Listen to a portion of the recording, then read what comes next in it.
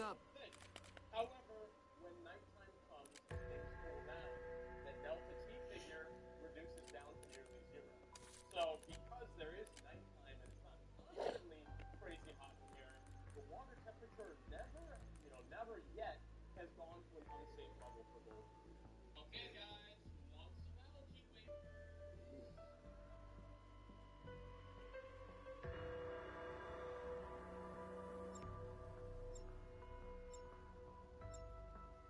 This is the real Toronto. This is the best of us too. It's the best of us. Yeah. That's right. Yeah. I still feel like he's good looking, and there's the other guy.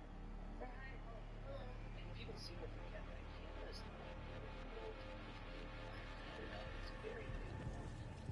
Sam, we have arrived.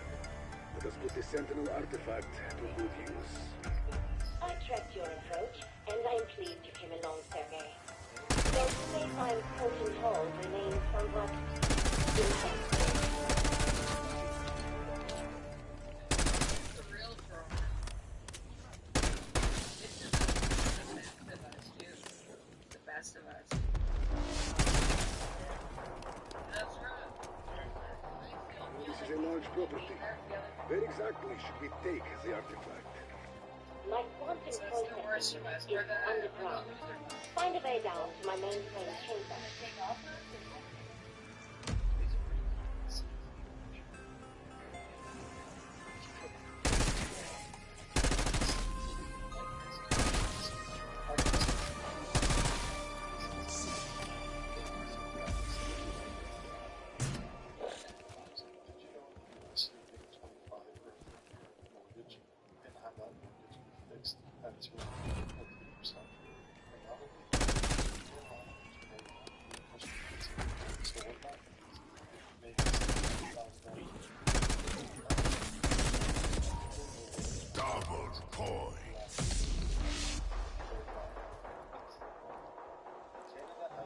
Ready to dazzle a born skeptic by creating life out of thin air? Indeed, I am, Herr Doctor. But our team must still complete some final arrangements.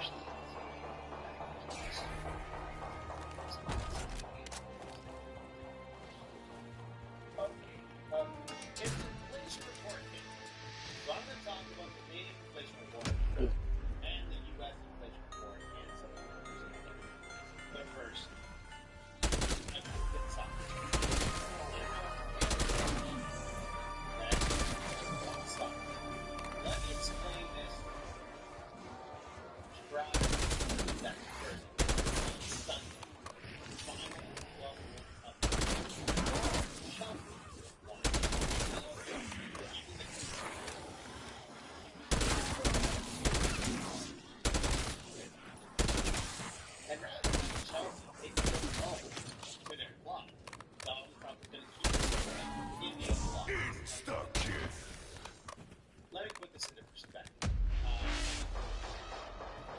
Y'all know that there's laws and standards. But imagine they won the Stanley Cup Finals in four, and instead of bringing the cup home to Edmonton, they took it home to the old box. Tear them to pieces!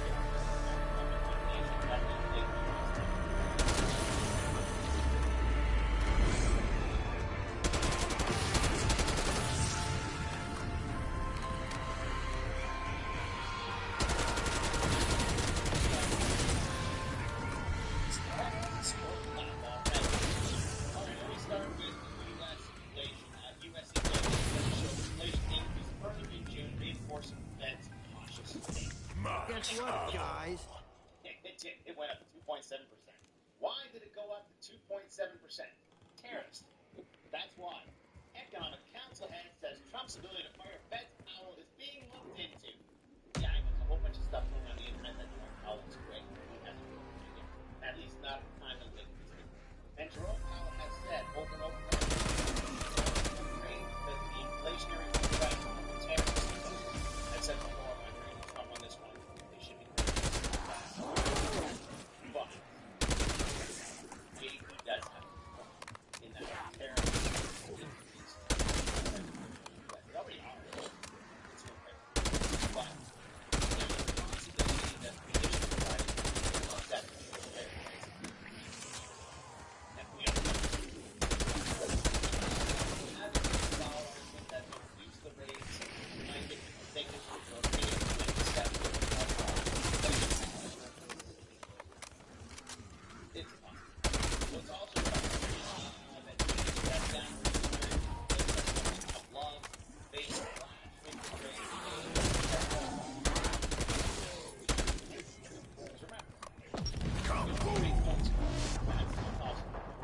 You're in Canada's inflation. What's the story here? Tariffs as well. How do I know that? They have all of tariffs in the actual CPI, but they have this giant statement at the bottom of the CPI about tariffs. They're talking about gasoline. They're talking about the increased cost of passenger cars. Tariffs. After 30 straight months, what we get to talk about exactly not what they don't have the money. I'm going to gas, but gas is not I'm sorry, but falling prices will cause prices.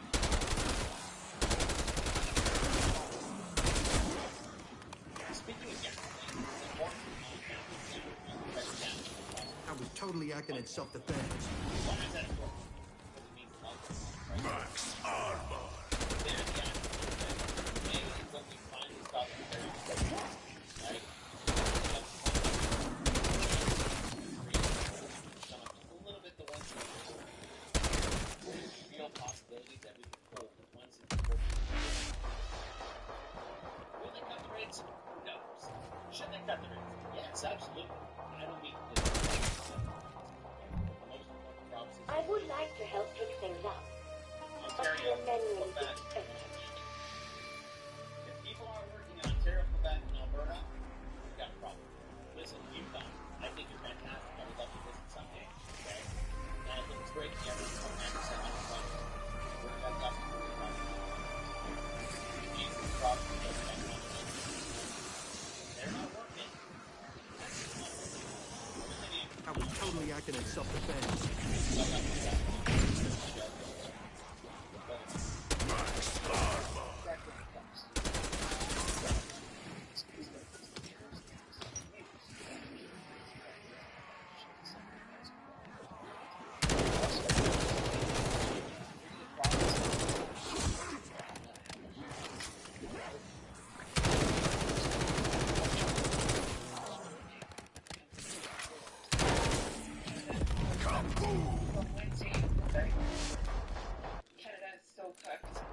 Wednesday, it was announced that thousands of Canadians, foreign immigrants, will be able to sponsor their parents and their grandparents from their home countries to come to Canada. So what that means for Canadians is that there are potentially going to be thousands of people coming into Canada that are seniors, that are requiring healthcare, that have also never paid into the healthcare system.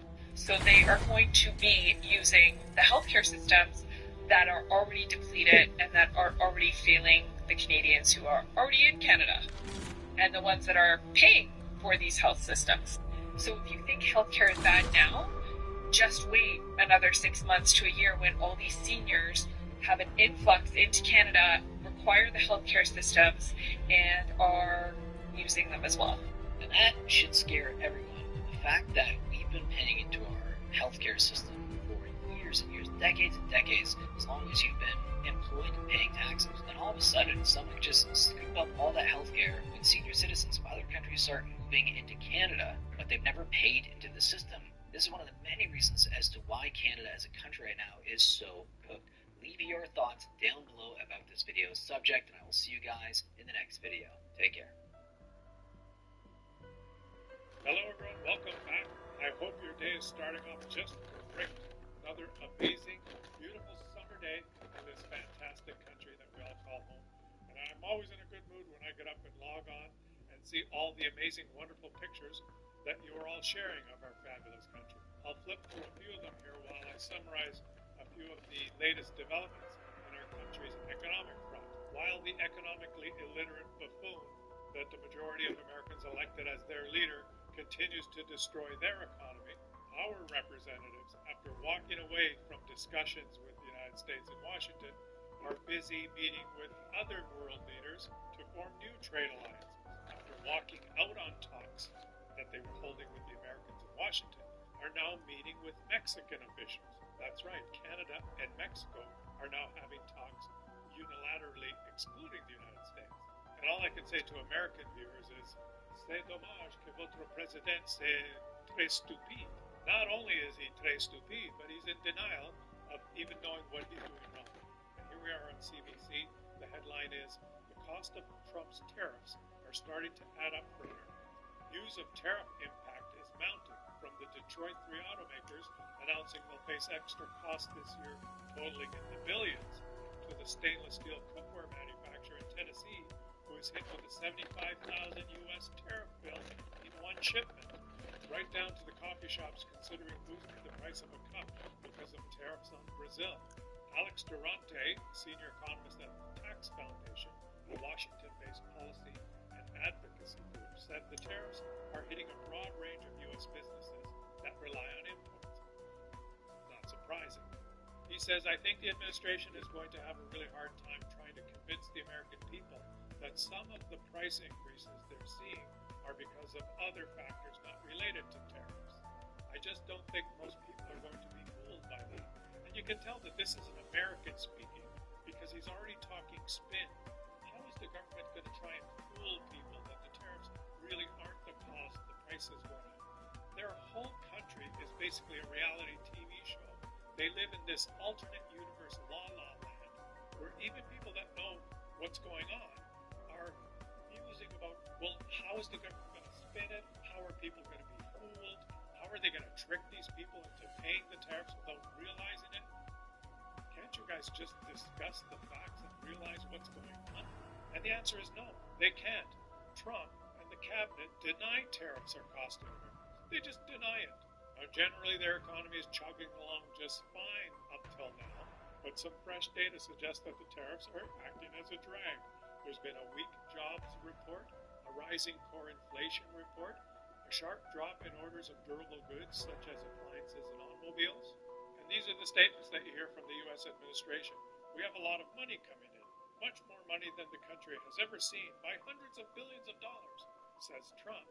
And U.S. Trade Representative Jameson Greer flat out denied that Trump tariff policies are a factor in the jobs slump. I don't read tariff policy into that number, he said. I just don't see it. I don't agree. I disagree. Jobs are being lost and prices are going up. I disagree that that has anything to do with our government policy.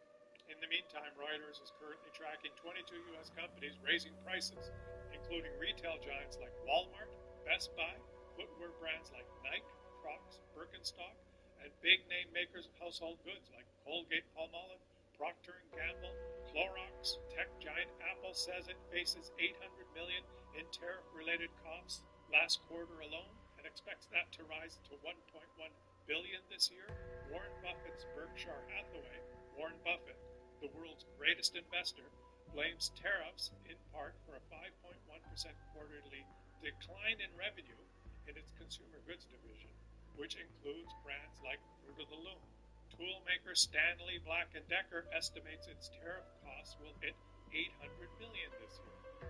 These are U.S.-based companies that are talking about how much the tariffs will cost them because they import materials and goods that they use to make their products.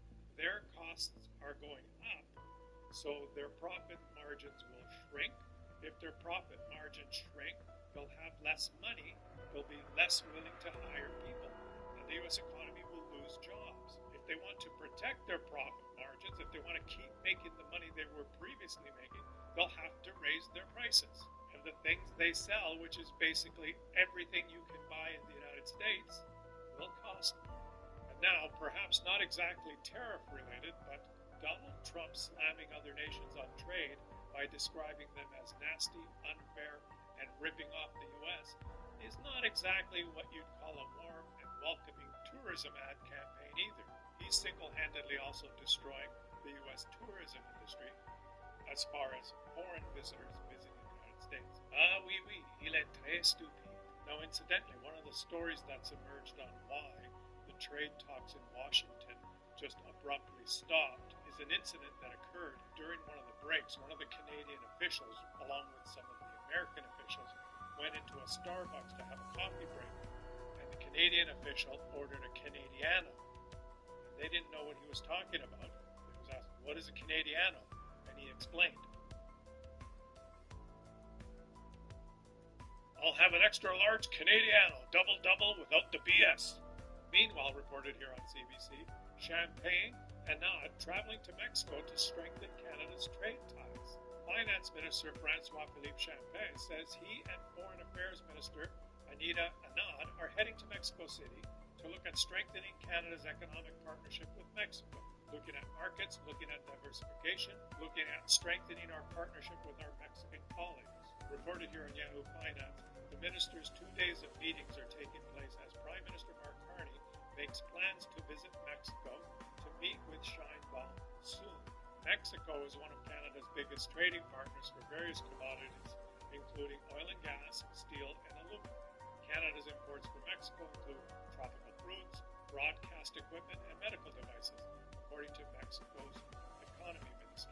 Anand and Champagne were also expected to meet with Canadian and Mexican business leaders during their trip. So while the U.S. president and his administration officials keep trying to deny that anything they're doing is having any negative effect on their economy, and as the president fires statisticians whose job is to simply report these numbers, like the commissioner of the Bureau of Labor Statistics, the two adult leaders just north and south of the United States are going to meet together and start talking about bilateral trade that excludes the United States. And this, of course, is more great news. It's just another small step in the path and the story that we see unfolding around us. I make these videos for you and I try and give you an idea of how things are progressing step by step by sifting through the noise and the rhetoric and just the doom and gloom or the hyperbole or the panic that we read in the media. Of course, this is a difficult time. Nobody asked for this. Nobody asked for the United States to be aggressive and become a threat to the whole world. It's not the fault of the two leaders that are pictured behind me, and it's easy for negative spewing politicians to just pick each little bit of information as it is released and just talk about how the sky's falling. Oh, Canada walked out on the negotiations in Washington. Everything's a disaster. Oh, now we're meeting with Mexico. How's Mexico going to replace the United States as a trade partner? It's easy to be negative about each individual step as it unfolds.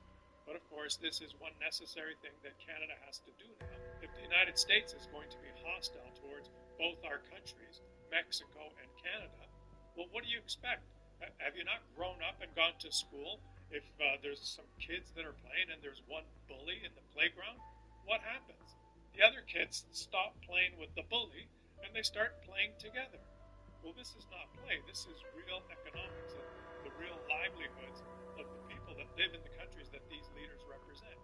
And both of them and many other leaders around the world are taking the situation seriously and creating new connections with other countries. China has moved rapidly and pivoted almost all its exports that they have lost selling to the United States with other Asian countries. And Canada is doing the best it can to do that as well. More cooperation, more friends, and the bully can just go sit in the corner of the playground by himself. Now, I have to point this out to be thorough. I don't know how many of you remember this. This is an article from November 12th, a little while ago, just as this trade war was starting. Remember at that time that Doug Ford called a snap election and he decided to become Captain Canada. He was threatening immediate retaliation against the United States. He threatened to turn off the power. He was standing in front of any media outlet he could. Anytime there was a microphone put in front of him, one of the main things that he was spouting at that time was he was pitching the idea of kicking Mexico out of the North American Free Trade Pact. That was his Captain Canada strategy.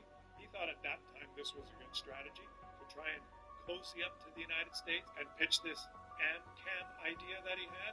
America, Canada, let's just America, Canada, build an island, and we can be the most powerful trade alliance in the world.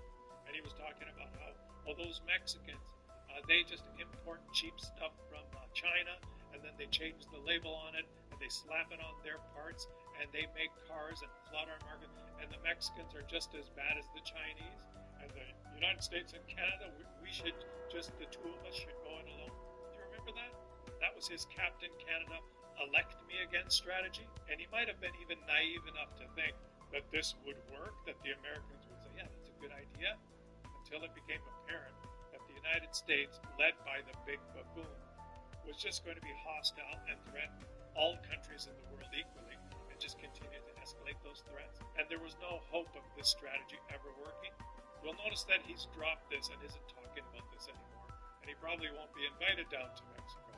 And now our federal leaders, who realize that all countries are important to us now, are headed down to Mexico to expand trade between Canada and Mexico. And this is why I don't like these knee-jerk, fight, we're the best, let's retaliate without thinking strategies. You typically see them from the populist-type leaders. And Doug Ford wants to be the big guy, and he's going to lead Ontario because it's the biggest province, and he had a plan, and it worked. He got reelected, and now he's the premier for another 4 years. But of course, I had to point out that this was not really the correct strategy, or even helpful.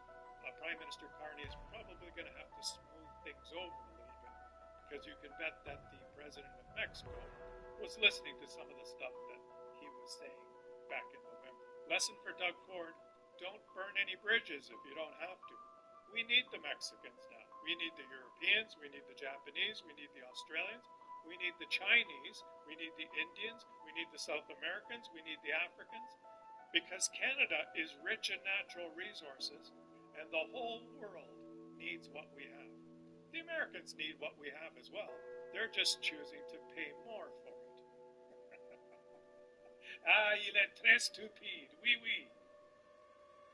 Thanks for watching, everyone. I hope your day ends as spectacularly as it started. Thought I would share this with you. And as I close this particular episode, let me just make this comment. If you're enjoying the community that we're creating together, trying to spread patriotism and positivity by showing you real facts and trying to paint a picture of the story as it unfolds in our country, if you're interested in it and you like it, the best thing you can do to help this channel that doesn't cost you anything is simply to share the videos with some of your friends. If you like the message and you think you know some people that would also like to hear this, or get educated to a certain extent, or would like to hear this, or that you'd like to expose to this type of video, simply share it to a number of friends. And if all of you do that, it will really help the channel keep growing. I'd appreciate it if you do, and I will catch you all on the next one.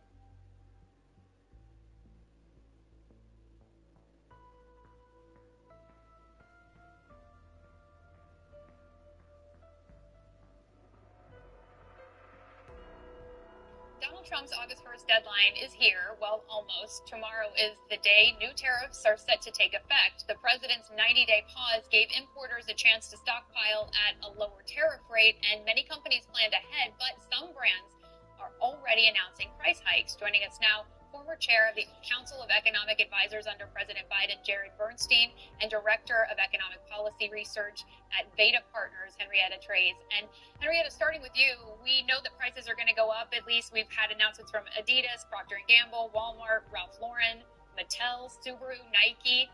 That's not a small amount of companies. Are more on the horizon?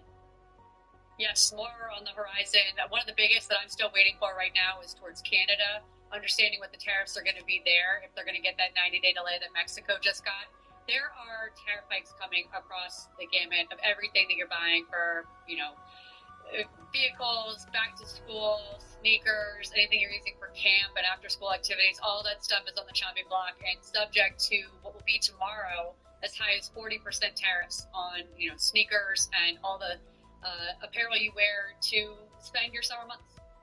Jared, the president continues to frame these tariffs as a charge on countries. So walk us through this. Help us understand by tomorrow when these tariffs take effect, if a product comes into the U.S. from another country, who's paying the bill? The importer, the U.S. company that imports the good, they pay the bill, full stop. Now, after that, they try to pass that cost down the chain. So that means importers, then wholesalers, retailers, distributors, all the way down to the last person in that chain holding the bag, and that's the consumer. And the history of this, this is empirical work that we've done over the years, so this isn't that much of a guessing game, is that the bulk of the pass-through lands with the consumer. She's at the end of the chain. She's the one who's going to feel the most of this, and as you've suggested, we're already seeing signs of that. And Henrietta, as you can imagine, Treasury Secretary Scott Bessent has a take on who's going to pay for this. Here was his comment right here on this air last week. Who pays the tariffs is a choice, and what we've seen thus far is that the manufacturers are eating a substantial portion of the tariffs and taking it into their profit margins. So is it a choice? Will the companies then absorb the costs, or are we going to all pay more for all the things we like to buy? Yeah, no, the data is exactly the opposite of what Secretary Bessent is suggesting. The manufacturers are importing even more of their products right now in the run-up to August 1st, tomorrow, because they know that the tariffs are coming. So they're trying to front-end load all of their inventory to help them mitigate what will ultimately be these 20, 30, 40, even 50 in the case of Brazil, tariffs on all their imports. So it's not that they're shifting their manufacturing, they're just pulling forward all their inventory in the hopes of getting in ahead. That's going to come to a screeching halt at midnight tonight. And those costs are going to be passed on to consumers. Jared, is this just the first time that we may see inflation start rising? And could the effects of this start carrying through the third and fourth quarter? Well, first of all, let me point out that there are two buffers in front of the consumer. One is the inventory buildup that you just heard about, and the other is what Scott Bessent said, profit margins, squeezing profit margins. Those buffers are now demonstrably eroding. Companies can't do that forever. Eventually, the inventory build down gets run down, and at some point you have to start protecting your margins. That's where we're at right now. I do believe that we're going to see more of this. I think we're seeing the tip of the spear. And one reason I believe that is the list of companies you showed at the beginning of this segment. Now, every one of those companies know that they're getting on Donald Trump's wrong side when they do what they did, which is go out and say, we can't help it, we're going to have to raise prices on consumers. So there are incentives for them not to do that. The fact that they're doing that, I believe, is going to give permission to many more retailers, wholesalers, distributors to start passing prices through, again, ultimately to the consumer. So I'm afraid we're going to see more of this as the trade war goes on. Henrietta, let's talk about the new tariff threats against India. I know it's head-spinning, hard to keep track of all of these, but tomorrow we're going to see tariffs go from 10% to 25% for India. And there's also the looming threat that President Trump could impose a 35% tariff as a penalty for their dealings with Russian energy. So what products could further be impacted? Right. These are all your electronic components, everything from a computer to a calculator, textiles, rugs, home furnishings, all of that is going to get a very high 25% tariff rate. And the one thing I'd like to point out here is that even though manufacturers are trying to downplay, or they have been at least until recently, trying to downplay the impact of these tariffs, the American public is incredibly attuned to the fact that these are taxes that they have to pay. A CBS poll that came out this morning shows 66% of Americans, a huge number, believe that their costs of everyday items that they're going to buy in the next month are going to increase either a little bit or a lot. That is a tremendous amount of digested knowledge that Jared and I would both agree, for an economic perspective, is tremendous awareness on the part of the American public. And the India pieces, Brazil, Vietnam, Indonesia, Malaysia, they're all going up at midnight tonight. And still the president is charging ahead. The president is applying, Jared, a 50% tariff on Brazil for what appears to be just political pressure. What will happen if these tariffs are started, or if he's starting to use these as a tool to accomplish foreign policy goals? One of the main things that happens on the back of that is something that I think has been somewhat underappreciated. Yes, August 1 is the deadline. This does not end tomorrow. By which I mean tariff chaos, Trump pressing his leverage, back and forth. deals going on and all. That is going to be ongoing. It will probably be ongoing until he leaves the White House. One of the reasons for that is that there are all these side deals being made. You've probably heard about them. Hundreds of billions that countries are promising to invest in the U.S. and buy energy. Once you look at those deals, they are as flimsy as can be. And Trump eventually will recognize that those promises, in his mind, are not being kept. So it's back to the bargaining table. So my concern is that this ongoing uncertainty, chaos, the consumer pain that Henrietta just took us through very eloquently, all of that is actually going to deepen. I wish it weren't the case, and I do agree with this very important point that people are onto this now. If you go back a few months, people thought tariffs were a good idea. Now, they're really seeing the other side of that equation. Jared Bernstein, Henrietta Treyz, thank you both.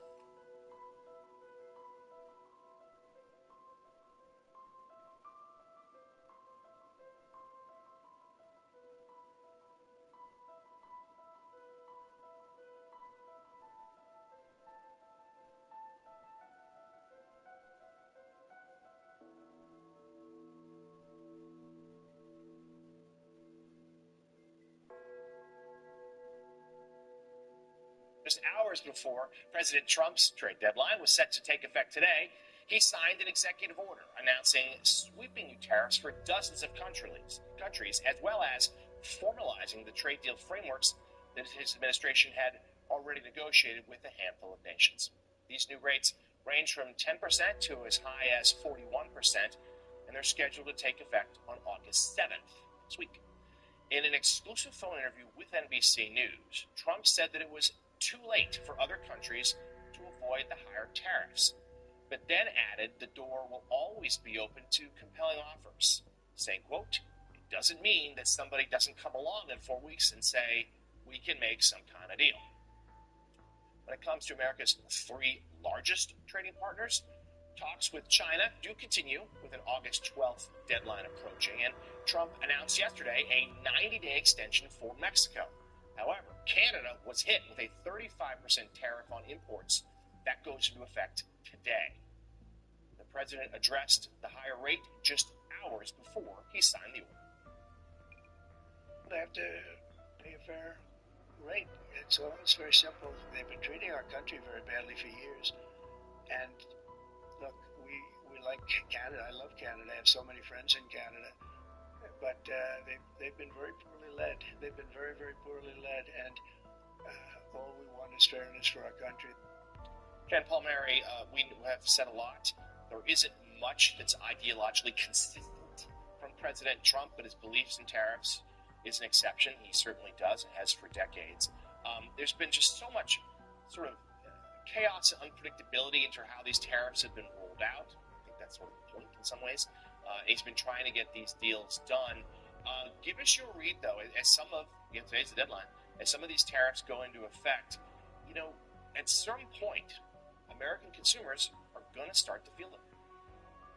Yeah, first I want to laud your segue from the baseball trade deadline to the global Alex trade Corson deadline. deserves credit for that. The indefatigable executive producer here. That's Alex. Good morning, Joe. So when you look at at some point, I mean, the economy, I was just listening to CNBC on my way in here and, talking about the signs, concerns about the signs of the economy weakening and that the tariffs starting to take hold.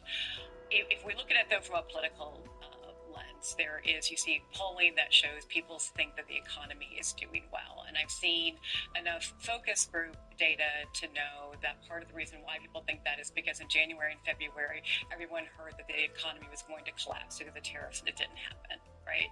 So I think that in terms of how Democrats should talk about this, it is in the context of this is more, he said he was going to get elected to lower costs.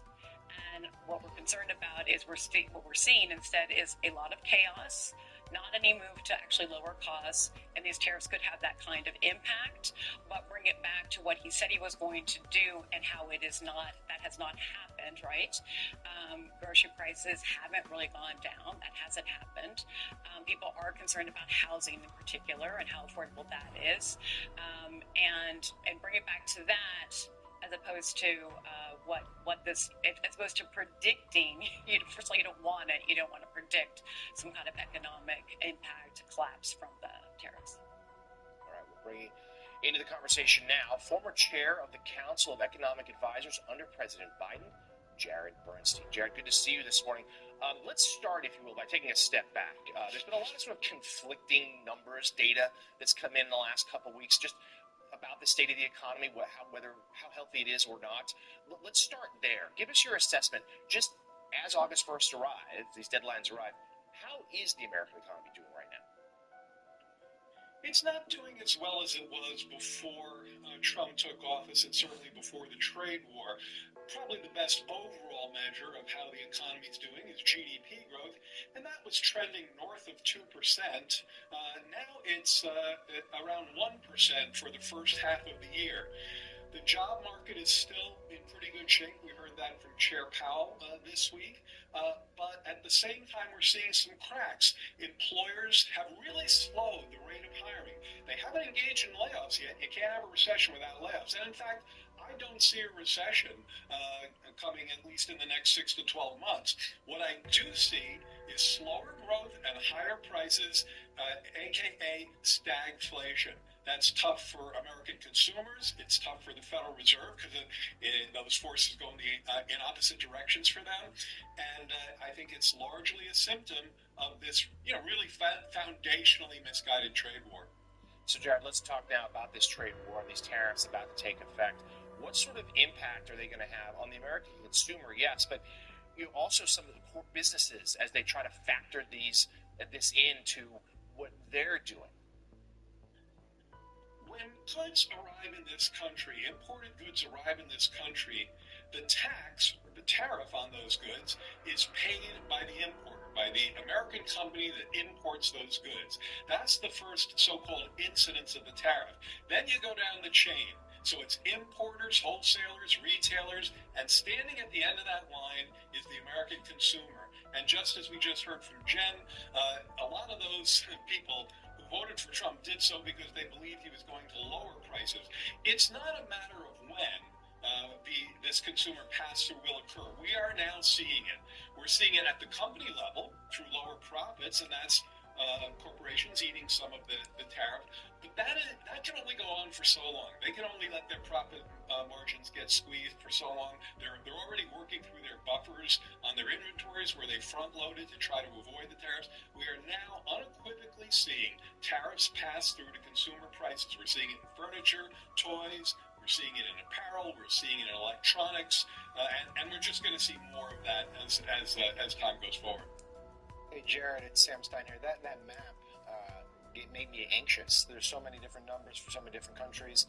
I want to talk about the process here and how we got to those numbers. First of all, it's unclear to me where Trump derives all this authority to set these numbers. For instance, if you look at South Korea, we had a congressionally ratified trade deal with South Korea. Suddenly that's whisked away by Trump and different numbers put in the country. But secondly, one of the things that we've noticed in the past 6 months is that if the markets react negatively to any of this economic news, Trump just goes with a different number or delays the negotiations. That, to a degree, has prevented some of the worst outcomes, I would argue. But surely there is some side effect to having this back and forth, or uncertainty, I should say, around the tariff rates. And I'm kind of curious if you can illuminate what that side effect is. Well, there's a lot to unpack there. By the way, this morning the markets are poised for a pretty big sell-off in the equity markets, and we're already seeing that across Europe and Asia as well. In terms of the process, you mentioned the South Korea trade deal.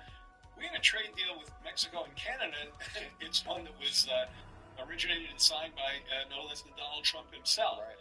No question that, and now he's talking about a different trade deal with Canada.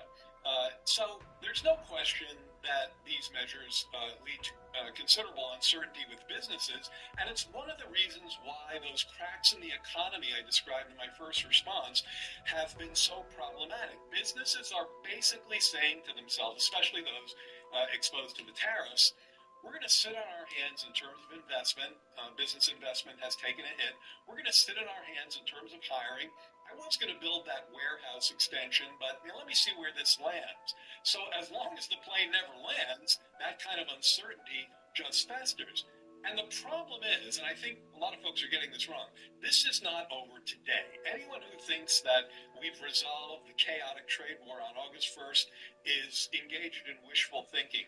There's lots more negotiation that's going to go on, especially when Donald Trump realizes that many of these side deals he thinks he's made with the EU and with Japan to buy hundreds of billions of dollars worth of American energy or invest, those are extremely flimsy.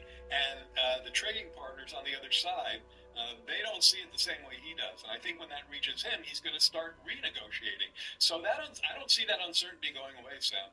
We will have a lot more on these tariffs and our nation's economic picture throughout the show. We also get a jobs report later today. Former chair of the Council of Economic Advisors under President Biden, Jared Bernstein. Jared, thank you for joining us. We'll turn.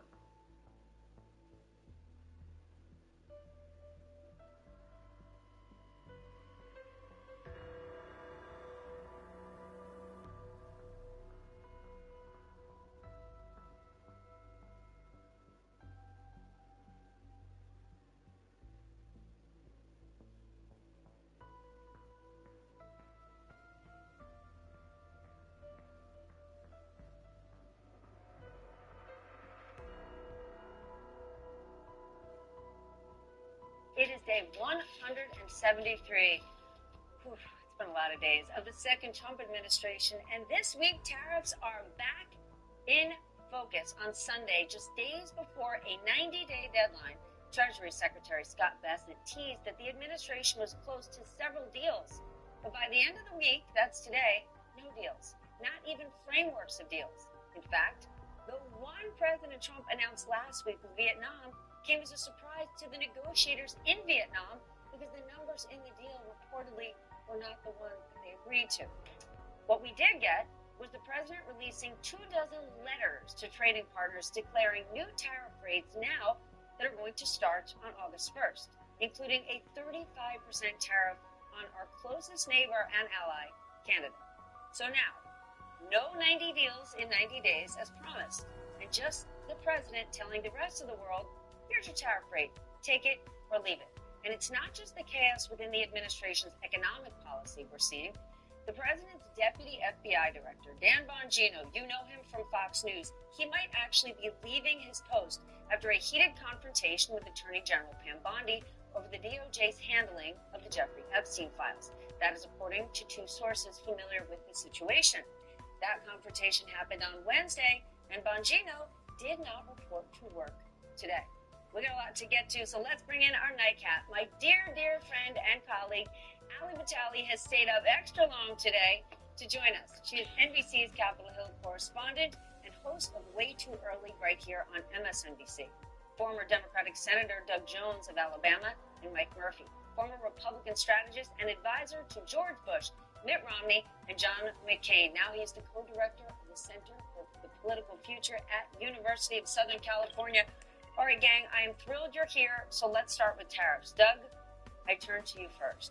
The rollout of these tariffs has been confusing, chaotic, a roller coaster. Why?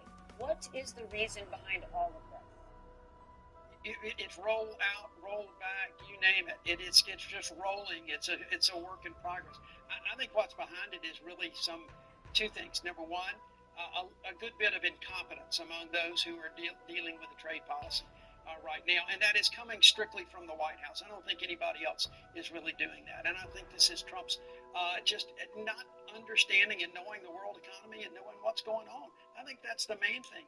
And the second thing that I think that people have to understand is that for businesses, this chaos, this instability is really going to create some problems for them. And with the bill, the big bag, the beautiful bill, whatever the hell they called it, That's going to create problems. This is going to cause a lot of problems too. And the final thing, Stephanie, taco. You know, Trump always chickens out. Is this his MO right now? Is bluster, bluster, bluster until somebody pushes back on it? Ali, can you explain to us what the president is actually trying to achieve with Canada? They're an ally in the most important way, and the fact that he is now trying to make this about fentanyl, he's saying, I have to do this because of fentanyl coming in this country. Out of the 21,000 pounds of the drug seized last year, 43 pounds of it, okay? That's less than a standard suitcase on a Delta Airlines. Less than 43 pounds came from the northern border. So as it relates to Canada, what exactly is his motivation? I know he's not a huge fan of Mark Carney, but come on.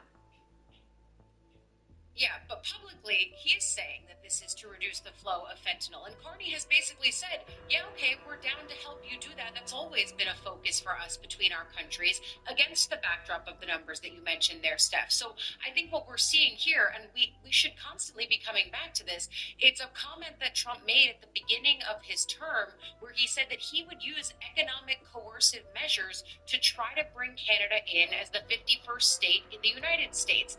That is likely what we're seeing him try to do here. It's also, of course, the typical bluster that Doug is talking about there, the idea that he wants to show toughness on the world stage. But I also think that there's a connection between this idea of coercing Canada to become a state, which is not going to happen. Carney has been clear about that. But then the other piece of it is when you look at Brazil, right, the 50% tariff there is being done for political gains. It's in order to get them to drop the charges against the former president there, Bolsonaro, because he is an ally of Trump. He thought and said that his 2022 election loss was stolen from him. Is all of this starting to sound familiar? So Trump is doing economic policy, and we talk about it as an economic story because it is, but it is for political ends. And I think that's a really important undercurrent for us to focus on here. Mike, can we stay on that specifically, what he's doing with Brazil? Because the argument from the get-go was this is about trade deficits, which don't make sense because it shows that the president doesn't understand how trade deficits work. But the other argument is this is for American manufacturers. This is for American workers. This is for American consumers. If he is slapping Brazil with this tariff because he doesn't like what's happening to the former president, Bolsonaro, who is the American voter that he can look at and say, I did this for you? Well, no, it doesn't exist. But, you know, we are in a situation where we have a reality show performer trapped in the White House running amok. He's not an economist. Any sober economist will tell you large-scale tariffs are anthrax for the American economy. Free trade made us a rich and powerful nation. But none of that means anything to Donald Trump. What he's doing is trying to create a win a week, and for him it's all about leverage. I'm mad at a country. I don't like that Canadian flag with that red leaf on it. So I'm going to threaten to ruin their economy if they don't, pay tariffs. Now, he will say, I'm saving American jobs. You talk to anybody in American manufacturing, they'll tell you it's the opposite. We already have auto part makers in Michigan, very dependent on the cross trade with the Canadian province of Ontario, filing Chapter 11. So he'll make up a reason. At the heart of it, he acts like a crooked ward healer shaking down city contractors. He's mad about Bolsonaro. He'll punish their economy. What he doesn't understand is when you try to wipe out the Brazilian economy, you also hurt our economy. It's playing with bad fire, which I think some people in the Trump administration understand because they've encouraged him to do this old Three Stooges Niagara Falls routine.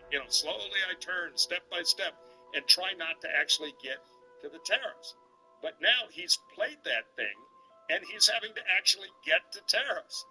And so we're going to feel the economic crunch, which somebody should remind the president is what defeated Joe Biden and Kamala Harris, as we approach next year's election. 2 quarters from now, you go down and try to buy a pickup truck, and you will see a price delta. I mean, hell, since Independence Day, or whatever he called it when he started the tariffs, S&P's down over 10%. So this is economic poison, and over time, it'll cost him. Okay, Doug, I got a two-parter. You have to dust off and put your legal hat on. The president has a tremendous amount of leeway as it relates to imposing tariffs, but if he's now doing this for political strategy in the case of Brazil, is that legal? Well, unfortunately, I think the president has a lot of leeway on tariffs. It's kind of dumb for him to say it. Look, Stephanie, let's be honest. He can't pardon Bolsonaro, so he can only do the extortionate kind of thing and threaten the economy. What he doesn't fully appreciate is how much we export to Brazil, not just import, but export to Brazil. It's crazy. Legal, probably can do it because Congress has ceded so much authority to the president. But I also think there could be legal challenges because of the way he said this and the way he's done it. It might could fly, but the president has too much leeway. I think Congress needs to kind of pull some of that back in. I've been advocating that since I was in the Senate. Why do you think Congress isn't?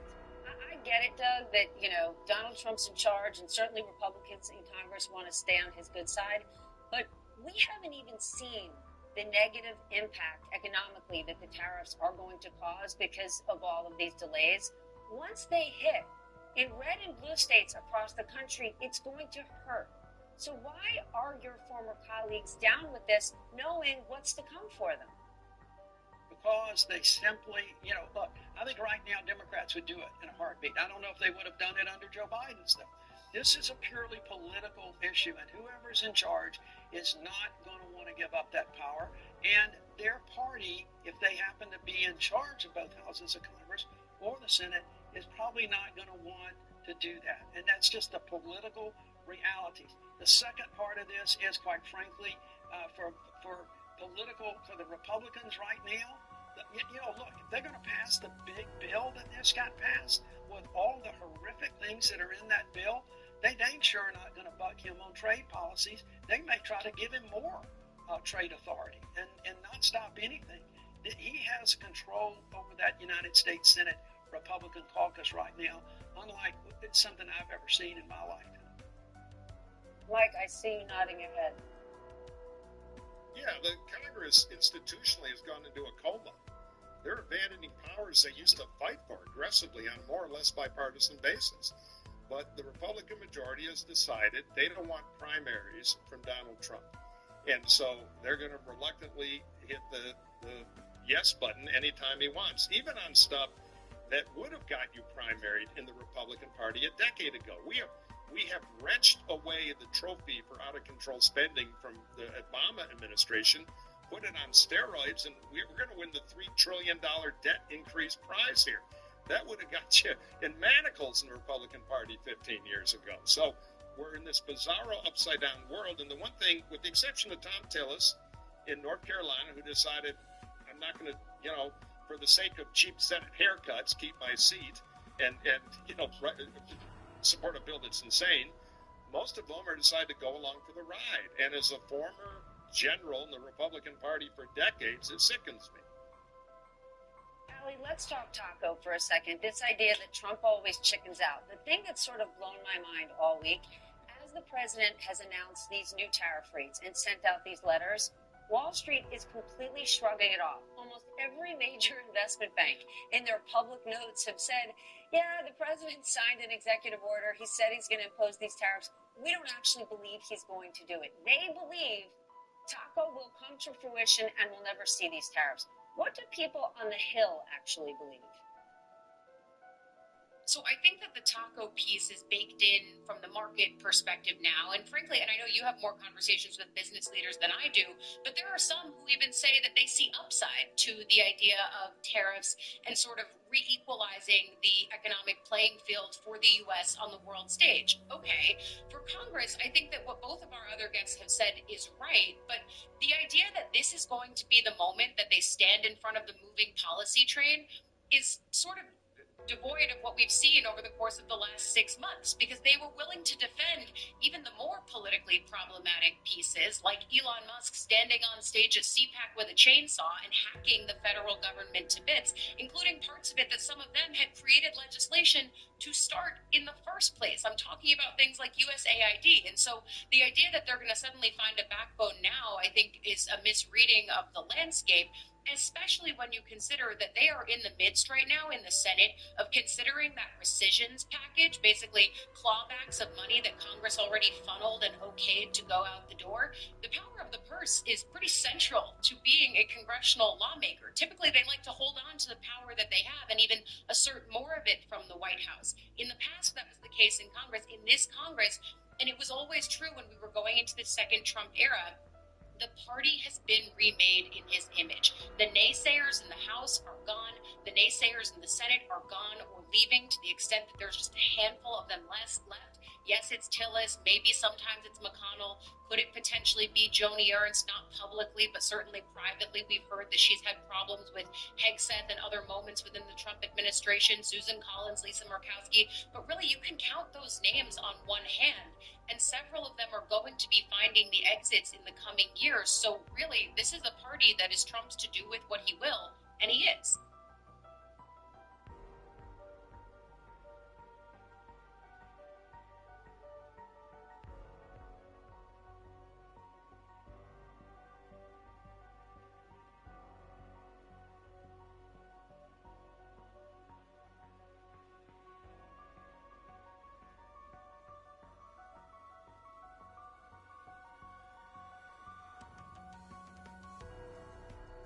Donald Trump has spent the last 24 hours doing everything he possibly can to distract his most rabid supporters from one of the great gifts that they believed Donald Trump was going to give them if they just voted for him for president.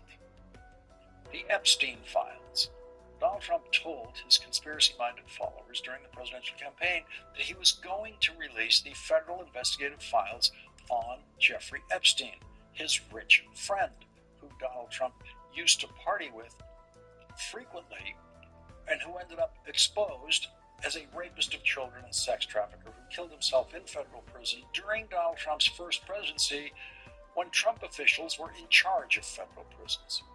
Donald Trump's Attorney General, who herself appears in the Epstein files as one of the lawyers involved in the case, told Fox viewers recently that she had the Epstein files client list on her desk. Trump Attorney General Pam Bondi was asked about the mythical or possibly real so-called client list that Trump fanatics believe was kept by Jeffrey Epstein, listing the names of all the prominent people for whom Jeffrey Epstein provided sex-trafficked young girls.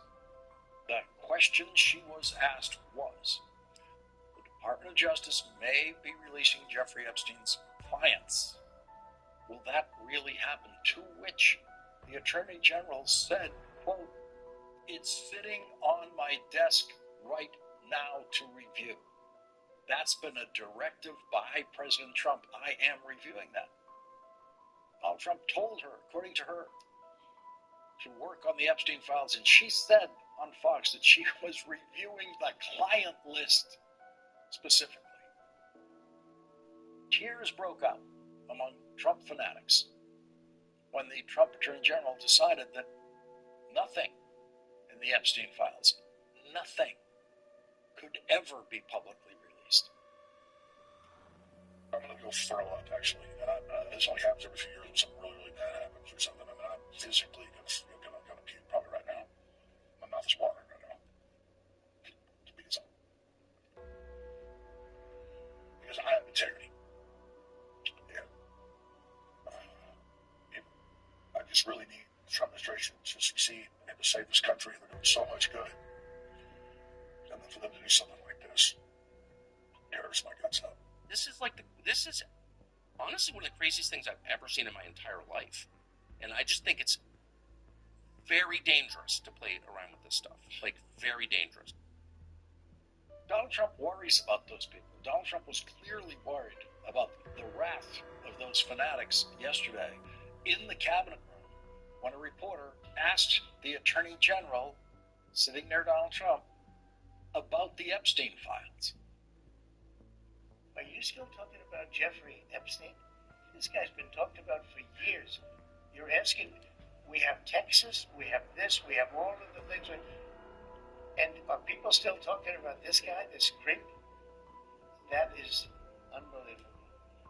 Do you want to waste the time?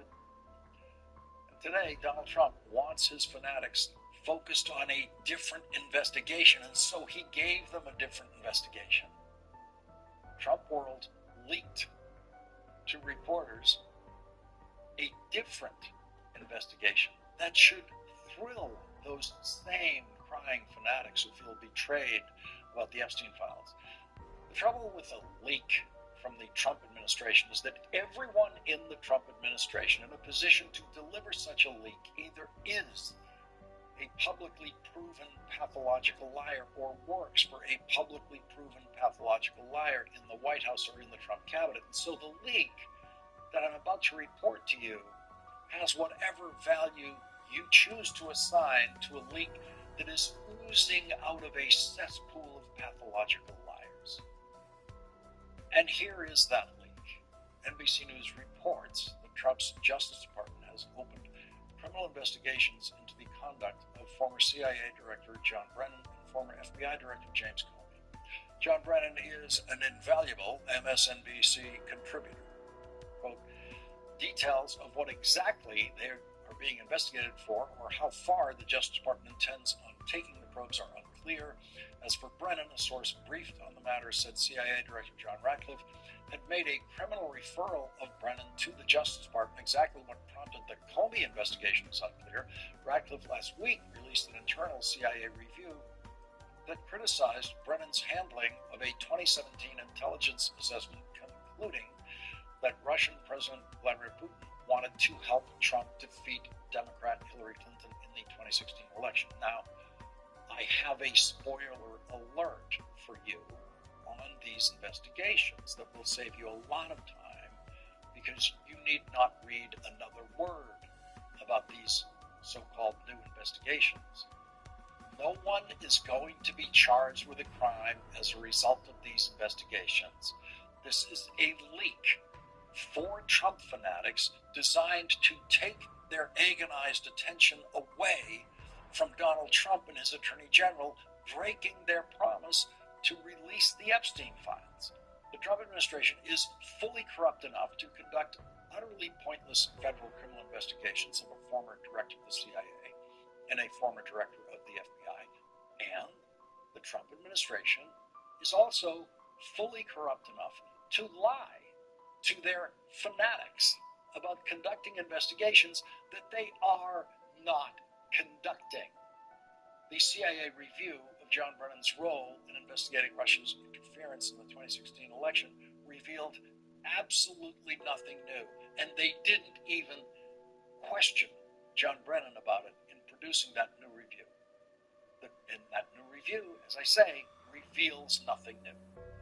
Donald Trump's CIA Director John Ratcliffe did publicly lie on social media about his own review, saying, all the world can now see the truth. Brennan, Clapper, and Comey manipulated intelligence and silenced career professionals, all to get Trump. And nothing, not a word, in CIA Director Ratcliffe's report shows any of that he put in social media. He is tweeting a big game to distract Trump fanatics. John Brennan, who was questioned for over 8 hours by the Trump Justice Department during the first Trump presidency about this very subject and was never charged with a crime, had this reaction today for Nicole Wallace after Nicole's first question about the leak of this new investigation. Yeah, well, as Yogi Berra has famously said, it's deja vu all over again. It is hard to believe that here we are, 8.5 years afterward, we're still going over this ground that has been, I think, fairly well and exhaustively plowed. First of all, I should say I know nothing about this reported investigation or referral to the DOJ, other than what I've read in these press reports, these leaks, which are not really supposed to happen if there is an investigation going on. Secondly, nobody from the FBI or Department of Justice or CIA has reached out to me at all. So I am just waiting to, hear more about what this might be. The very first leak of these maybe or maybe not investigations of John Brennan and James Comey was to Fox. And it was Fox's White House reporter today who, operating as usual, as an energetic collaborator in Donald Trump's distraction games, did everything he could, without a shred of embarrassment about his own revealed stupidity, to help Donald Trump push his new distraction. Thank you, President Trump. James Comey and John Brennan now under criminal investigation related to the Trump-Russia probe. Do you want to see these two guys behind bars? Well, I know nothing about it other than what I read today, but I will tell you, I think they're very dishonest people. I think they're crooked as hell, and maybe they have to pay a price for that. I believe they are truly bad people and dishonest people, so whatever happens, happens. What a babbling buffoon. And I mean the reporter this time, the Fox so-called reporter. Do you want to see these two guys behind bars? That reporter used to be, by far, the stupidest reporter in the White House press corps, but he has now been outdone by the dregs of Trump-worshipping media that have been allowed to join the White House press corps. So, if you work at Fox and your father got you the job because he's the morning host there, and you enjoy all of the white male privilege that comes from your father being a morning host at Fox for many years, you then become the Fox White House correspondent who thinks, do you want to see these two guys behind bars, is a good question for a president. That incompetent buffoon probably has no idea that no president would ever or has ever answered a question like that prior to Donald Trump. And in that same room today, we saw a White House reporter doing the job as it should be done. Sean McCreesh of the New York Times did something that most White House reporters never do. He picked up on a point illuminated by another White House reporter. Usually White House reporters want to go their own way when questioning Donald Trump, which is a huge mistake. They would be better off if they repeatedly followed up the unanswered question that Donald Trump just tried to evade with the previous reporter. That is the kind of illuminating teamwork that the White House press corps could do, but usually doesn't do. It's as if they have some kind of pride of authorship in changing the subject for Donald Trump to help, in effect, Donald Trump evade, with a cloud of meaningless words, a response to the previous reporter. Sean McCreesh followed up on the good question asked by Caitlin Collins yesterday to Donald Trump about the pause in weapons shipments to Ukraine. Weapons to Ukraine, as you said last night. Last week, the Pentagon paused some shipments of weapons to Ukraine. Did you approve of that pause? We wanted to put defensive weapons because Putin is not treating human beings right. He's killing too many people. So we're sending some defensive weapons to Ukraine, and I've approved that. So who ordered the pause last week? I don't know. What did you tell me? I went on at length last night about just how stupid Donald Trump's response was to that question. I don't know. You tell me. And here is Sean McCreesh's follow-up question 24 hours later, today. Sir, yesterday you said that you were not sure who ordered the munitions halted to Ukraine. Have you since been able to figure that out? Well, I haven't thought about it because we're looking at Ukraine right now and munitions, but I have not gone into it. What does it say that such a big decision could be made inside your government without you knowing? I would know. If a decision was made, I will know. I'll be the first to know. In fact, most likely I give the order, but I haven't done that yet. Yeah, please. If you don't think that that string of English words made any sense, you are correct. It did not make any sense. Sean McCreesh's question was, what does it say that such a big decision could be made inside your government without you knowing? That's the question. And Donald Trump says, I would know. But we just heard him say yesterday, I don't know.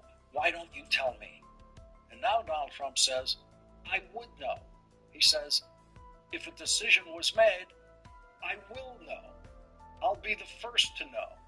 In fact, most likely, I'd give the order. Most likely? Okay, but we're talking about the instances when you don't give the order, like the pausing of the weapons to Ukraine. If there's a shred of truth in anything that Donald Trump said in response to Sean McCreesh today, it would be, well, I haven't thought about it. And that is the truth of everything Donald Trump does and doesn't do as president. I haven't thought about it. That is the theme of the Trump presidency. In your lifetime of listening to presidents being asked questions about policy situations they are actively engaged in every day, you have never once heard a president say, I haven't thought about it. It takes Trumpian stupidity to say something like that.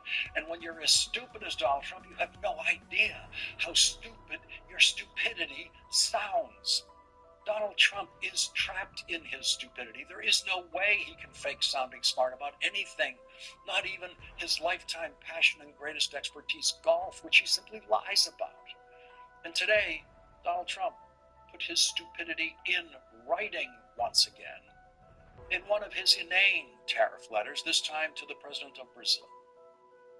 Donald Trump actually told the president of Brazil, quote, starting August 1st, 2025, we will charge Brazil a tariff of 50% on any and all Brazilian products sent into the United States.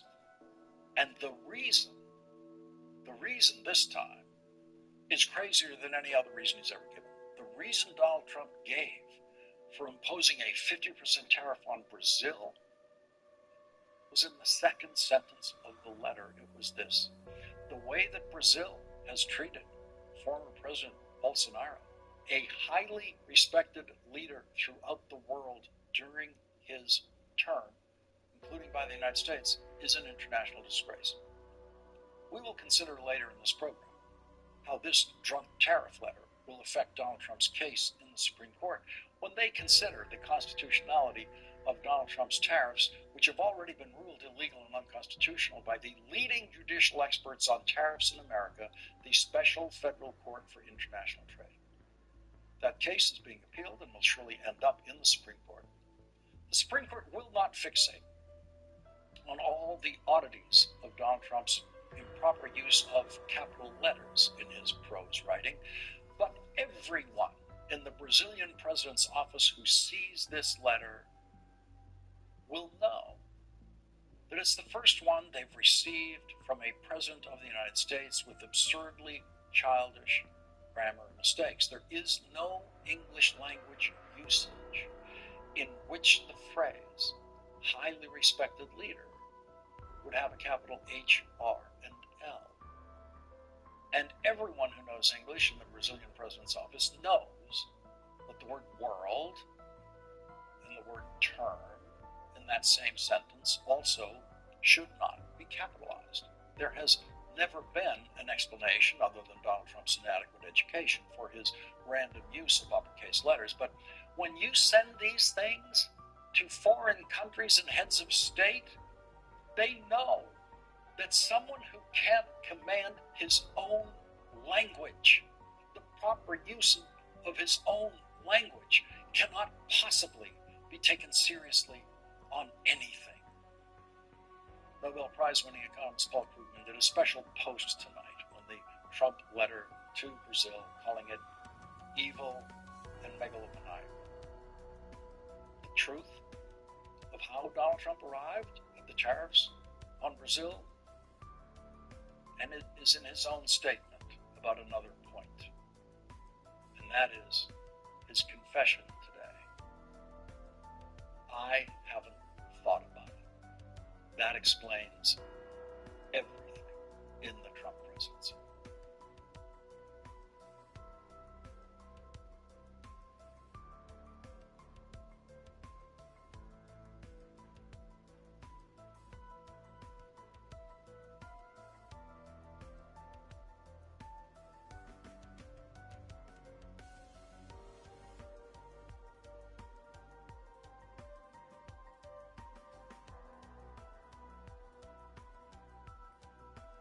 possibility of a relentlessly stupid person becoming president of the United States has been underexplored by screenwriters. And then Donald Trump came along and went far beyond what Hollywood could ever imagine in the presidency. Prior to Donald Trump, the challenge for screenwriters and fiction writers would have been, first of all, how could a profoundly stupid person be elected president of the United States? And then, how could a profoundly stupid person get through a day on the job as president? The fictional president, played brilliantly by Martin Sheen on NBC's Emmy-winning series The West Wing, was a wise and carefully thoughtful president for whom I wrote several episode scripts over 7 years of that series. And if I were writing the character of a stupid president in a script, I would simply have had the stupid president completely rely on a smart White House staff and a smart cabinet and just hide behind those people. And absolutely, and I mean absolutely, never talk to the press, because a stupid president's stupidity would be immediately exposed by the White House press corps. And on that point, I would have been very wrong, because it turns out the stupidest presidency in American history has the stupidest White House press corps in American history, as far as we can tell. And the press corps have become accessories, as they proved again today. No one could have imagined that if we get the stupidest president in history, we would also get the stupidest White House press corps collectively in history. But that is where we are. Some individual members of the White House press corps, and I want to stress this, remain excellent at their jobs. But they frequently don't get to ask Donald Trump a question in the elbow-to-elbow question competition that occurs when Donald Trump invites them into the Oval Office, or, as it was today, in the cabinet room. And it was the first time the Trump cabinet has met since Elon Musk left his position that wasn't actually a cabinet position, but that granted him a seat at the table in Trump cabinet meetings, absurdly, which those Trump cabinet meetings have consistently been the most ridiculous cabinet meetings in the history of the cabinet. Today, Donald Trump's accessories were allowed into the room to ask some questions. The White House press corps have become accessories in more than one sense. There is the criminal law concept of accessories, and there is the fashion notion of accessories. Donald Trump turns White House reporters into both versions of that word, accessories. He treats them like handbags or cufflinks, ornaments that he flashes around to pretend, and only pretend, that he is openly communicating about what he is doing in his workday, when he never really answers questions. And so that is never true. And Donald Trump uses the press corps as accessories before and after the fact of his lies. Donald Trump uses White House reporters to evade questions asked by other White House reporters. He plays them for clowns, and they have no idea how to resist it. And I have to admit, if I were in the White House press corps, I'm not sure I would figure out how to resist it, except to maybe yell out some question about Donald Trump lying about something, and then I wouldn't be in the White House press corps anymore. I would be shown out the door, and that would be the end of that. There was a moment in Donald Trump's playing with the press today that shows everything all at once. It shows Donald Trump's colossal stupidity in an exchange that he thinks shows how clever he is. Imagine how stupid you have to be as President of the United States to think that when asked a question about something important that you're supposed to know, your answer is, I don't know, why don't you tell me? There have been previous presidents who have been asked questions that they didn't know the answer to, which they should have known the answer to, and not one of them said, I don't know, why don't you tell me? Because none of them are as stupid as Donald Trump. Only Donald Trump could do that. And only Donald Trump has been able to beat down and humiliate White House reporters to the point where they take that for an answer meekly and shut up, which is exactly what happened today. When that White House reporter took that answer meekly, tried to mumble a follow-up, another White House reporter beside her immediately jumped in, performing performing his role as an accessory after the fact of Donald Trump's stupidity, to offer Donald Trump a complete change of subject, a completely different question, to run away from the question to which his idiotic answer was, I don't know, why don't you tell me? And the reporter who he asked, why don't you tell me, began to follow up. But the other White House reporter came in to rescue Donald Trump, and all of that happens in one flash in the cabinet room today. And not a single White House reporter is outraged. Not a single White House reporter raised a voice. And the White House reporter who got Donald Trump to say, I don't know, why don't you tell me, is the very same White House reporter who was always congratulated for being very aggressive, and that's the term they're always proud of, very aggressive with President Joe Biden. She never would have allowed Joe Biden to say to her, why don't you tell me, without an aggressive and very loud response to that, a raised voice, aggressive response to that. But it's Donald Trump now. So the White House press corps has changed its own rules of behavior in order to continue to be allowed in the Trump White House. They're not allowed to do their jobs in the Trump White House, but they are allowed to be there, which apparently is all that matters to most of them, who have exhibited no shame whatsoever in the diminution of their status, their reduction to accessories by Donald Trump. Here is that moment when everything all at once happened today. He's not treating human beings right. He's killing too many people. So we're sending some defensive weapons to Ukraine, and I've approved that. So who ordered the pause last week? I don't know. What did you tell me? I think that's a question. Go ahead. On immigration, the Secretary of the Agriculture did say this morning that undocumented workers would not be covered by any amnesty of working on farms. And we were off to immigration. Donald Trump obviously thought he was being very clever with the why don't you tell me, wise guy question. There is not another president in our history who would think there was anything clever about that, because there isn't. It was a confident version of Donald Trump's rank stupidity. Why don't you tell me? Donald Trump thinking he's showing how tough and defiant he is of reporters with that response. Who ordered the pause of weapon shipments to Ukraine last week was actually the best question asked in the cabinet room today. And it figured into CNN reporting tonight about the paused arms shipment. CNN reports Secretary of Defense Pete Hegseth did not inform the White House before he authorized a pause on weapons shipments to Ukraine last week, according to 5 sources familiar with the matter, setting off a scramble inside the administration to understand why the halt was implemented and explain it to Congress and the Ukrainian government. President Donald Trump suggested on Tuesday that he was not responsible for the move. Asked on Tuesday during a cabinet meeting whether he approved of the pause in shipments, Trump demurred, saying only that the U.S. would continue to send defensive weapons to Ukraine. Pressed again on who authorized the pause, Trump replied, I don't know. Why don't you tell me? 2 of the sources attributed Hegseth's not informing the White House to the fact that he has no chief of staff or trusted advisors around him that might urge him to coordinate major policy decisions better with interagency partners.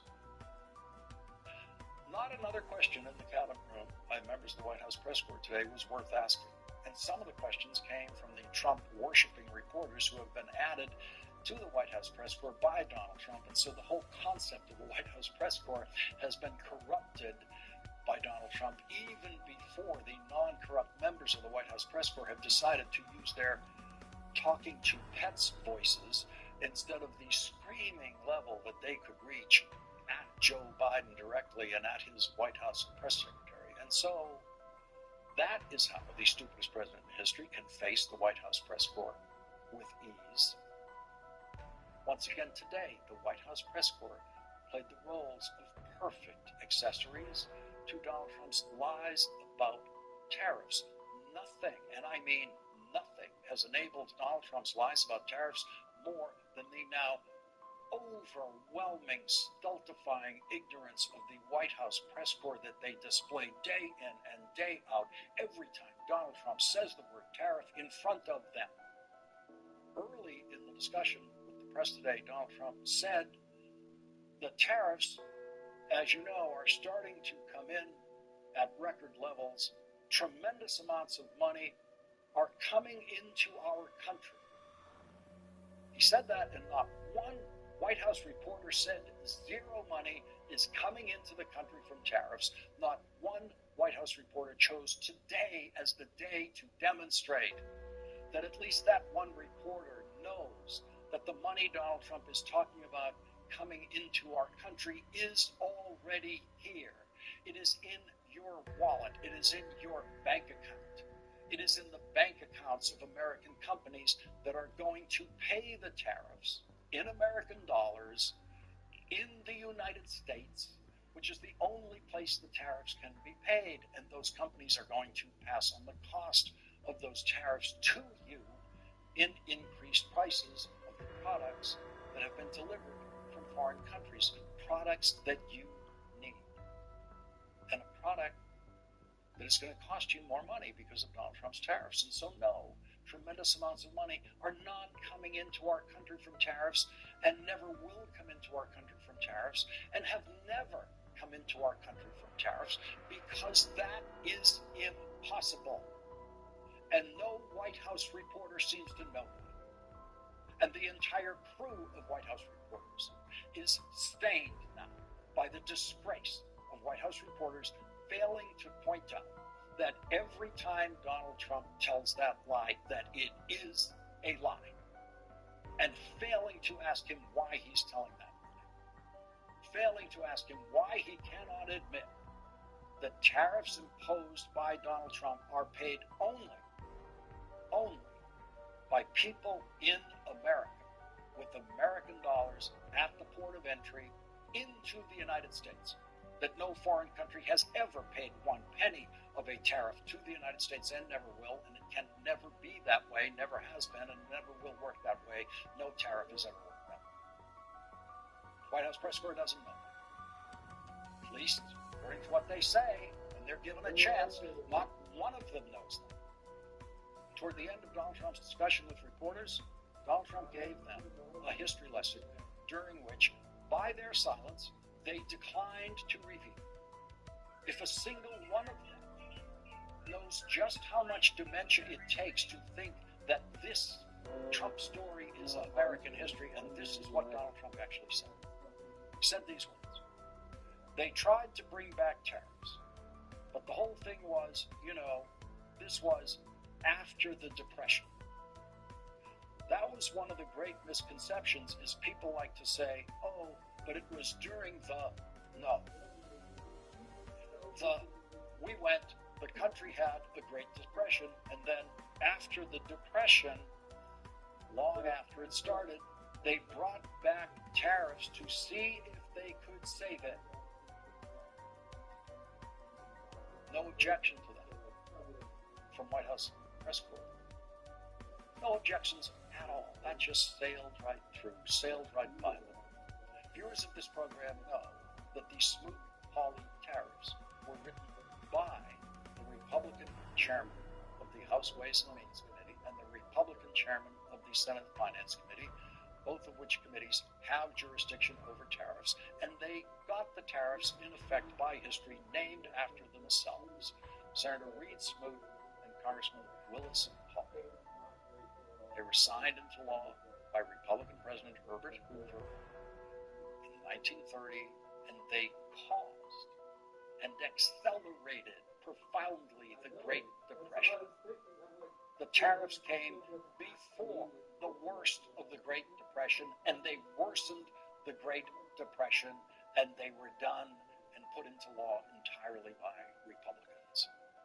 And Joe Biden, on his sickest day in the presidency when he had COVID and he could barely speak, could never have said anything as utterly ignorant of history as that lunacy Donald Trump spoke to the White House press corps about tariffs coming after the Great Depression. But Donald Trump can do it, and the White House press corps says nothing, because they apparently know nothing about the subject of tariffs or the Great Depression, and who knows what else. The shame of the White House press corps and the Trump campaign press corps is their disgraceful failure to be able to confront Donald Trump about his lies about who pays the Trump tariffs. That is the simplest lie Donald Trump tells about tariffs, which has become a huge subject in his presidency that no White House press reporter is apparently capable of understanding. And Donald Trump has never been confronted on that lie by the White House press corps. If an individual member of the White House press corps does understand all of this about tariffs and has been unfairly blocked by the Trump people or colleagues in the room from being able to ask that question, I hereby apologize to that unknown reporter for lumping that reporter in with the genuinely disgraceful job that the larger group has done in their complete failure to penetrate that very simple lie. But the public knows. The public knows much better than the White House press corps that Donald Trump is lying about who pays the tariffs. On this, the American public, much, much smarter than your average White House reporter. A new poll shows 81% of Americans are very concerned or somewhat concerned about the impact of the tariffs on their personal finances. And I have absolutely no doubt that 81% of the White House press corps do not know how tariffs work. And not one of those 81% of the public who do know, who are completely correct in their concern, have had any Trump at all, any help at all in comprehending the Trump tariffs from the White House press corps. What would happen? What would happen if Donald Trump turned on a White House press reporter and said, why don't you tell me about tariffs? Would they all be speechless? Or would Donald Trump's accessories finally find their voice?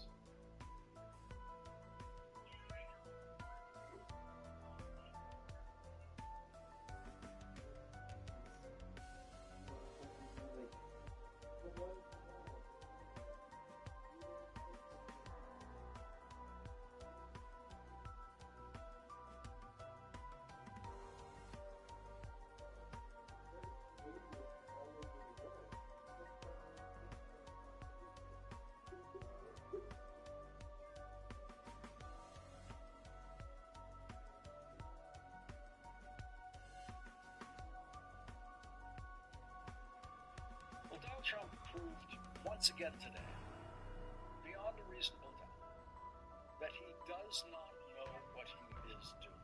Donald Trump proved that in more than one way today, including his response to a question in the aftermath, the tragic aftermath of the horrible flooding in Texas, where the death count is now at 104, with the possibility of going higher. 28 of the victims were children, sleeping at a summer camp on the banks of the river. After declaring a federal disaster area in the flood zone in Texas, which then activates a full response by FEMA, the Federal Emergency Management Agency, Donald Trump was asked, are you still planning to phase out FEMA? To which Donald Trump said, well, FEMA is something we can talk about later, but right now, they're busy working. So we'll leave it at that. Right now, they're busy working. How could they possibly be busy working if, as Donald Trump and Elon Musk believed back when they were pretending to be friends, that FEMA is a complete waste of money and should be disbanded? Only someone who doesn't know what he's doing could say, let's get rid of FEMA.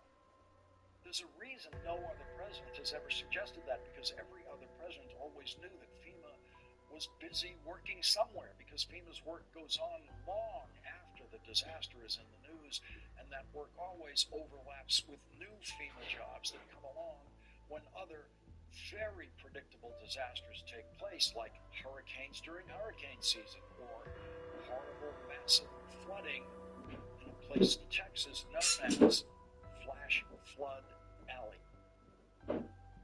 That's the area where that deadly flood occurred.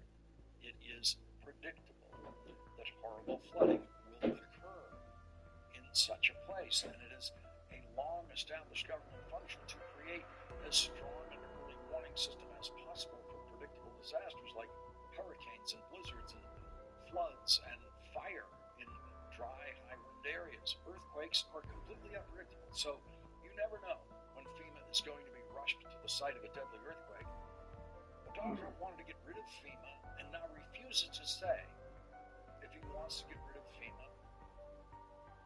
because now they're busy working. Those are the words of someone who does not know what he's doing as President of the United States. The first federal disaster relief from Washington was in 1803 after a devastating fire in New Hampshire. And federal disaster relief has been going on since 1803 and was formally centered in one organization when FEMA was created 46 years ago. FEMA has been a bipartisan success and enjoyed bipartisan support until Donald Trump decided to get rid of it because Elon Musk told him way back when they were still pretending to be friends. What was that, years ago or I guess weeks ago? Of course we know that Elon Musk and Donald Trump were never friends because friendship requires generosity, kindness, understanding, affection, respect, and of course, loyalty. And there is no publicly available evidence that Donald Trump or Elon Musk has ever been capable of any of those feelings. To be a friend, you must first be human. And so, no, Elon Musk and Donald Trump were never friends. They pretended to be friends. And now they are back to attack each other. Elon Musk claims that he has already started a third party to challenge Trump Republicans in the House and Senate who voted for Donald Trump's budget bill, which eliminated tax credits for customers who purchase Elon Musk's electric cars. On July 4th, Elon Musk conducted one of his most absurd fake polls on Twitter saying Independence Day was the perfect time to ask this question: should we create the America Party? Twitter is incapable of conducting an accurate poll since it is limited to Twitter followers, which Elon Musk renamed into something too stupid to say out loud. And it is impossible to get an accurate polling sample of the population on Elon Musk's Twitter. But even with a rigged poll in which Elon Musk has complete control over the results because he owns and operates the platform people are responding to, he only got 65% of his followers on Twitter to say yes to his idea, and 34% said no. But that's not the funny part. That's not the pathetic part. Elon Musk has 222 million followers on Twitter. 222 million. And the total number of responses to his question about creating a third party was 1,248,856. In other words, more than 99% of Musk followers did not even vote in his poll. The bad political news for Elon Musk in his poll is that more than 99% of his followers on Twitter don't care what he says about creating a third party and wouldn't even respond to him. But Elon Musk, like Donald Trump, is incapable of embarrassment, and so he might start a political party, and he might not. But he hasn't done it yet, even though he has claimed that he already did it. Elon Musk has actually filed nothing about his party organization with the Federal Election Commission, and so his plan to, as he put it, target 8 to 10 House seats and 2 to 3 Senate seats means absolutely nothing until he files for a party certification with the FEC.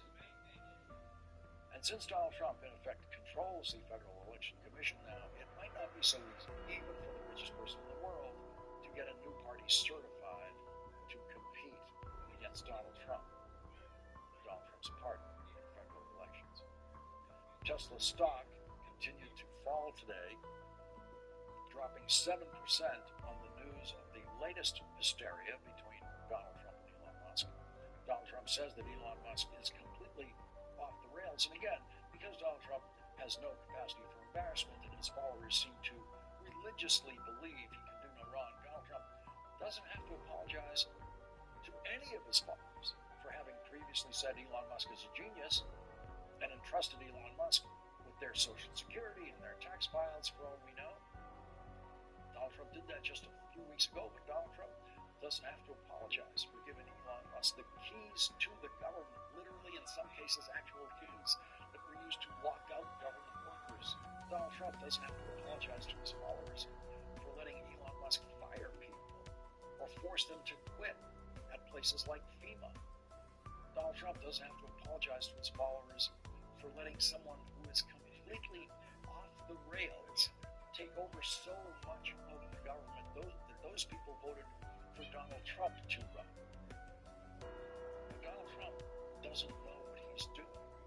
That's why he let Elon Musk do what he did in government. And now Donald Trump is saying on social media, I am saddened to watch Elon Musk go completely off the rails, essentially becoming a train wreck over the past 5 weeks.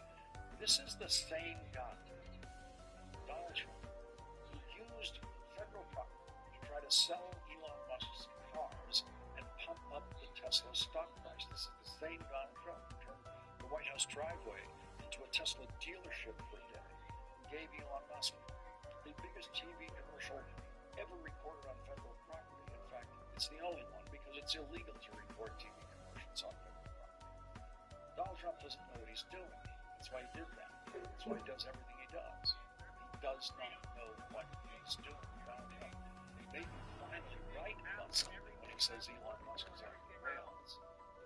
But neutral Musk observers have been saying exactly that for years, long before Elon Musk decided to become the biggest political contributor in history and give every dollar necessary to win a presidential election for Donald Trump. Elon Musk is no more off the rails today than he was a year ago or the year before that. And if Elon Musk is off the rails, how far from the rails is Donald Trump? Are the rails even in sight from wherever Donald Trump's mind is today? Donald Trump absolutely does not know what he's doing about tariffs. And we now have what Politico calls a person close to the White House, familiar with the trade talks and granted anonymity to discuss sensitive negotiations, saying Trump knows the most interesting part of his presidency is the tariff conversation. I find it hard to believe he's going to surrender it that easily. It's all fake. There's no deadline. It's a self-imposed landmark in this theatrical show. And that's where we are. The Trump tariffs theater continued today. Donald Trump sending letters first to Japan and South Korea about tariffs, then to about a dozen other countries who are tiny participants in world trade. And they were the first form letters ever sent by a president of the United States to the heads of government in other countries. They all got the exact same letter with just the name of their country inserted. And most of them got exactly the same tariff numbers in their letters. Each qualifies as the stupidest letter ever received from the President of the United States by the head of state of any other country. The one to Bosnia and Herzegovina, which is identical to the one to Japan, which is identical to the Trump letter to Kazakhstan, which is identical to the Trump letter to Malaysia, etc., etc. The letter says, quote, we invite you to participate in the extraordinary economy of the United States, the #1 market in the world by far. No head of state has ever read a more childish sentence in a letter from the President of the United States. The letter says, we will charge Japan or South Korea or another country the tariff of only 25% on any and all products sent into the United States. And that is a lie.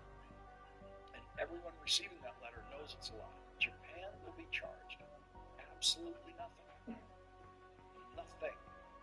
Every penny of tariffs on Japanese products, every penny, brought into the United States will be paid inside the United States by the people in America who buy that product and bring that product into the country.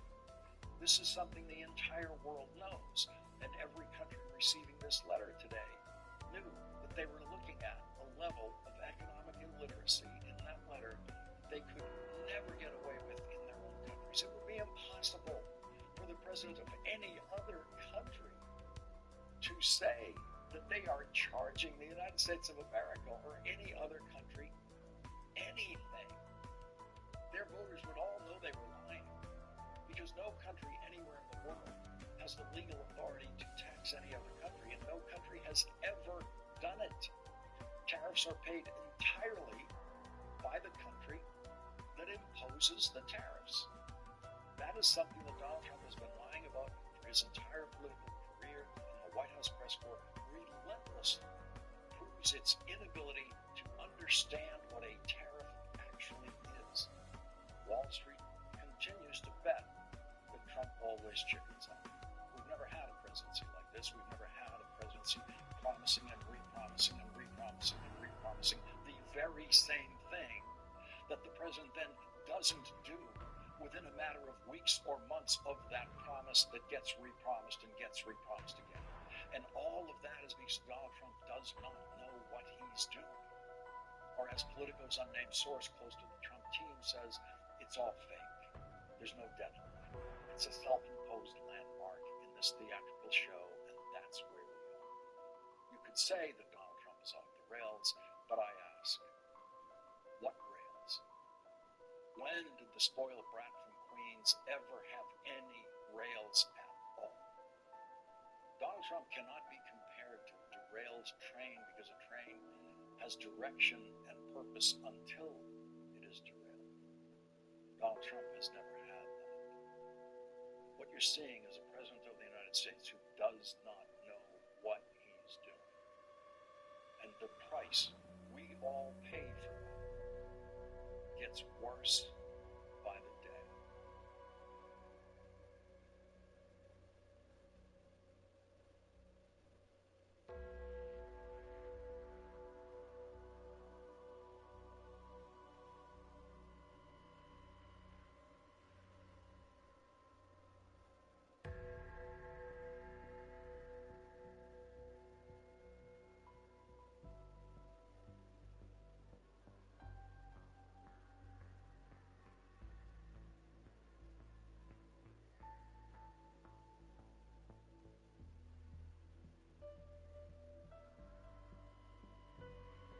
Well, as the world now knows, the breaking news of the night is that Donald Trump is sinking deeper and deeper into the Jeffrey Epstein scandal, with reporting from the Wall Street Journal tonight describing a birthday letter to Jeffrey Epstein on the occasion of Jeffrey Epstein's 50th birthday. The Wall Street Journal says the letter bears Trump's name, and that letter's final line says, "Happy birthday, and may every day be another wonderful secret."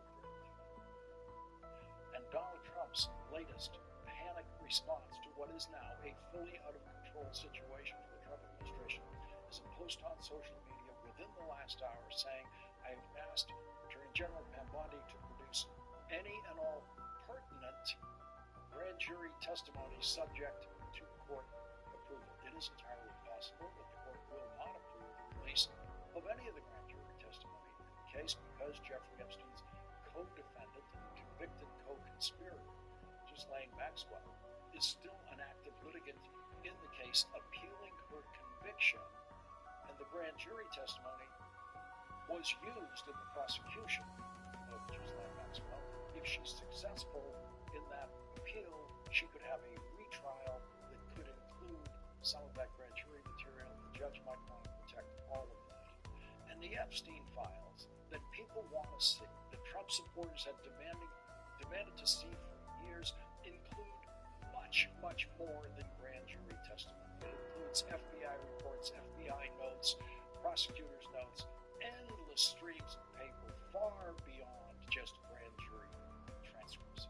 And the Attorney General knows that. And that's why Pam Bondi responded to Donald Trump on social media saying, well, President Trump, we are ready to move the court tomorrow to unseal the grand jury transcripts.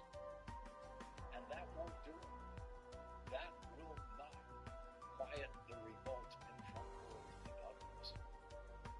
Because with the publication of that story by the Wall Street Journal, Donald Trump has now sunk to the lowest point in his presidency because this story and only this story has separated Donald Trump from some of his most fervent and frenzied supporters in the past who are now in a frenzy of outrage about Donald Trump blocking the release of the Epstein files, which, according to the Wall Street Journal, contained that birthday message bearing Trump's name to Jeffrey Epstein.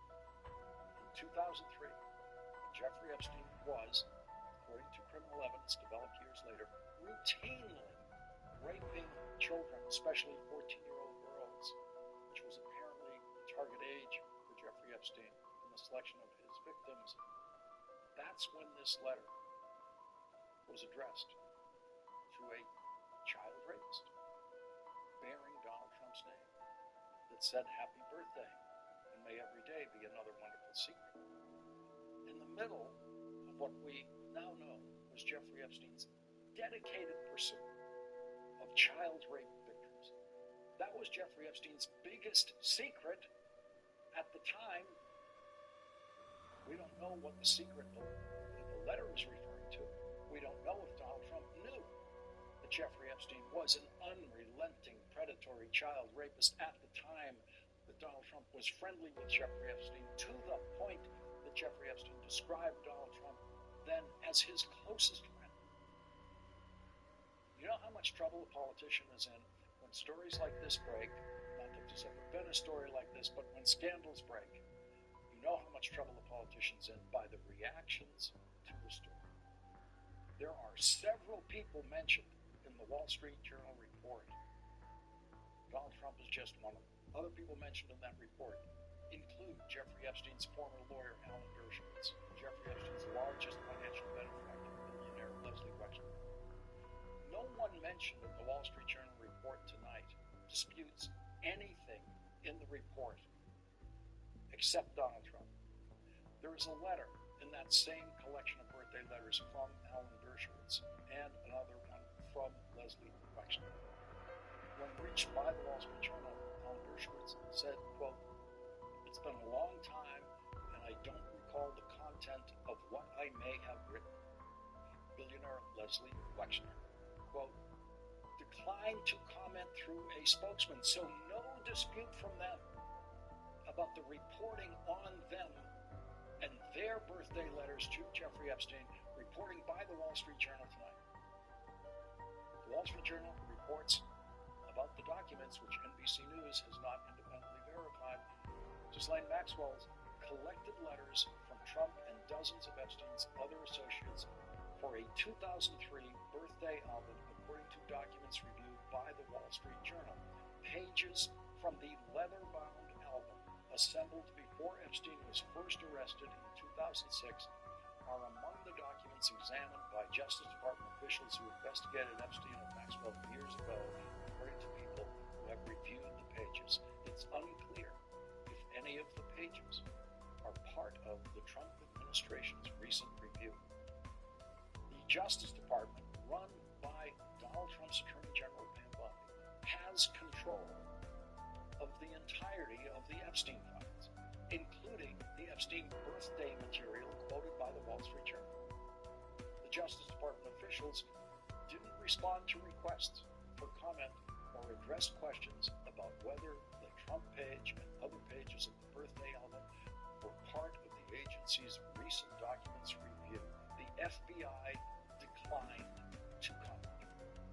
So the Justice Department does not dispute one word of the Wall Street Journal reporting tonight. The FBI does not dispute one word of the Wall Street Journal reporting tonight. Not one word. In Alan Dershowitz's birthday letter to Jeffrey Epstein, he made a joke about Bill Clinton. The Wall Street Journal report tonight says, quote, "Trump, along with others, including Clinton, also appeared several times on flight logs for Epstein's private jet. A spokesman for Clinton referred to a 2019 statement that former President Clinton had cut off ties more than a decade before Epstein's second arrest and didn't know about Epstein's alleged crimes. So Bill Clinton, another person mentioned in the Wall Street Journal reporting tonight, does not dispute a word of the Wall Street Journal reporting. The only person mentioned in the Wall Street Journal reporting tonight who is disputing that reporting is Donald Trump. Here's the Wall Street Journal's description of that birthday letter to Jeffrey Epstein. The letter bearing Trump's name, which was reviewed by the journal, is bawdy, like others in the album. It contains several lines of typewritten text framed by the outline of a naked woman, which appears to be hand-drawn with a heavy marker. A pair of small marks denotes the woman's breasts, and the future president's signature is a squiggly Donald below her waist, mimicking pubic hair. The letter concludes, "Happy birthday, and may every day be another wonderful secret." In an interview with the Journal on Tuesday evening, Trump denied writing the letter or drawing the picture. "This is not me. This is a fake thing. It's a fake Wall Street Journal story," he said. "I never wrote a picture in my life. I don't draw pictures of women," he said. "It's not my language. It's not my words." He told the Journal he was preparing to file a lawsuit if it published an article. "I'm going to sue the Wall Street Journal just like I sued everyone else," he said. The Journal offered a full description of the birthday letter without reproducing a copy of the birthday letter in their reporting. Inside, the reporting says, inside the outline of the naked woman was a typewritten note styled as an imaginary conversation between Trump and Epstein, written in the third person. Voiceover. "There must be more to life than having everything," the note began. "Donald, yes there is, but I won't tell you what it is. Jeffrey, nor will I, since I also know what it is. Donald, we have certain things in common, Jeffrey. Jeffrey, yes we do, come to think of it. Donald, enigmas never age. Have you noticed that? Jeffrey, as a matter of fact, it was clear to me the last time I saw you. Donald, a pal is a wonderful thing. Happy birthday, and may every day be another wonderful secret." The year before that 2003 letter was written, Donald Trump supplied this quote to New York Magazine for a profile of Jeffrey Epstein. "I've known Jeff for 15 years, terrific guy. He's a lot of fun to be with. It is even said that he likes beautiful women as much as I do, and many of them are on the younger side. No doubt about it, Jeffrey enjoys his social life." His social life led to criminal charges in Florida, for which he made a sweetheart deal with Florida prosecutors, and then years later, federal charges of sex trafficking in New York, which led to Jeffrey Epstein's death in federal prison during Donald Trump's first presidency, with Donald Trump's administration in complete control of federal prisons. In the first year of the Trump presidency, Jeffrey Epstein told Trump biographer Michael Wolff in a recorded interview, quote, "I was Donald's closest friend for 10 years." The Trump White House reaction to this story tonight has been chaotic and continues to be chaotic. At 8:33 p.m., Donald Trump posted on social media his threat, and only his threat, it's just a threat, to sue the Wall Street Journal, saying the Wall Street Journal and Rupert Murdoch personally were warned directly by President Donald J. Trump that the supposed letter they printed by President Trump to Epstein was fake, and if they print it, they will be sued. Mr. Murdoch stated that he would take care of it, but obviously did not have the power to do so. The editor of the Wall Street Journal, Emma Tucker, was told directly by Caroline Leavitt and by President Trump that the letter was a fake, but Emma Tucker didn't want to hear that. Instead, they are going with a false, malicious, and defamatory story anyway. President Trump will be suing the Wall Street Journal, News Corp, and Mr. Murdoch shortly. Donald Trump has issued an uncountable number of threats to sue people who he has then chosen not to sue. Rupert Murdoch has the power to stop the Wall Street Journal from publishing anything. Rupert Murdoch and the Wall Street Journal facing a lawsuit threat from Donald Trump, and going forward with their reporting is a very strong statement by them in their own confidence in the Wall Street Journal's reporting.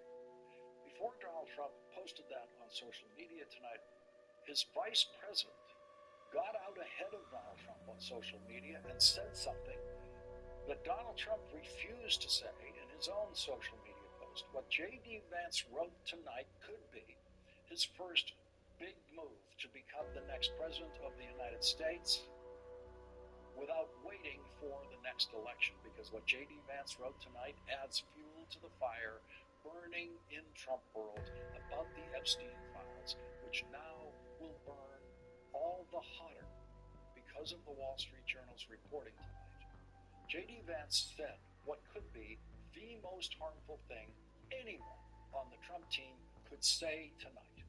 In his social media post, J.D. Vance used Donald Trump's new favorite form of public presidential profanity in J.D. Vance's best imitation of Donald Trump. J.D. Vance wrote, "Forgive my language, but this story is complete and utter bullcrap. The Wall Street Journal."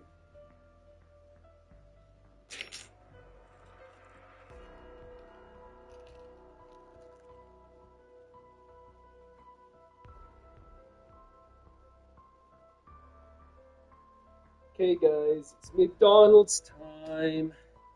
The best time of the day. Woohoo. So we got a small fry. Okay.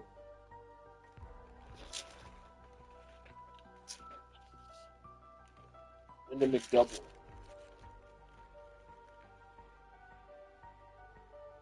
Ooh.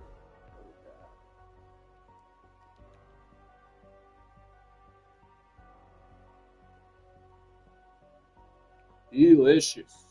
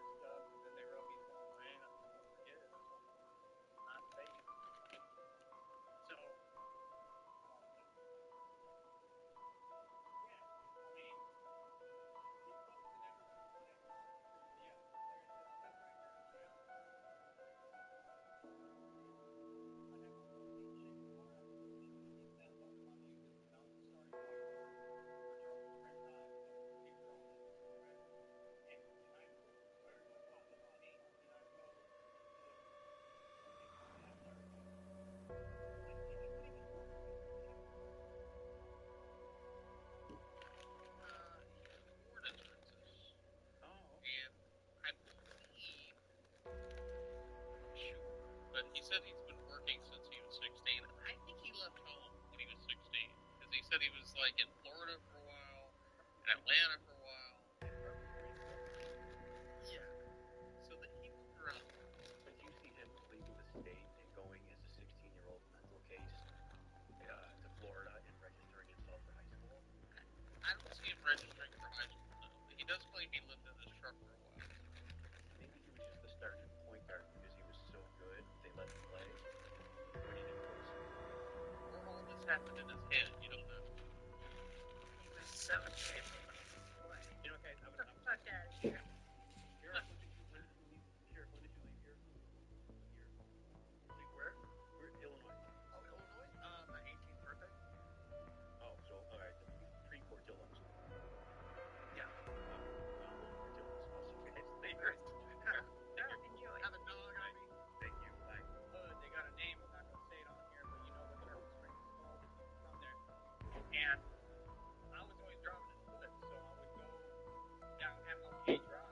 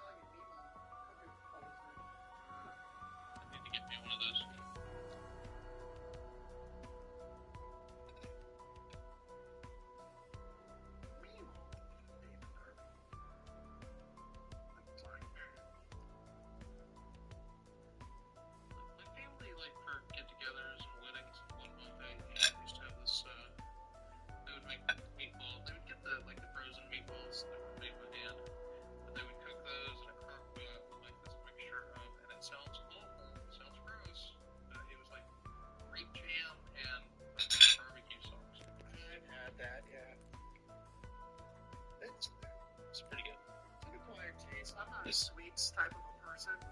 If I do, I usually like in the middle of the night, I'll stand in the kitchen with a spoon and a container of ice cream that's not limited to or Halloween leftover candy, Kit Kats. This was supposed to be the peak of hot zombies.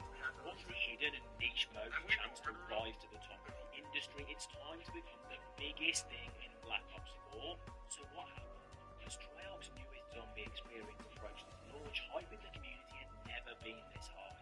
Everything was looking perfect, with insane amounts blowing people's minds and setting the stage for a year like no other. But once the game dropped, everything changed. It became very clear very quickly that there was huge problems. Overnight, the community realised that maybe things weren't as great as they expected as the arrival of Black Ops 4 descended into chaos. Unfortunately, this was just the start of a year-long journey that would change the franchise forever, and not for the better in many people's eyes. But in order to understand the true downfall of Black Ops 4 Zombies, we need to wind things back to 2015 and where this tragedy all began.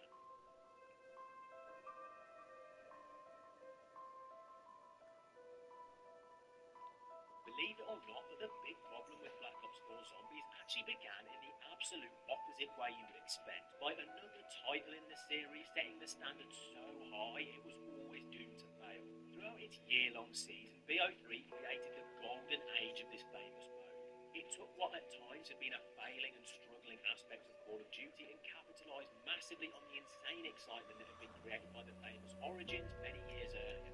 Treyarch doubled down with the over-the-top, complicated and in-depth maps, and it's fair to say it worked.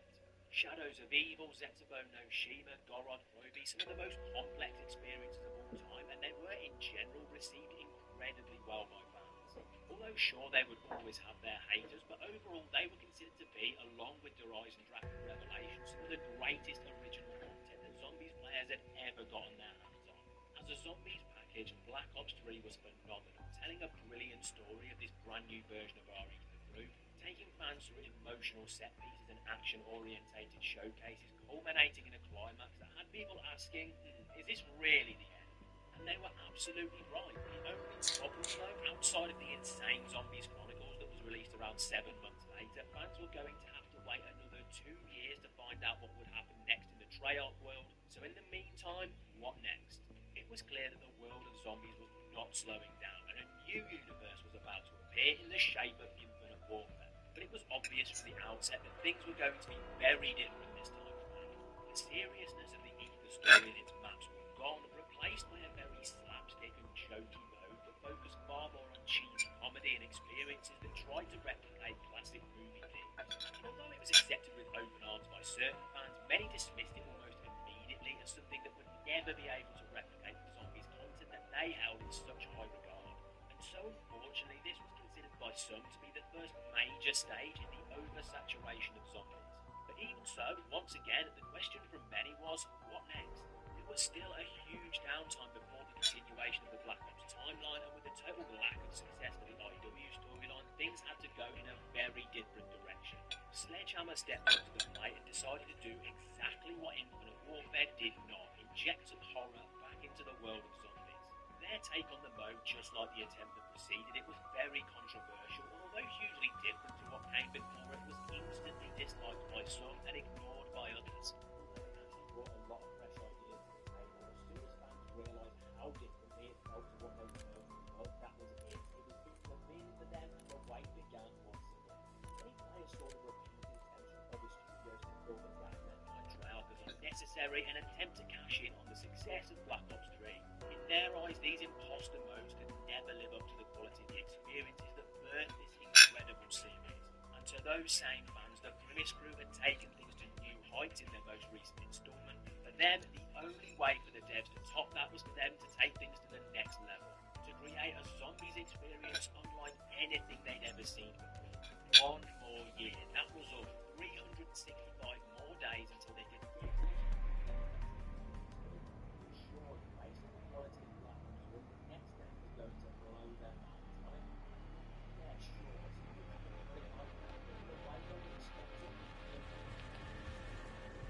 Welcome to Colton Hall.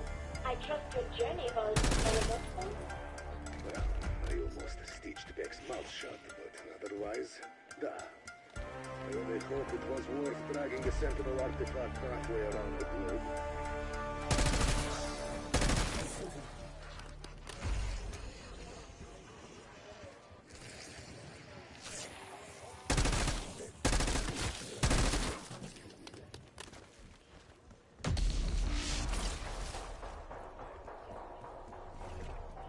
Hurry!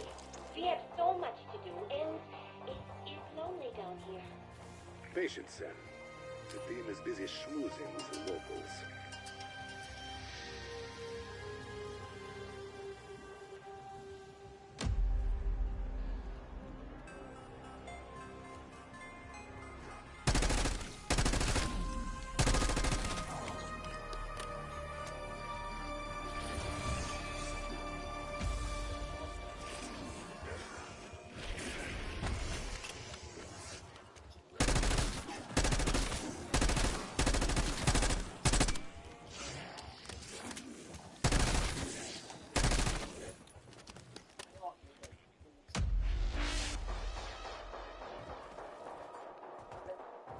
I had every confidence you would recover the Sentinel artifact.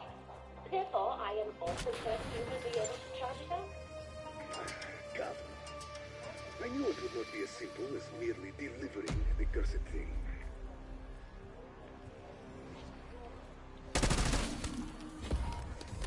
Insta-kill.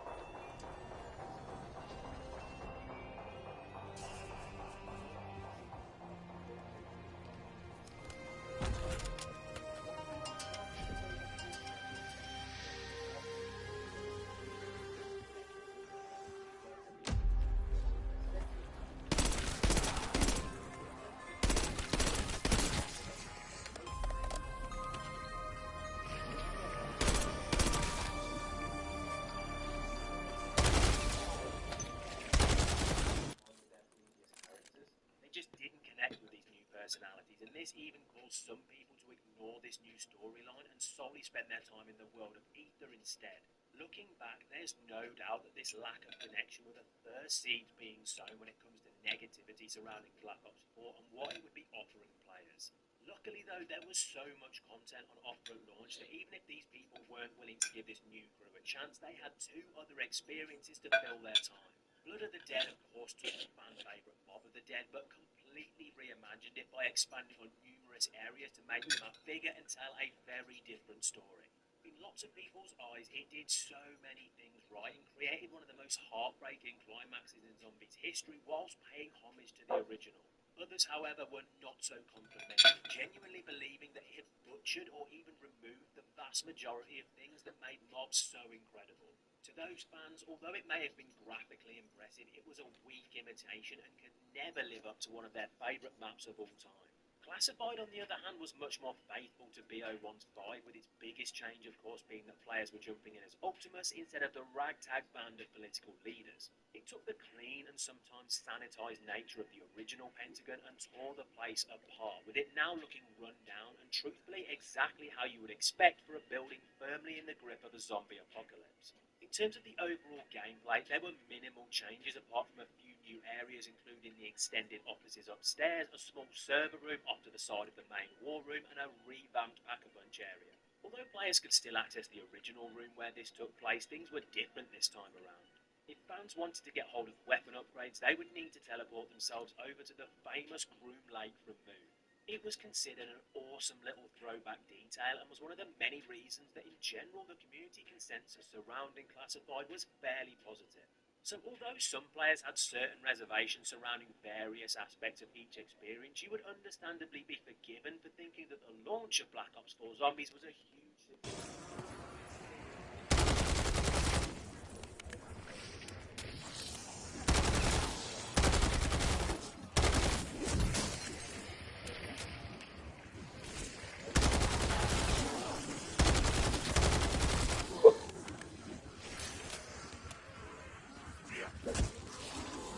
I was totally acting in self-defense.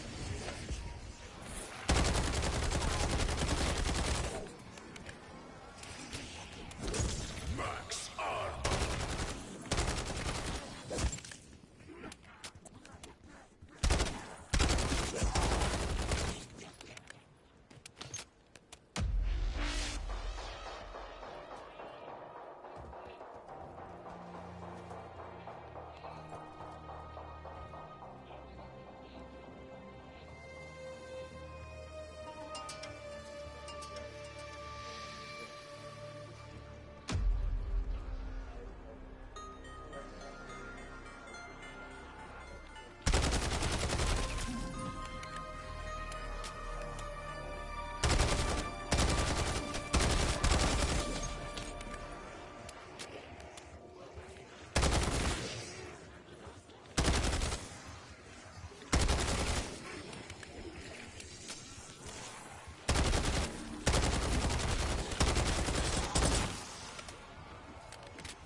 I was totally acting in self-defense. Kaboom!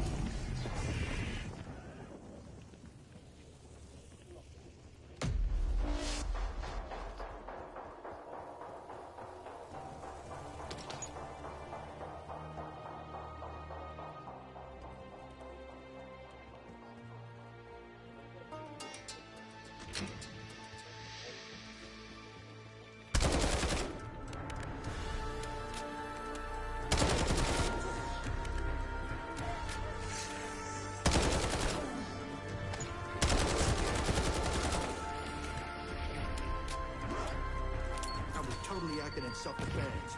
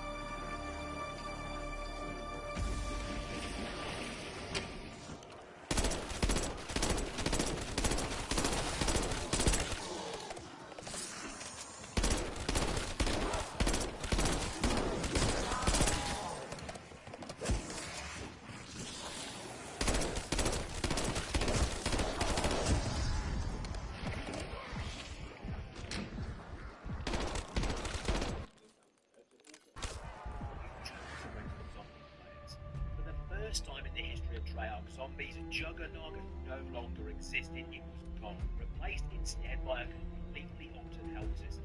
Players were thrown into maps with 200 base health, which would constantly replenish when not being attacked, meaning that even from round 1, players were able to take 4 hits from zombies before going down, which in the first week was unthinkable when casting their minds back to the campaign of Black Ops 3 and Helmet spawning in, players were only able to take 3 shots before hitting the zombies. The community consensus on this was that it was just way too easy, giving early parts of zombies games next to no danger because you could take so much damage before going down.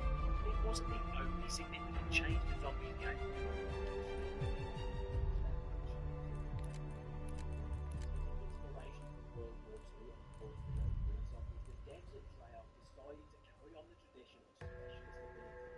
However, this time around they were taken to the next level. These were no mere tools that could just assist players by giving them invisibility or knock them back from the dead. They were largely considered to be the most overpowered thing in the whole of Black Ops 4 Zombies, and were seen by many in the community as something that had no place in this mode due to how easy they made surviving dangerous times. When combined with a number of very overpowered perks and an increase in starting health, a disappointing picture became clear to fans. This was not what they had expected or wanted. Obviously, this was massively different to what many considered the peak of Zombies in Black Ops 3. It seems safe to say that the demise of the Zombies universe and the launch of We are so close to recovering the Sentinel artifact. It should be somewhere in that excavation site. Remember, the artifact is our only hope of bringing Nexus back from the Dark Ether.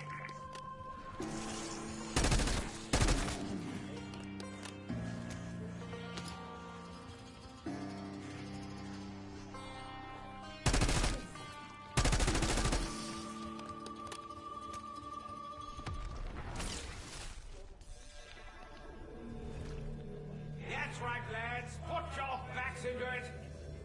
Our quarry lies beyond these so-called doors of nowhere, which are let us some valid stretch. As sure as my name's Sir Archibald Thornton Smythe, a shiny head lead to the lucky blighter who finds that door first. That transmission emanated from the obscure Ultilium. I believe the amulet somehow channeled an echo from the past.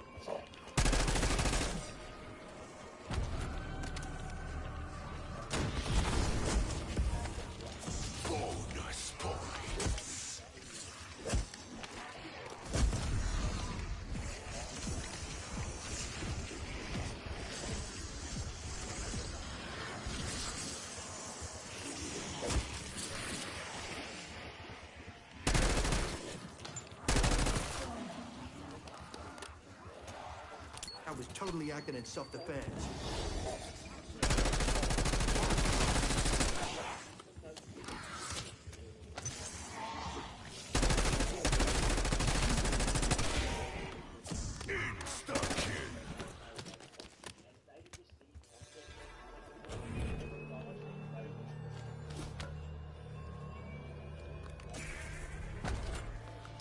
Guess what, guys?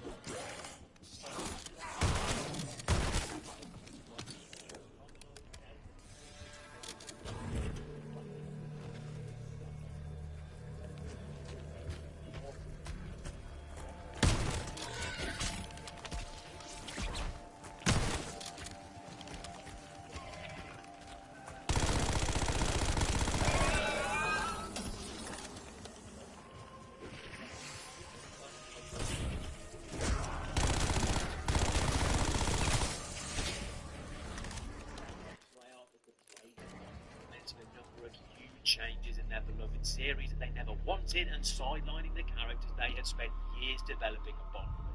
Ironically though, for the first time since the launch of Black Ops 4, the arrival of Ancient Evil had in some ways caused a shift in some other players' perspectives. This was the first time many fans had taken a step back and said, okay, wow, this map is actually pretty incredible. Maybe this storyline is genuinely worth giving a chance. Only time up to this point where some people were actually interested in this crew and narrative, and the conclusion of Ancient Evil's main quest really helped with this. It set things up for the future with incredible teases and left things on a pretty insane cliffhanger, finally making more fans want more of this. The only problem here, there was no more. That was it, the end of the Chaos storyline. Treyarch had finally managed to achieve exactly what they set out to do with this crew, and there was now nowhere for them to go with it. All of that hard work was essentially squandered because, as people now know, there would never be a proper follow-up to this due to the total lack of popularity for this storyline prior to this point. It would only ever be touched on again in Black Ops 6 with various nods to this universe, and of course and more obviously the Dark Evil storyline. But as much of a change in attitude that there was, of course caused by Ancient Evil, to some it was still clear that this was not the content they were looking for, and they made their opinions known. For those people, DLC 2 was the final straw, and there was no coming back for Black Ops 4 Zombies in their eyes. They believed they'd been lied to about the experience they were going to be getting, and saw the sideline of their favourite characters as unacceptable.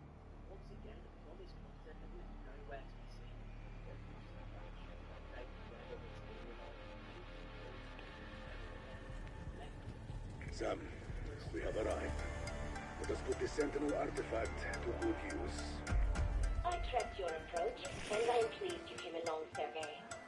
Though you may find certain halls remain somewhat infected.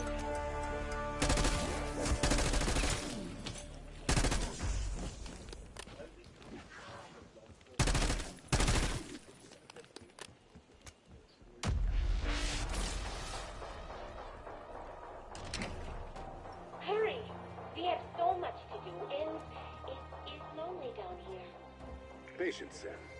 The team is busy schmoozing with the locals.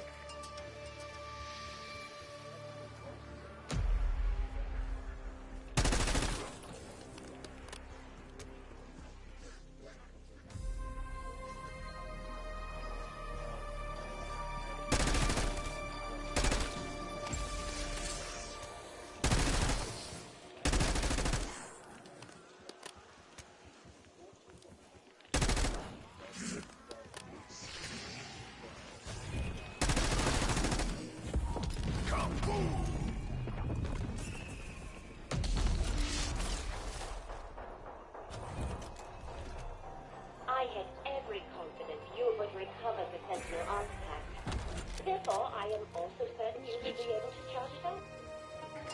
Governor, I knew it would not be as simple as merely delivering the cursed thing.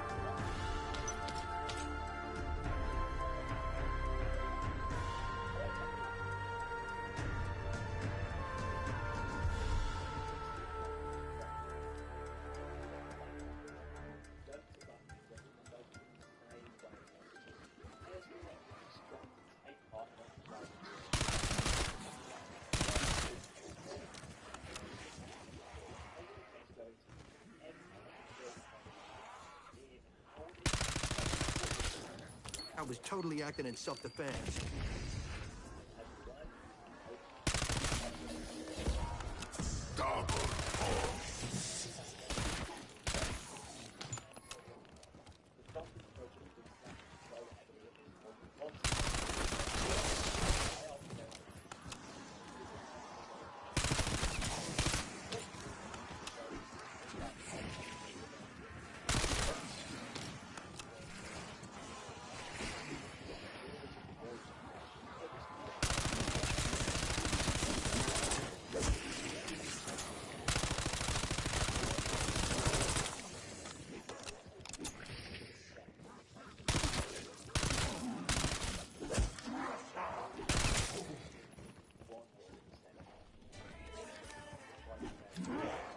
Me and the boys want to give you a taste of our gratitude.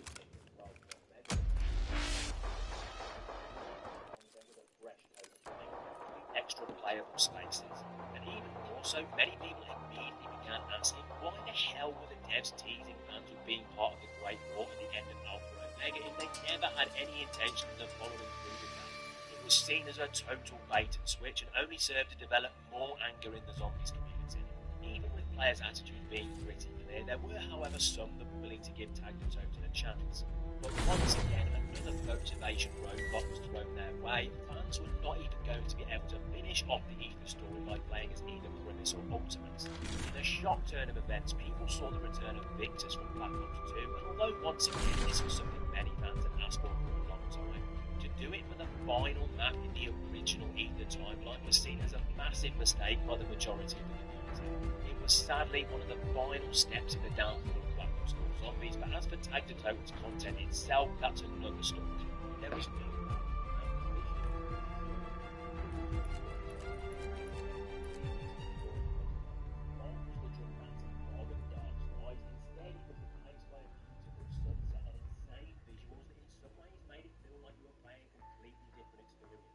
and of course, just like Alpha Omega, it provided numerous brand new areas for fans to discover, making the map at least feel slightly original.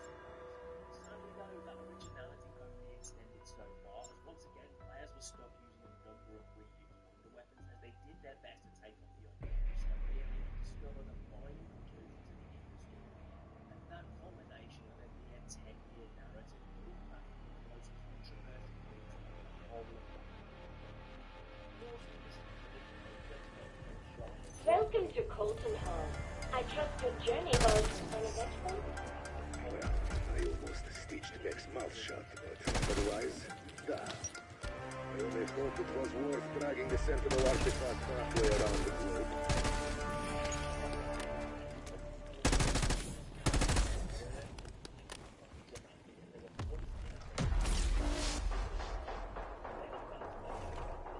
Enter the main hall and descend to the mainframe chamber. Time for us to meet face to face. If you have a sense of smell, go ahead and switch it off. None of us have seen a shower in weeks.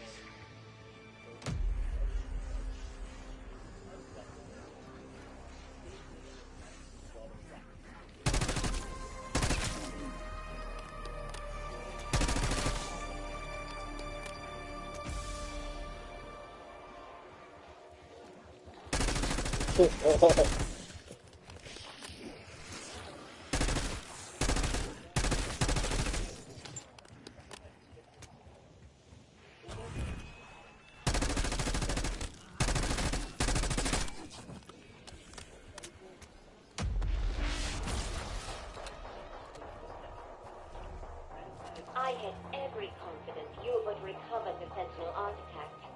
Therefore, I am also certain you will be able to charge it up. God. I knew it would not be as simple as merely delivering the cursed thing.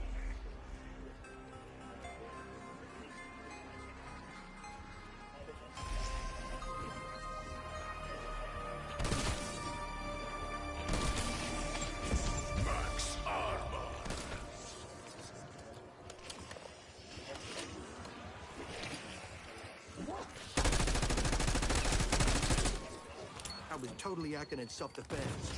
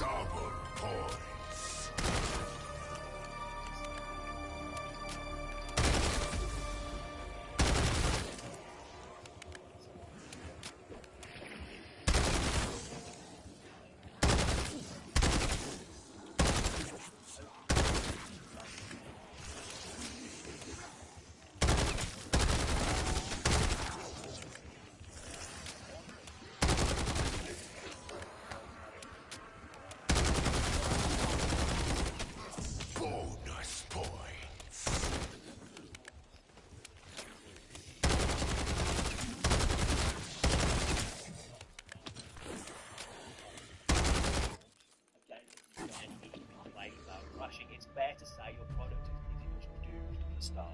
All of this.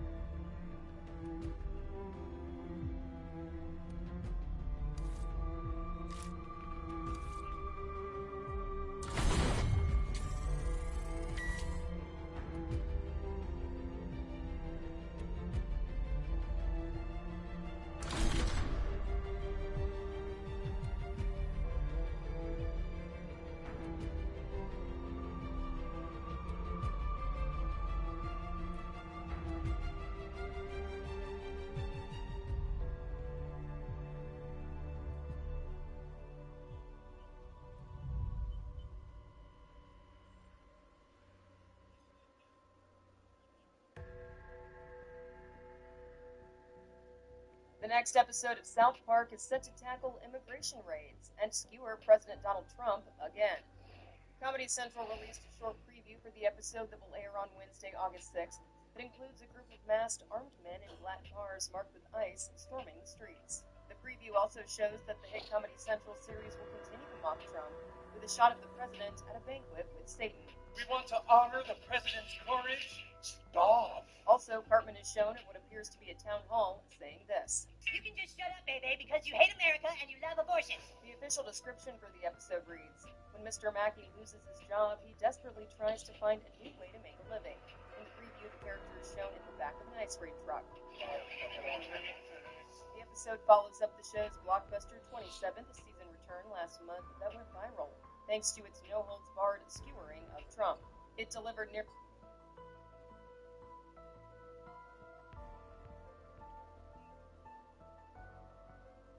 Yeah, I would probably be around like 6,000.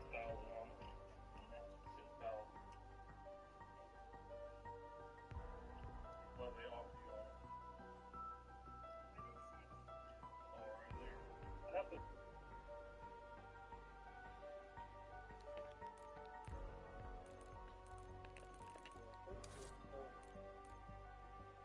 There's one right here.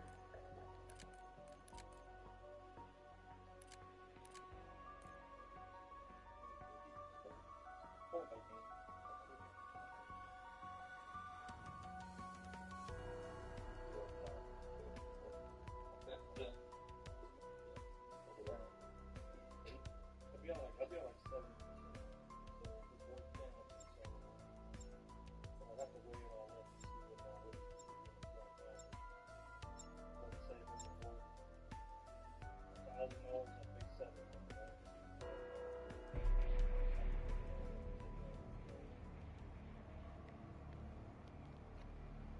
What I can do is I can take one.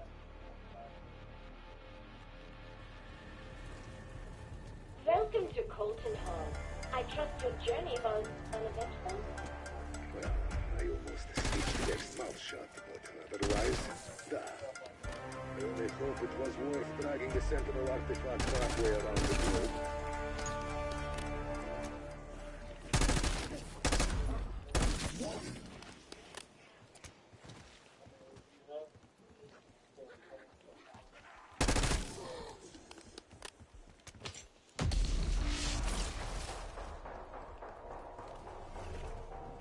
This is a large property. Where exactly should we take the artifact? My quantum processing unit is underground. Find a way down to my mainframe chamber.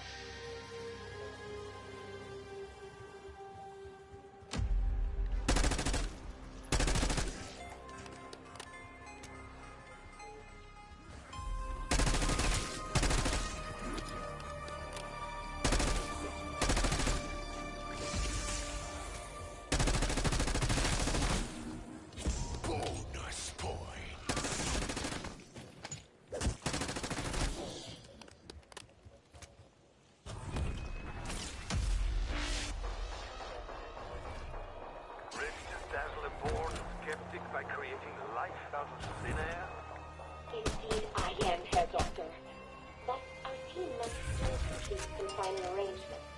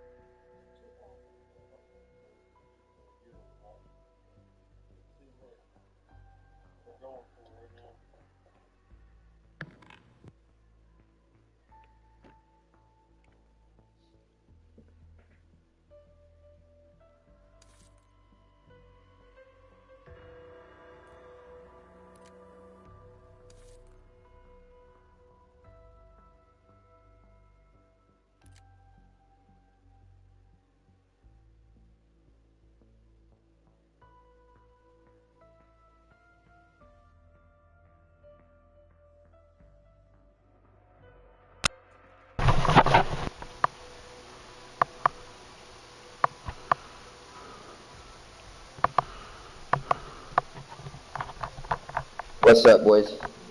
Hey, what's up? We're about to invite you to the party because I'm still chat banned. Alright.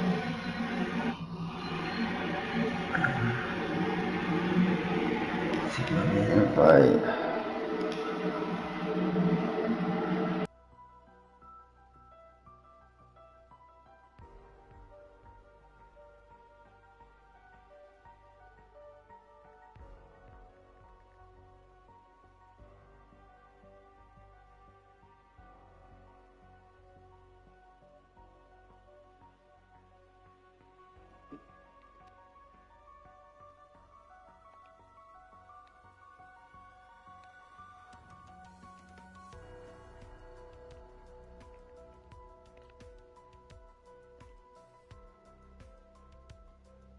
Hey, what's up?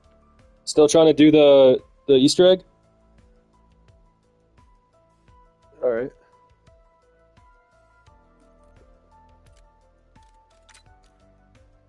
You said there was a special loadout to use. What was that loadout again?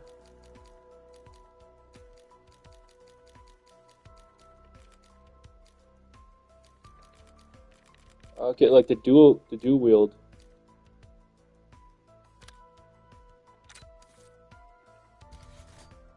Alright, let me do that.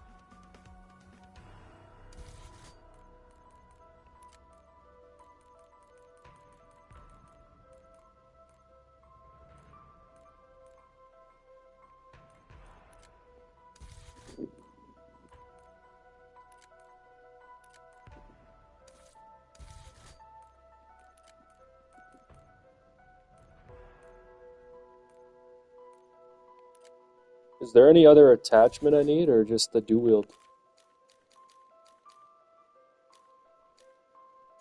Alright.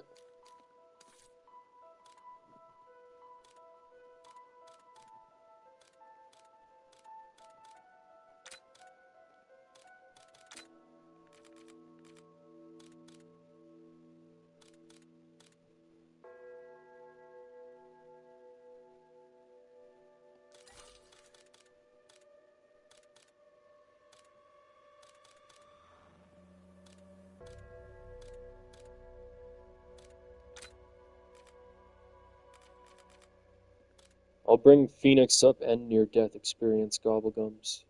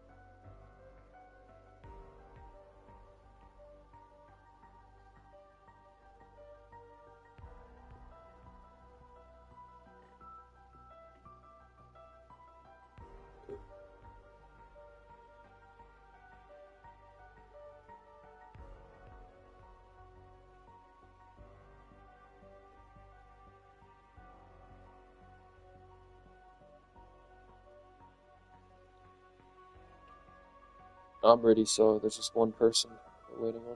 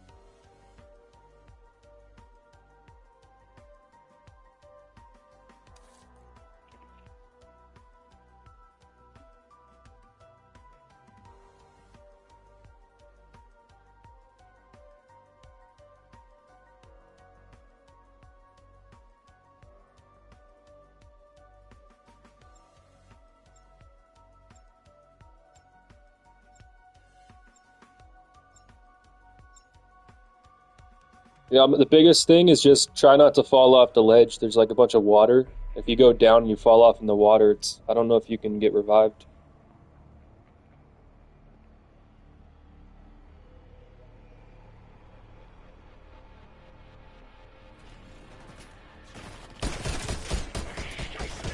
The emergency power the guard's computer only shows local files, and I have no desire to see what he got up to his spare time.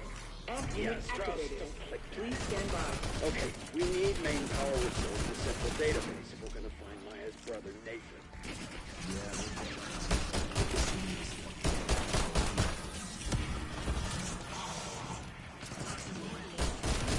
Alright, I got profit sharing. What round should I pop it?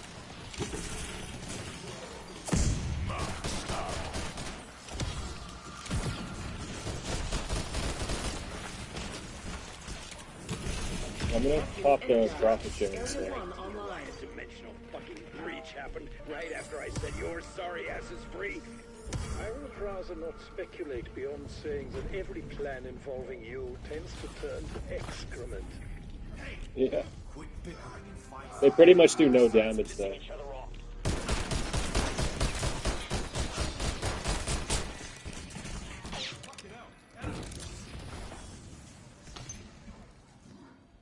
Yeah, I tried it one time. It's pretty much impossible to go down from the guard shooting you. They do like no damage.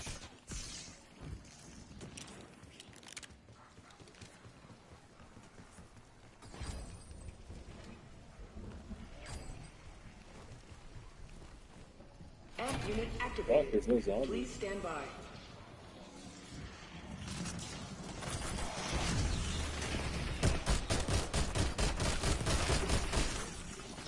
Alright, these pistols suck. Me and the boys want to give you a taste of our gratitude. No.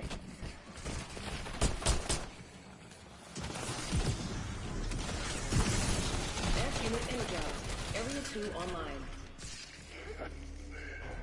It appears that, much like us, our guard was no big fan of Dr. Modi. She was in charge of this horror factory. Modi. I know the name. Word is she's not terribly concerned with the ethical side of her work. And that's me saying that. There isn't any justice in the world. Modi's already met a very grisly end.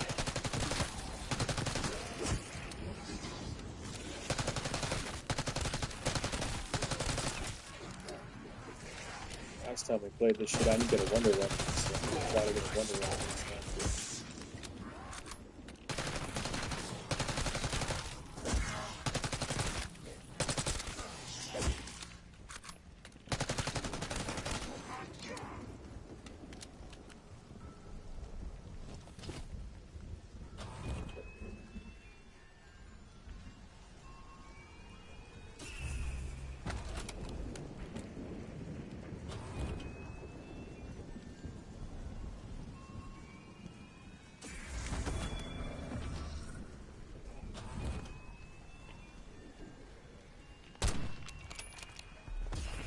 I got a ray gun, nice.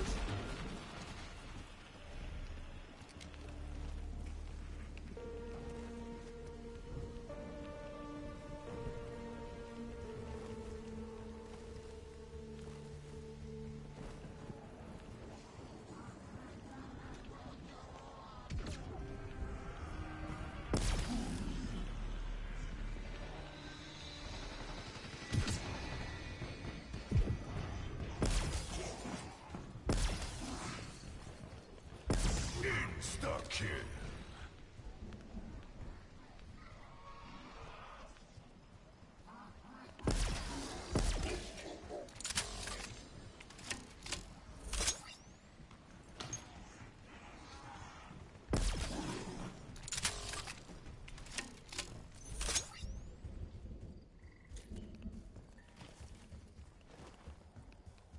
Amp unit activated.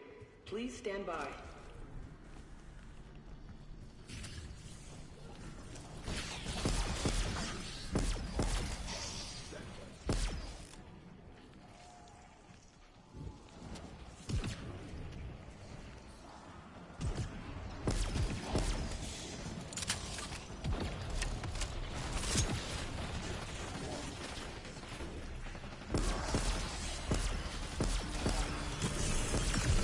Energized. Area 3 online. Scheiße. The drive, the test subject records is missing.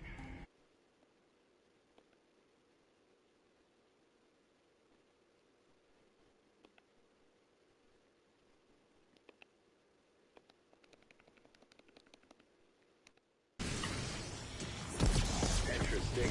There's an encrypted file in the database written by Technical Officer Anya Tonovsky. Clever things can the secret workshop with, quote, can be found if you're so inclined, though most will be refused. I got it already.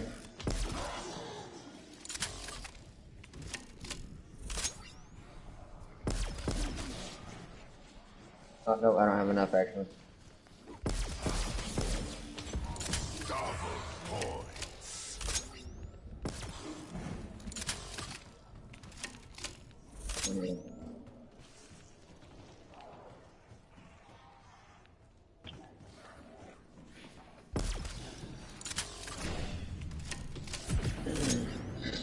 What the hell is that?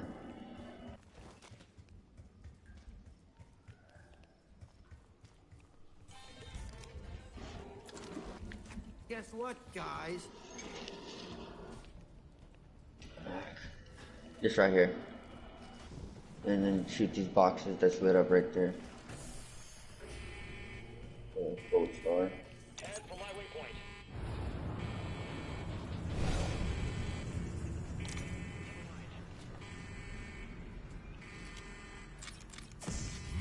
Shoot it in. There's 3 of them. Oh, you ain't gonna be able to get it with those. I didn't know. Oh, you're good, Bubby. I tried that last game. That's hilarious. Oh, fucking internet. Oh, goodness. Yeah, I swear to God, I just did that last fucking game, bro.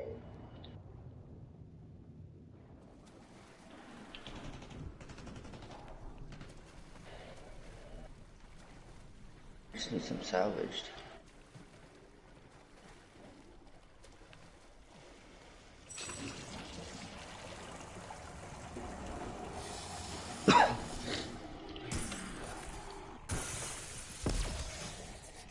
Can we donate salvage? Somebody, I need a donation.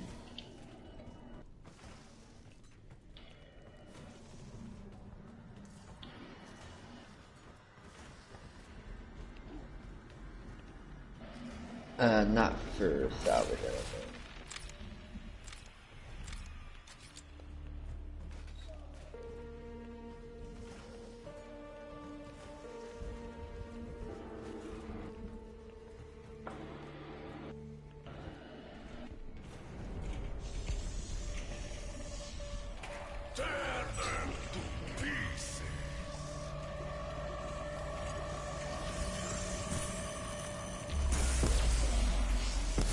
I don't think these give you fucking salvage, do they? Parasite.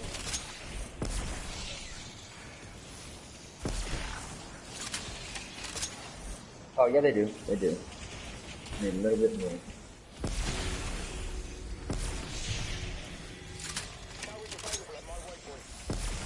Come on, 50 fucking. Get out of here.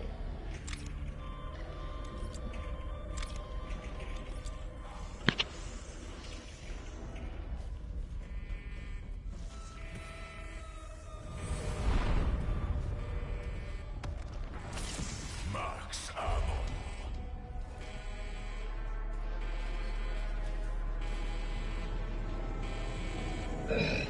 What, you got some up there? Yeah.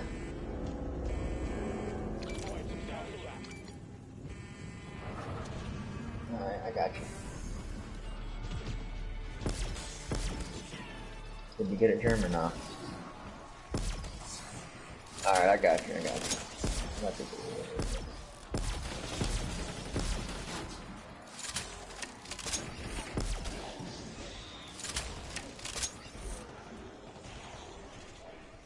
Alright, thank you fucking gosh, I got it.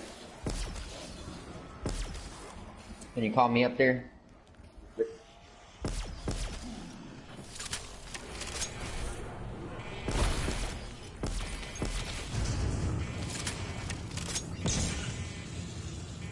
Alright, uno maso.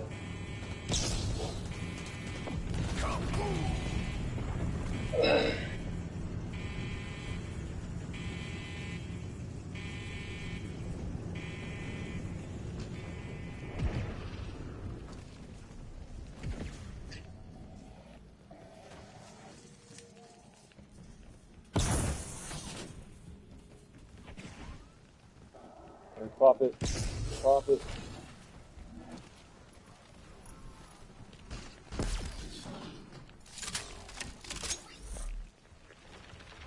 That fog may be a crucial element yet to reveal its worth.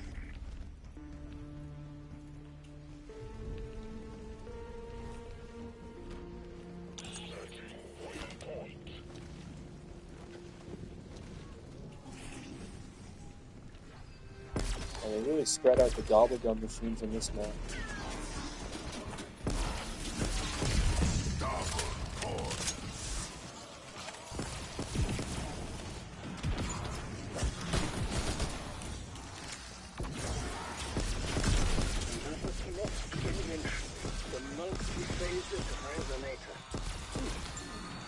Use it to find the ammunition. Get back to the workshop and insert the resonator into what Tanofsky called the oscillation calibrator. As in, when a resonator and a calibrator love each other very much. Yeah, I'm gonna pop a killjoy too. Let me know when you're popping that.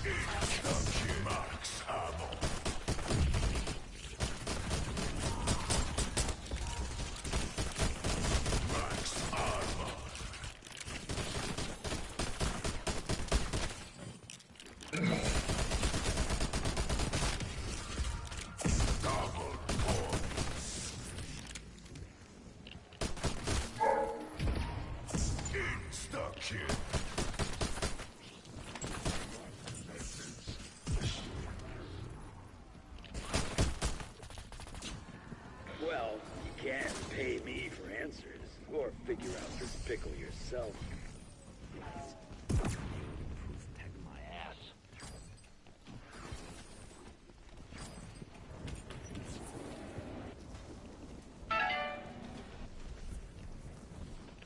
Y'all ready for the code? Actually, when y'all got fucking racks. No, wait for it. Fuck it. Easy money.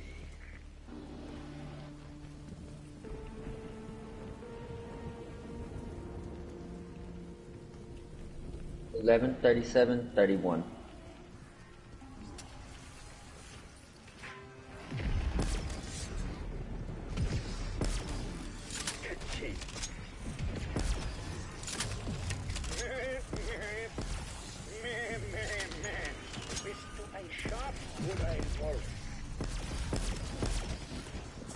Max ammo.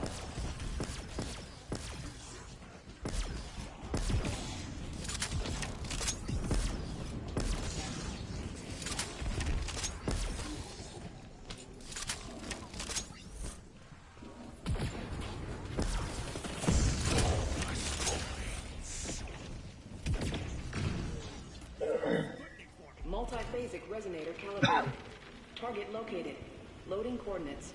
Does anyone remember where the PhD flopper is? By the way, I've decrypted more Tanofsky files.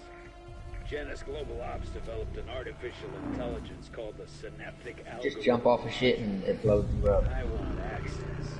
Oh, wait for that. Oh, yeah. The secrets it knows.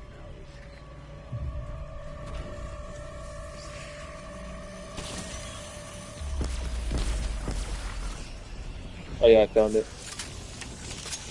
I was totally acting in self-defense. Me and the boys want to give you a taste of our gratitude.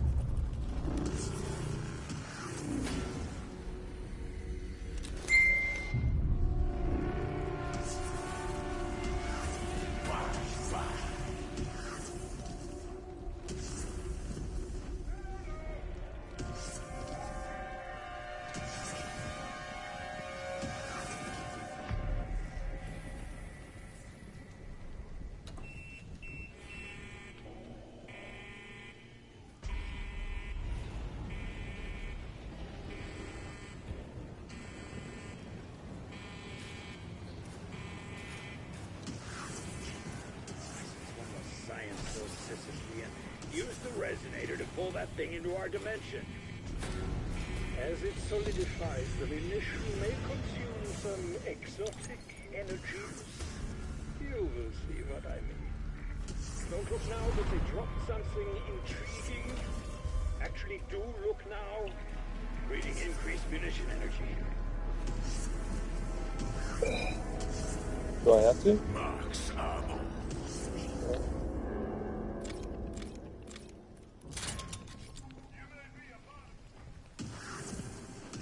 I don't like those fucking islands.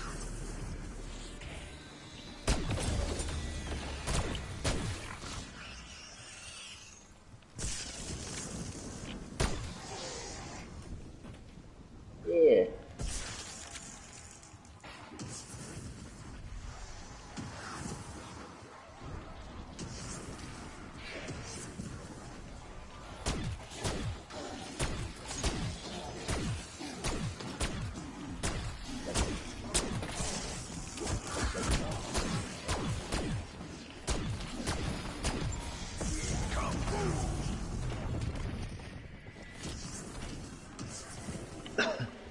What the fuck is that little kill right there? What is that little kill? You see it?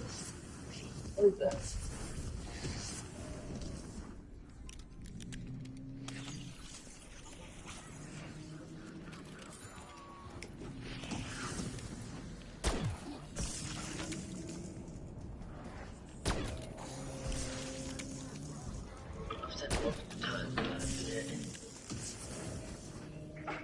If has recombined to gas phase. Progress is gratifying.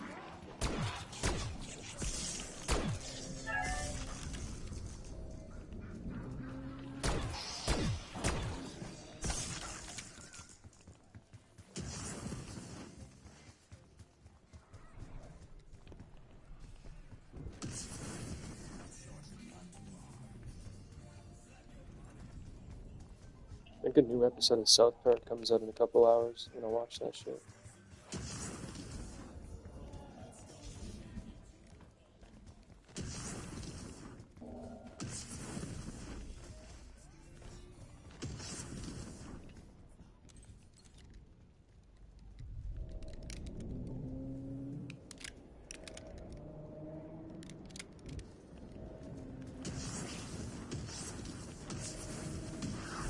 Maybe one more. Oh, we're good. Let me get some ammo. Alright. Ah.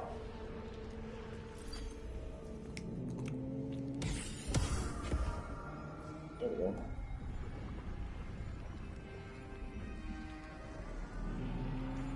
Double point.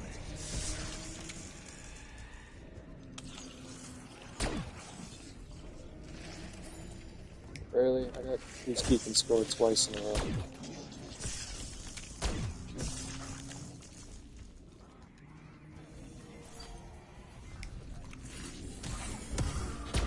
Give its constituent atoms a vigorous shaking. Make it behave.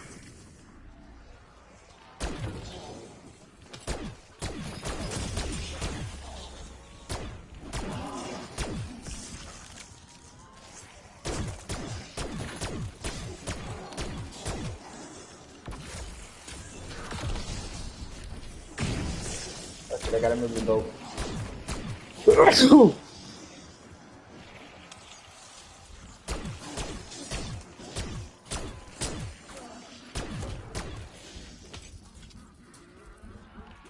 Out of ammo, you say? Oh, shit.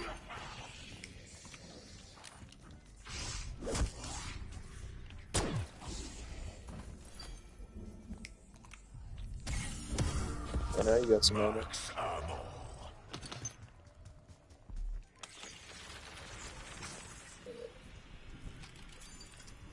Profit sharing.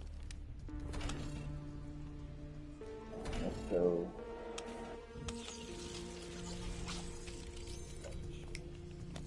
I moved the boat over there. That way it wouldn't fucking blow up. That artificial intelligence Tanowski's files mentioned might be our ticket off this island. Oh, this is where we fight the motherfucker at.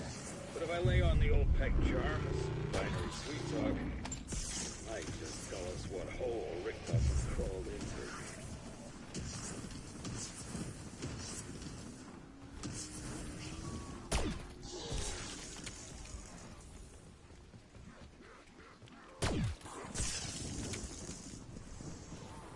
Alright, I'm gonna pop a profit share and we should all get together.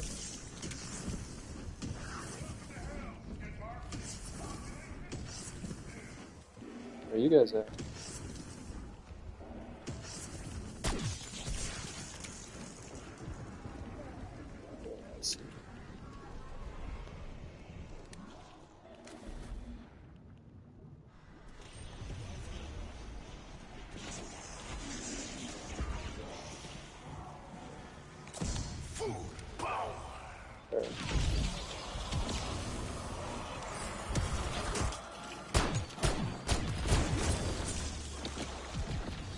I was totally acting in self-defense.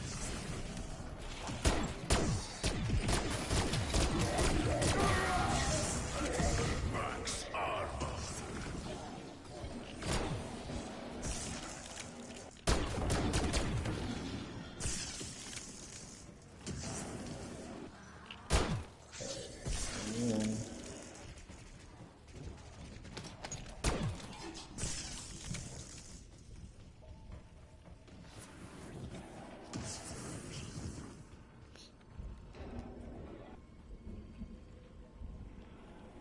You know there's like a 50-50 chance this will kill us all, right?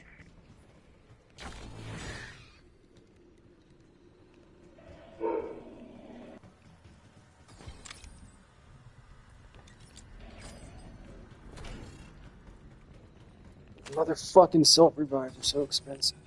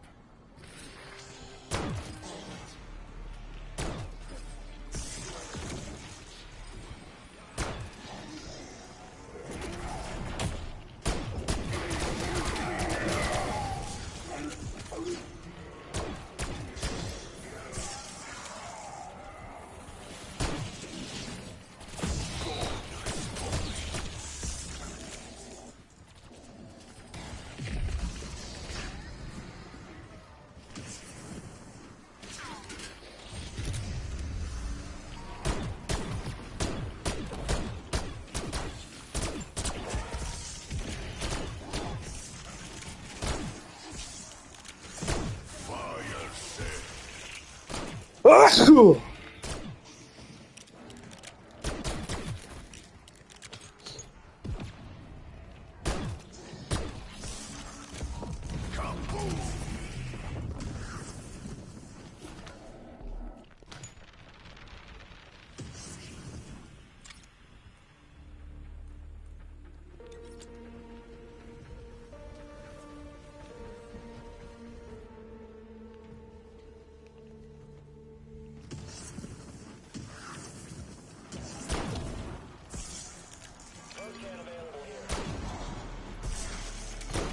SPX flapper for somebody that needs it. I didn't make much stuff games out of the ground.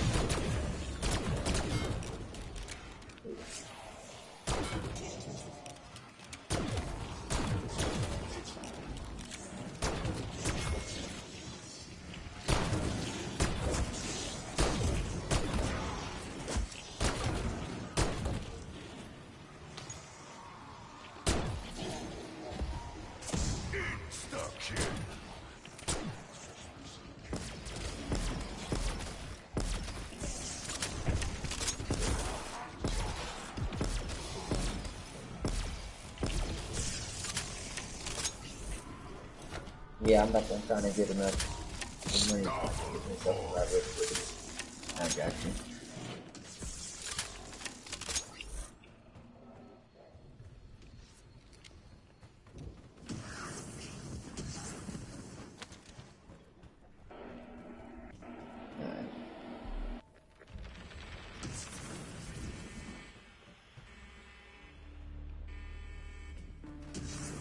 Got no salvage that entire round.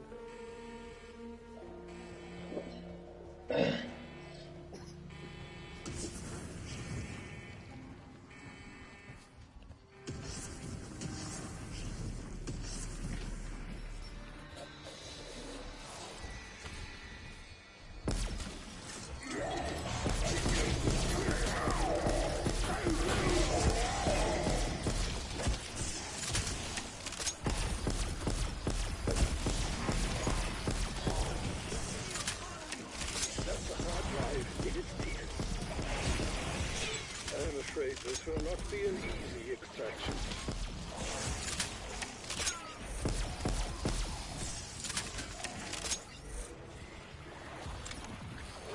Flight marks, but it's otherwise intact. Max ammo.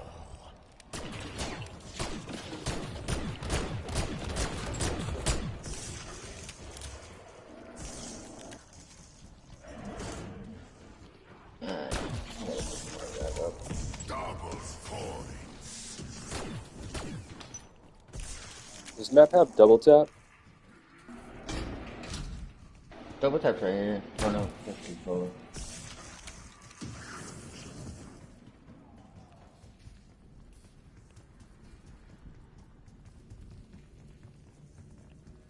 Can you morons hurry up? We're still up to our eyes and shit out here.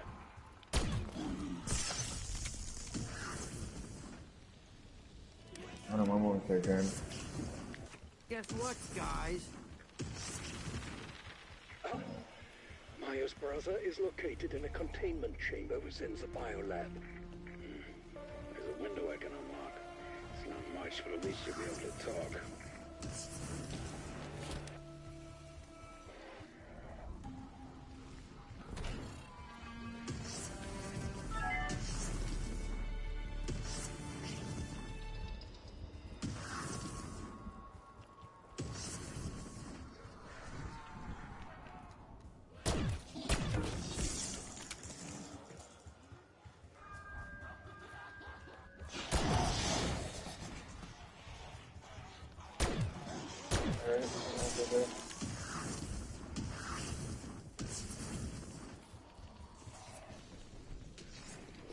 Is there a code or something?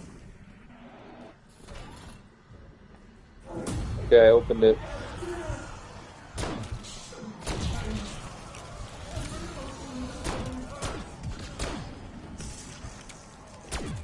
People are idiots. I guarantee one of the staff made a cheat sheet for the code. Kaboom!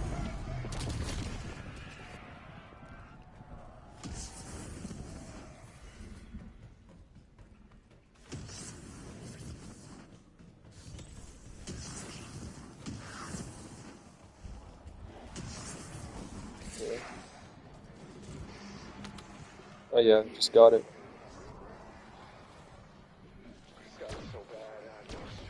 I've never done these threads, so I don't know that.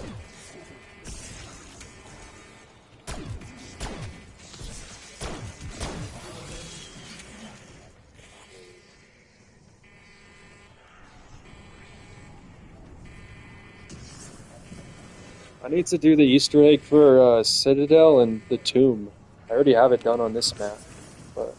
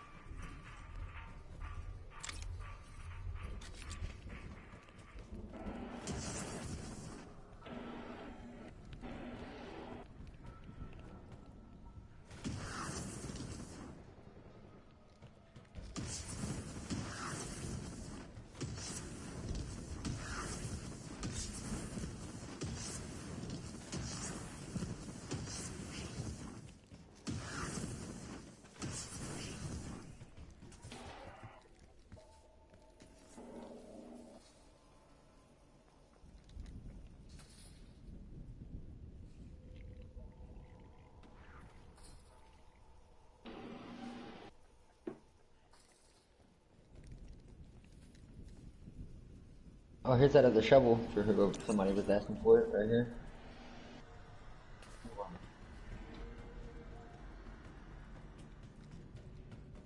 Where do I put it in at, Bubby? Right there's a shovel. Okay, got you. Hold on. I'm on my way. Alright, now what is it?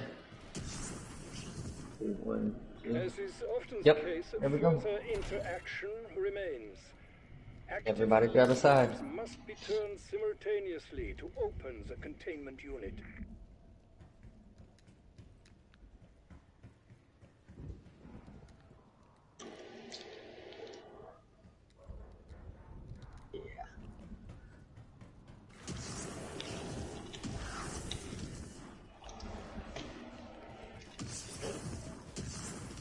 Yeah, I'm not there. Hold up. Alright. Alright, let's go.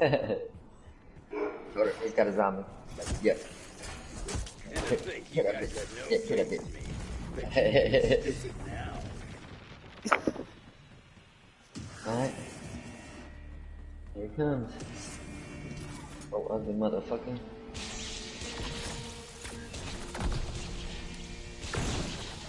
Yeah. Yeah, he's about to come out. He's about to come out of that big ass chamber.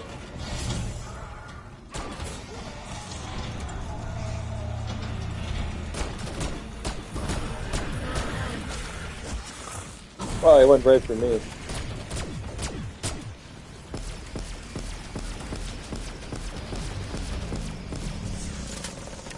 Yeah, like you, Gern.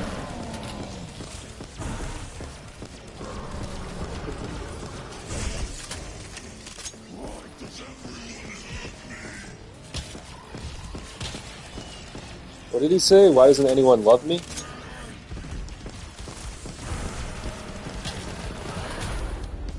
Done.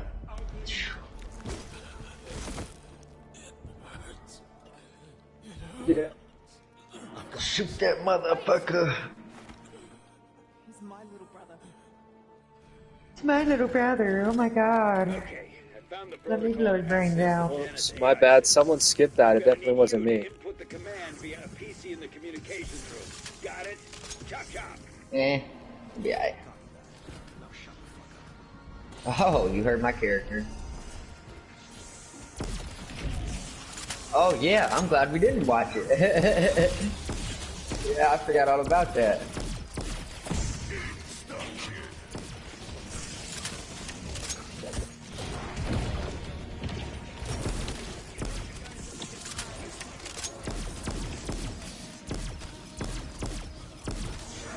Alright, give me just a minute.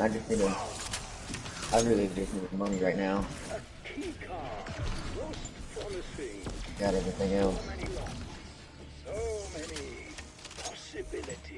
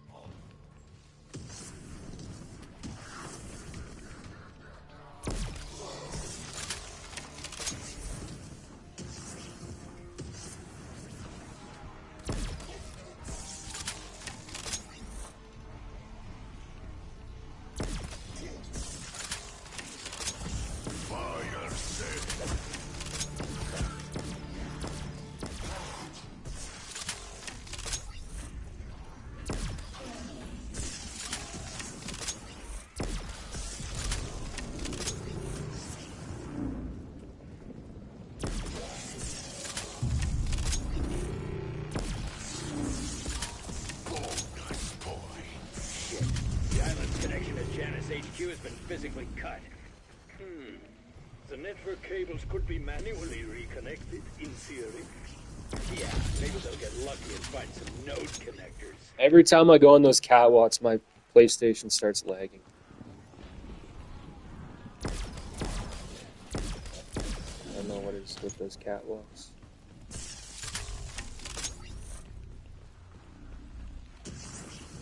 Oh, that's what it does. Max armor.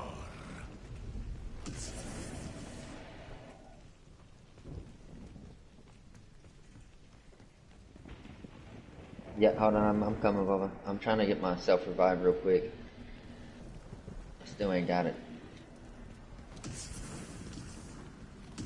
Alright, there we go. I'm on my way. Where you at? Alright, got you. If it wasn't raining, I'd be kicking your ass right now. Alright, let's go.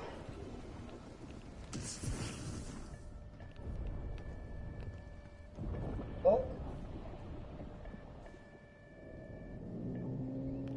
Yeah, look, he's following us, bro. Son of a bitch. You ain't no joke.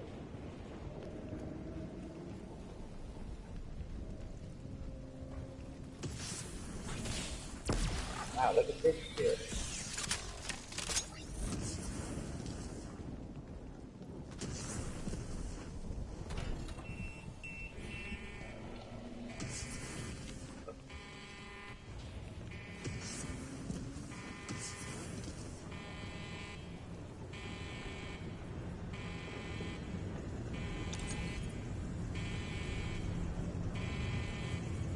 Alright, let's get it.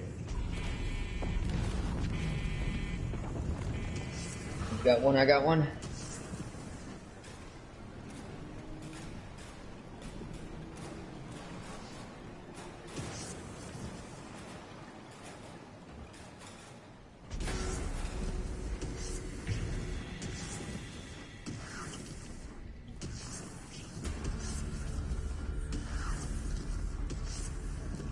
a lot easier than I thought.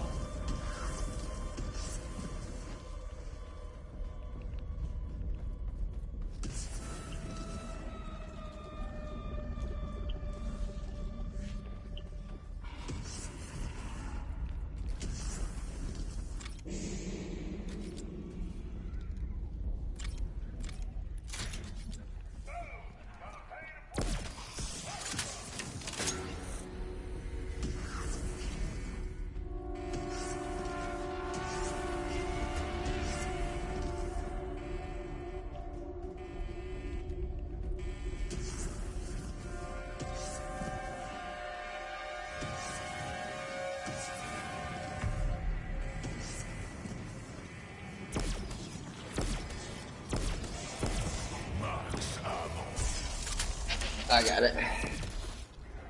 Ready?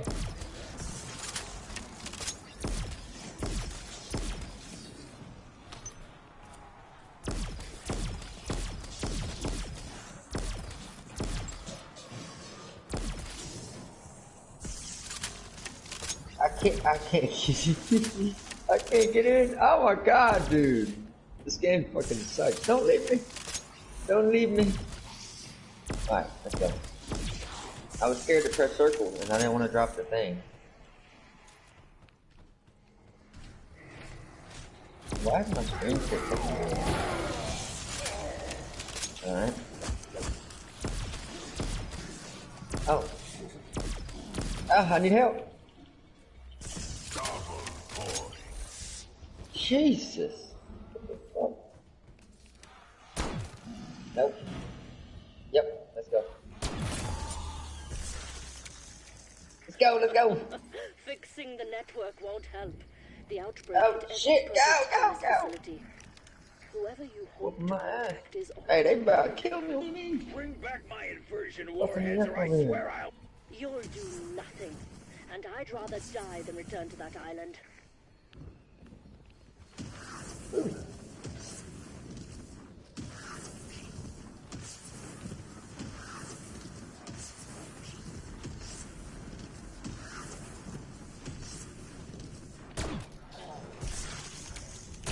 This is a classified network. Identify yourself.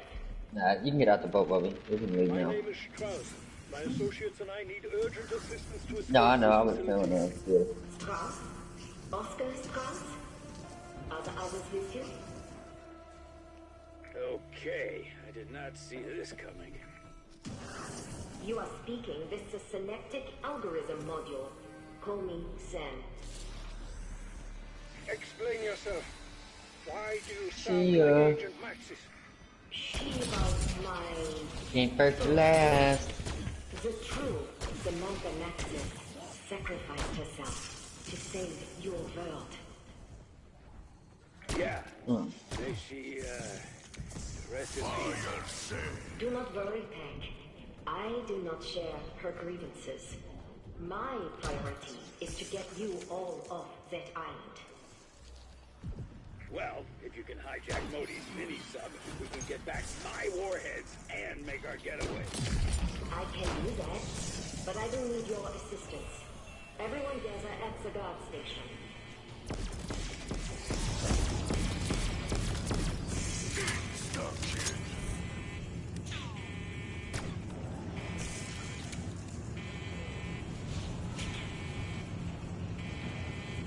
You could be halfway to Japan by now.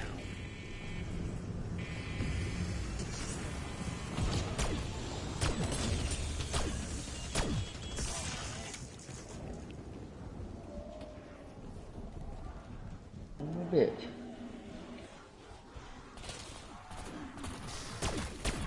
Alright. Where you about a boat at? I'm right here at the basement. I don't see the buy thing for it. Let's try this side. Oh yeah, it's on this side, that's why.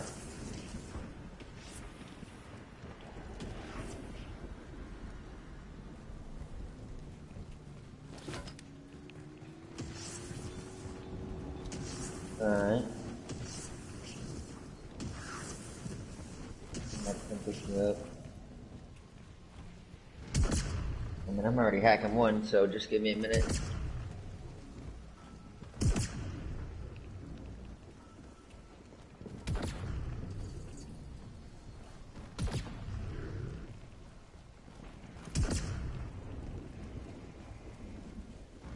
Boy, transmitting. Get the others operational as quickly as possible. I salute your ingenuity, but you'd be better off accepting your... Yeah, I'm doing one now. You just gotta stand by it, don't you? Oh, okay.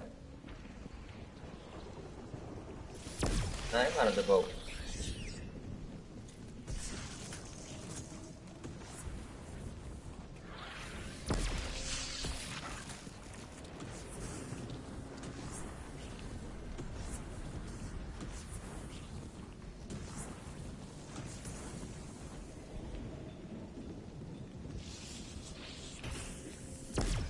Yeah, we're all gonna die on the third wave if fucking we don't kill him fast enough, because that he can just one shot us. I don't know, he's chasing me, bro. He's fucking me up. I know, I'm getting chased by this motherfucker. Fast too, dude.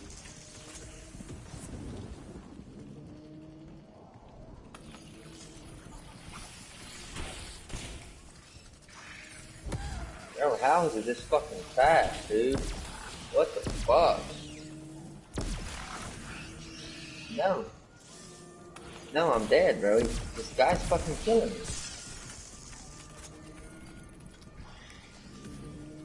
God damn it, dude.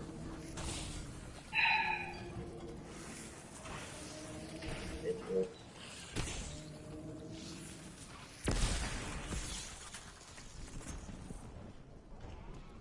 Yeah, it's not letting me hack the fucking Bowie for some reason.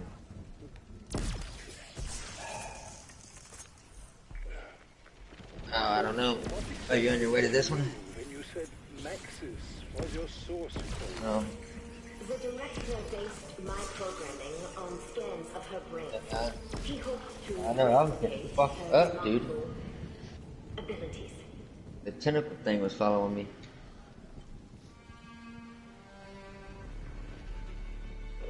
Can we get one of y'all to do? Yeah, that's what I was gonna say. Both of us stuck in fucking water. Totally acting in self-defense.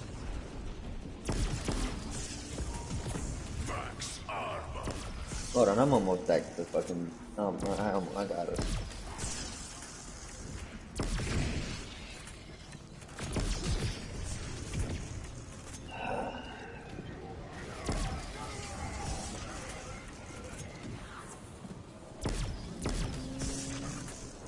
Now this guy's in the.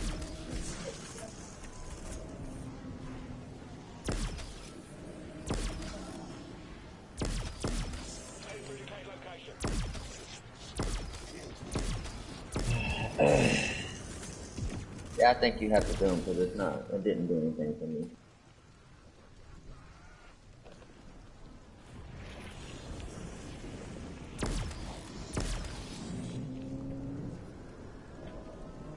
I'm grabbing another boat just to follow you, just in case.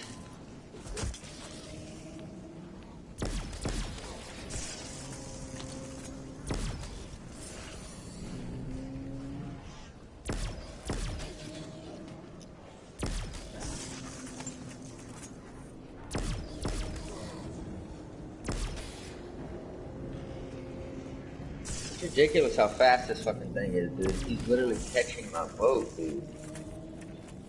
It's insane. Yeah, it's not letting me do anything.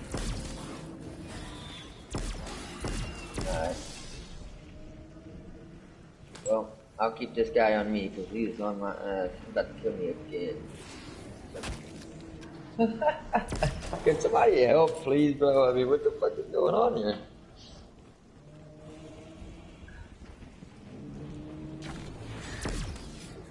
Yeah, he just keeps fucking killing me. This is insane. Connection established. Overriding submarine controls. Ha! In your fucking face, Modi. Damn you. Checkmate, Doctor. So, you convinced the synaptic I'm right elevator here. module to assist you. Alright, Well, I have a little remote control surprise of my own. Authorization code Can't believe it. RN75. Oh my god, them perks, dude. Arming self-destruct system. Commencing countdown to thermonuclear detonation. Oh dear, I'm afraid the entire island will soon be vaporized. Sam, can you deactivate the detonators? No. And you don't have time to reach minimum safe distance. Your only option is to deactivate them manually.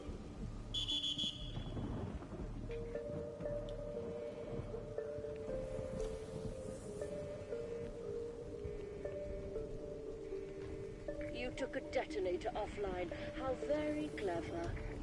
But believe me, your efforts are in vain.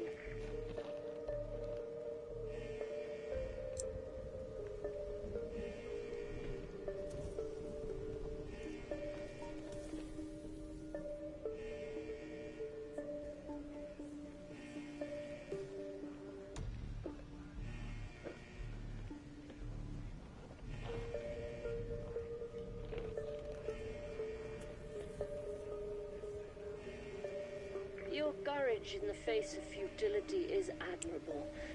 No, really. Or is it just desperation?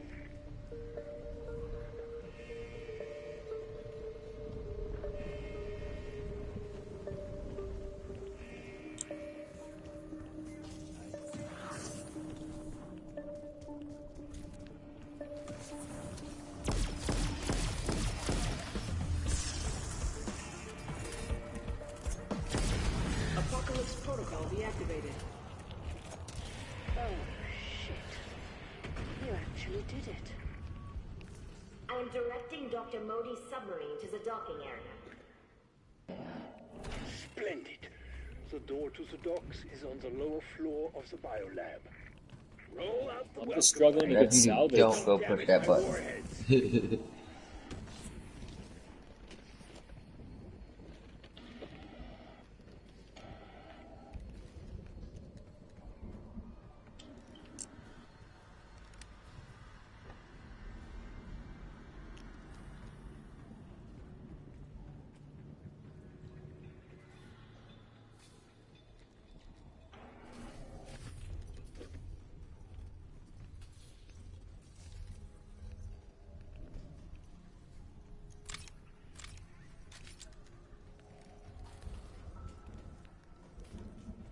Where's this last zombie at?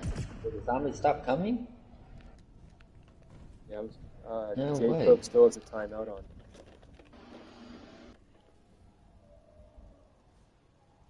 Oh god, I think they do, bro. Yeah, you do it. Remember, it was like a 3-minute one.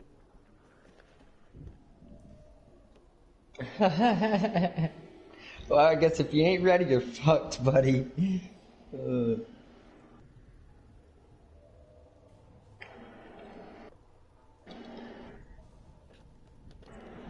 No, we just gotta wait for your timeout to run up. See, there.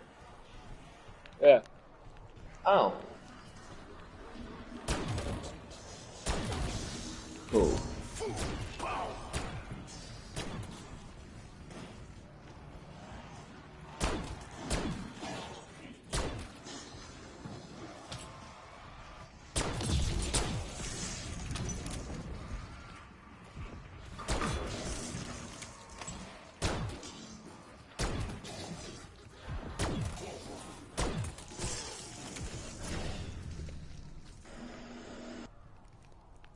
I just need all my perks.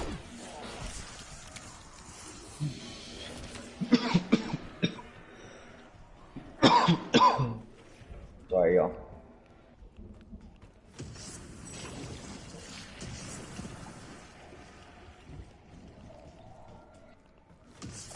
Max ammo.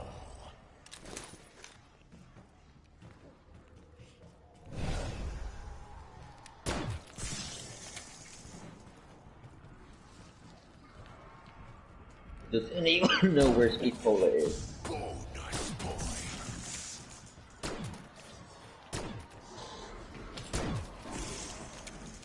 No.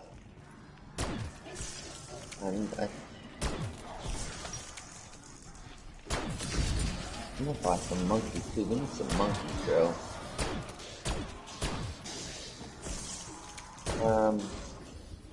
Yeah, very first. Yeah, it's right there by the spawn. I can meet you over there. I'm on my way there anyway. I just gotta keep to it.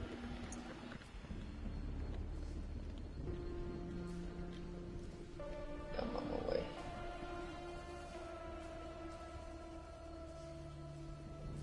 Oh, found Speed Cola. It's in the tunnels. Yeah, that catwalk is leggy. Gotcha, I'm coming, brother.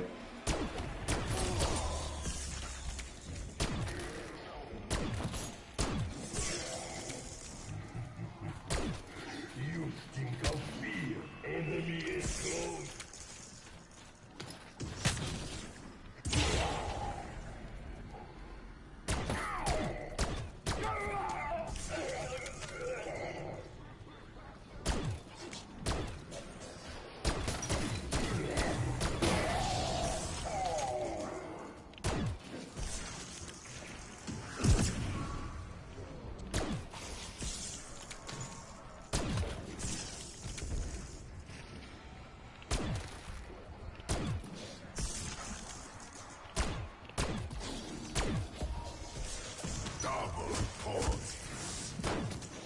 There we go, that's what we need, a couple of those.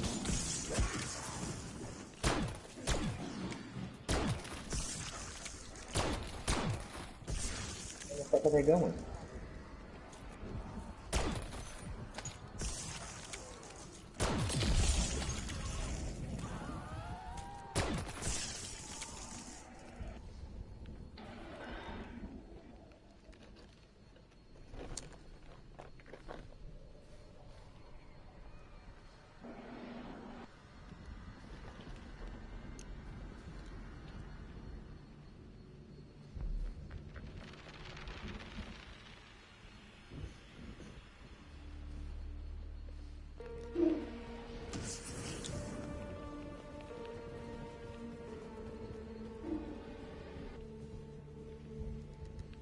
Waypoint marked. Move.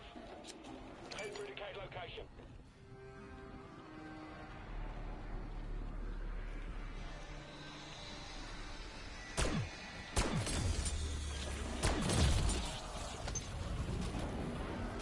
Nothing in the fucking armor, bro.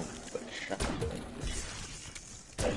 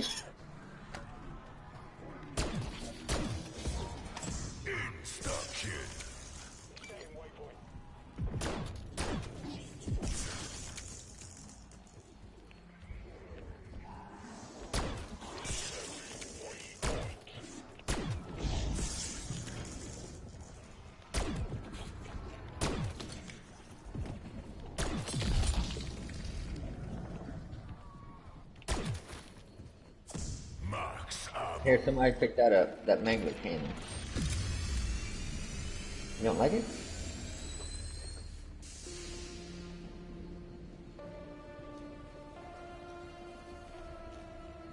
I got the, I don't know, I picked something up. Another loot key. Where's it at? I don't see it. Oh, yeah, right there. Okay, gotcha. Oh, that's good. Alright.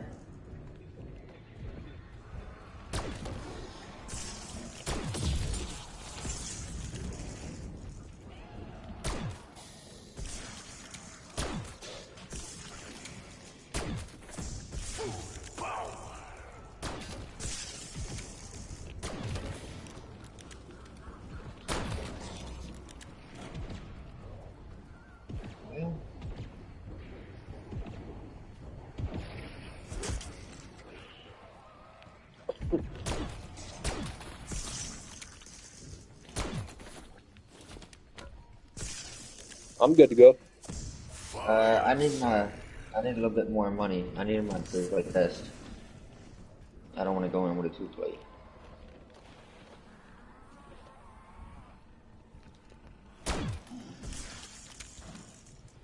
And I need a couple perks because I lost my perkaholics.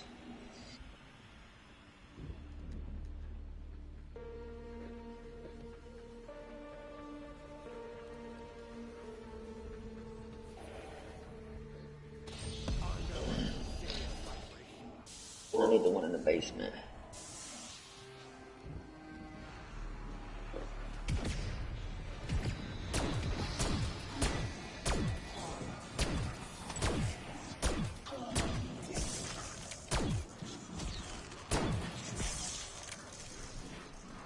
Hell no, we're gonna run out of fucking ammo instantly.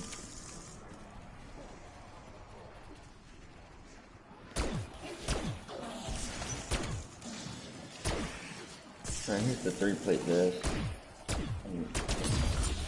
Right above me.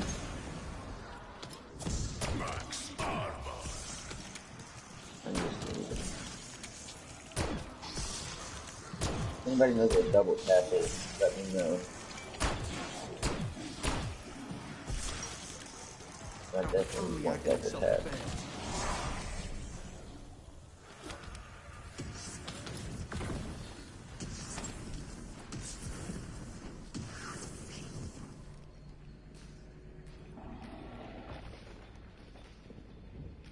Alright, I got my 3rd plate, so yeah, all I need is let me know if y'all find double tap.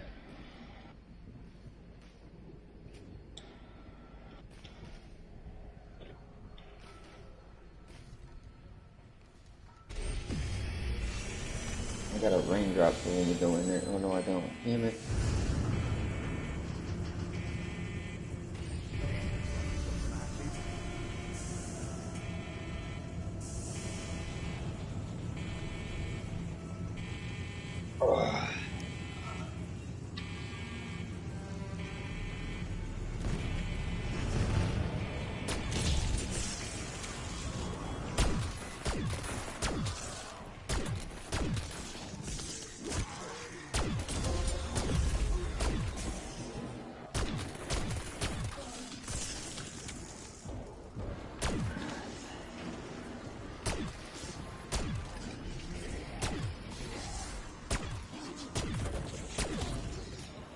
Oh, no. Oh, that's bullshit. There's a free nuke in here. Bonus points.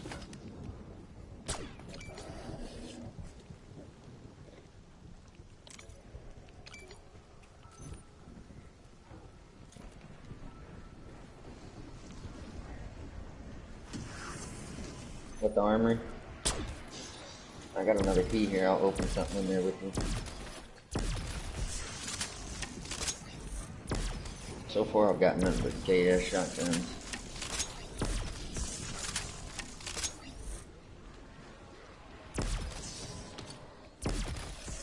Oh, I didn't know that.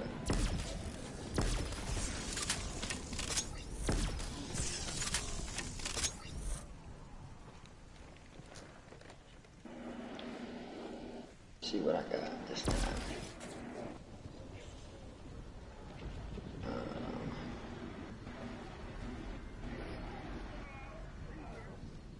Is that gold LR?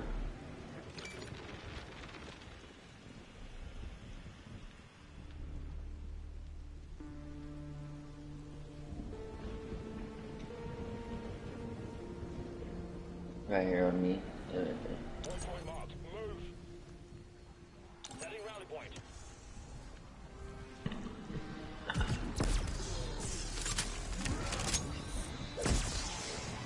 Huh? Come over this way. Where are you at?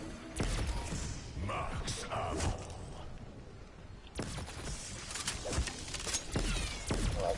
Come here. Come here, Jerm. Alright. Yeah. That's right there.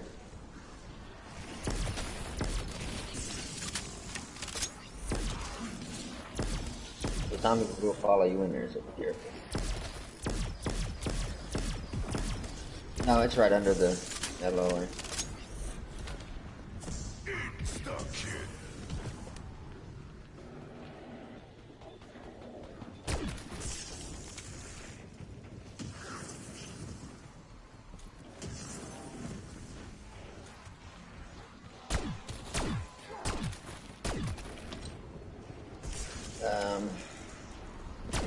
Yeah, I guess I found double tap, but fuck it. I don't need it. Let's go get it.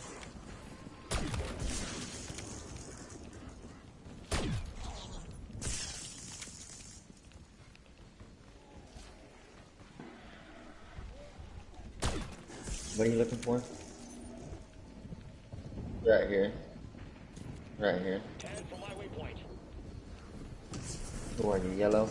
Yeah, right here.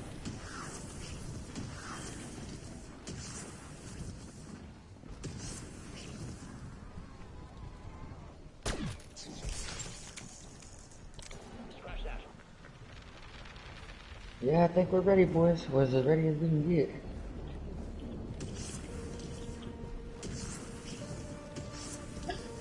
Let me light a cigarette before we get this shit going. It's gonna be a minute. Yeah.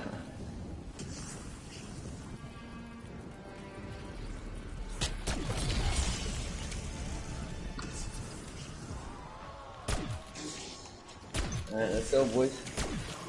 I'm gonna be downstairs. Actually, If it wouldn't rain, and I'd be kicking your ass right now. I don't think y'all understand we're gonna get one-shotted on the third wave. yeah, no shit.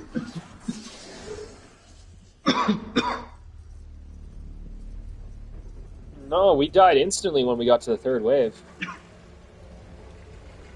Yeah, he pushed him one way, me the other way, so. We'll be taking that submarine. You're an idiot. And these thugs of yours are less than idiots. Your so-called inversion warheads are certainly... You'll see them. They're lighting up red right there. Oh no, not my fault. Hey, boots on the ground. Alright, we're fucking up way faster this time. Man.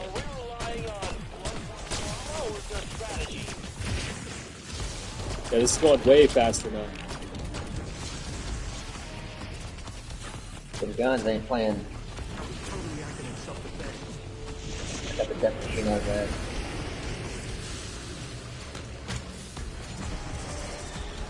Me? Why?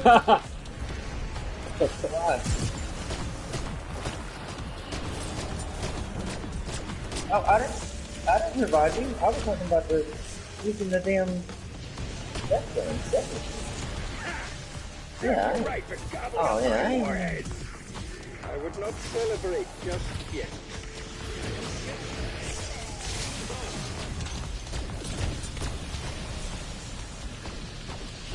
Where's this bitch ass at? Where'd it go? Damn, he done ran already?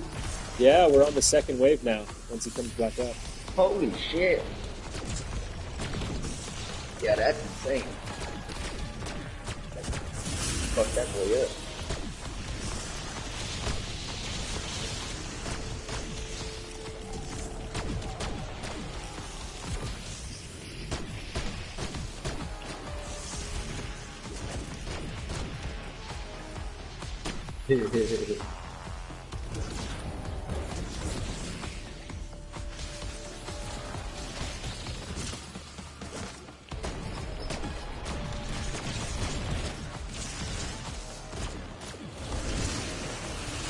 Back in on.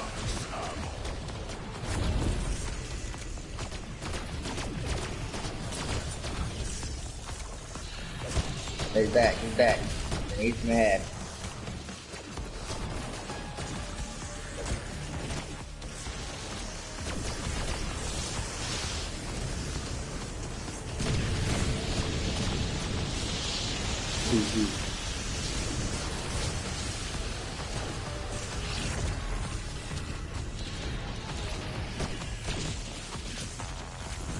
Oh shit, he almost killed me right there.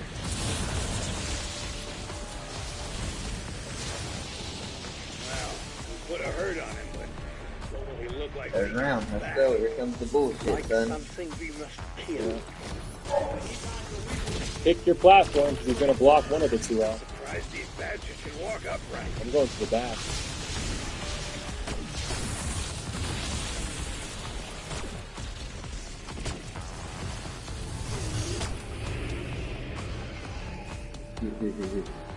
Actually, no, I'm gonna pick the front.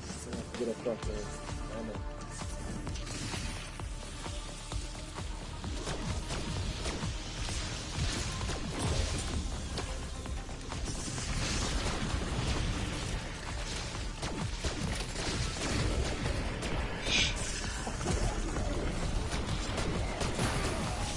Oh, dude, instantly.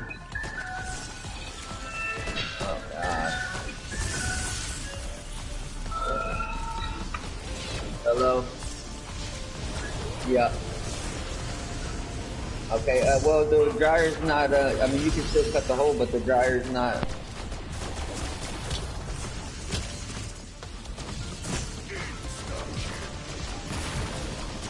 Alright, get ready, he's gonna do that fucking shit.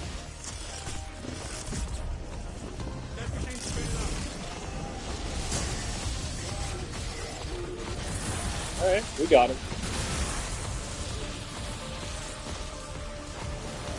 Now we got him.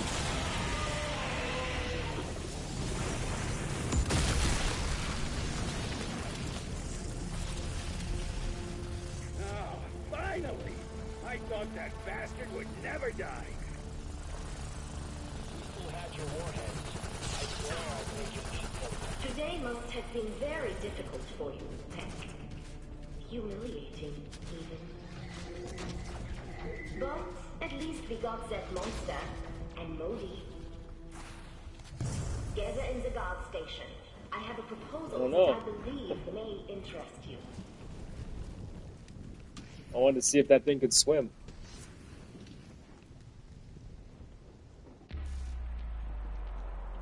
Okay, Sam. Whatever your plan is for bringing back Maxis, it better be good. It is. I have scraped all Project Janus files classified.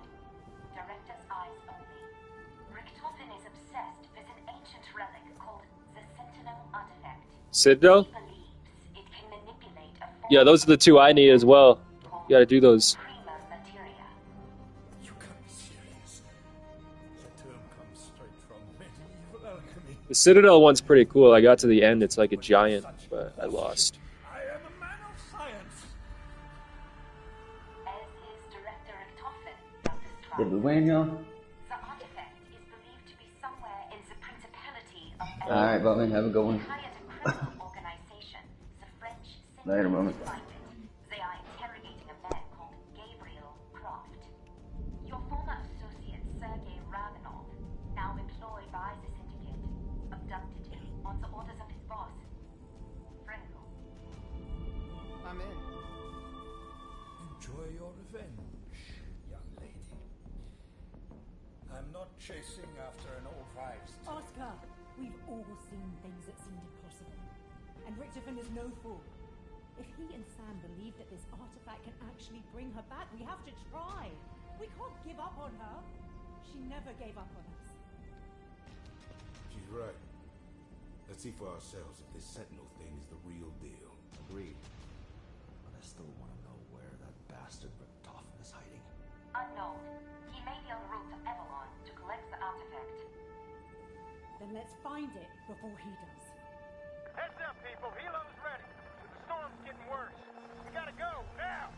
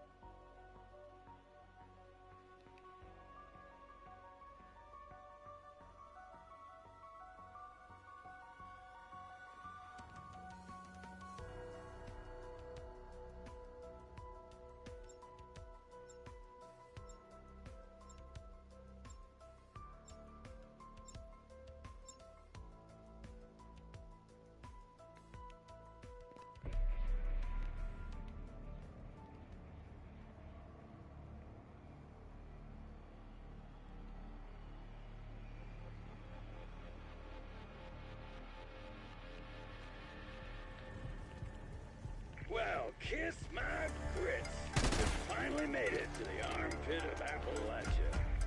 All that matters is that you are alive and in possession of the symbol artifact.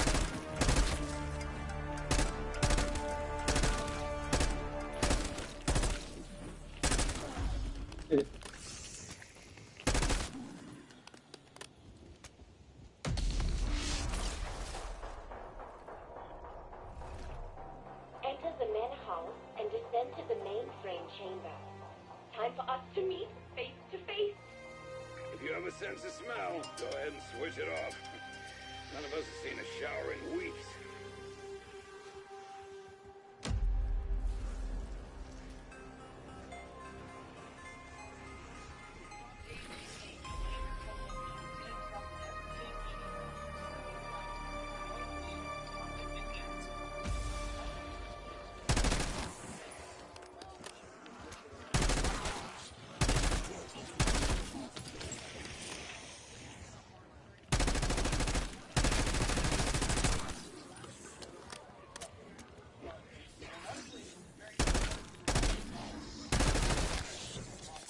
Max armor.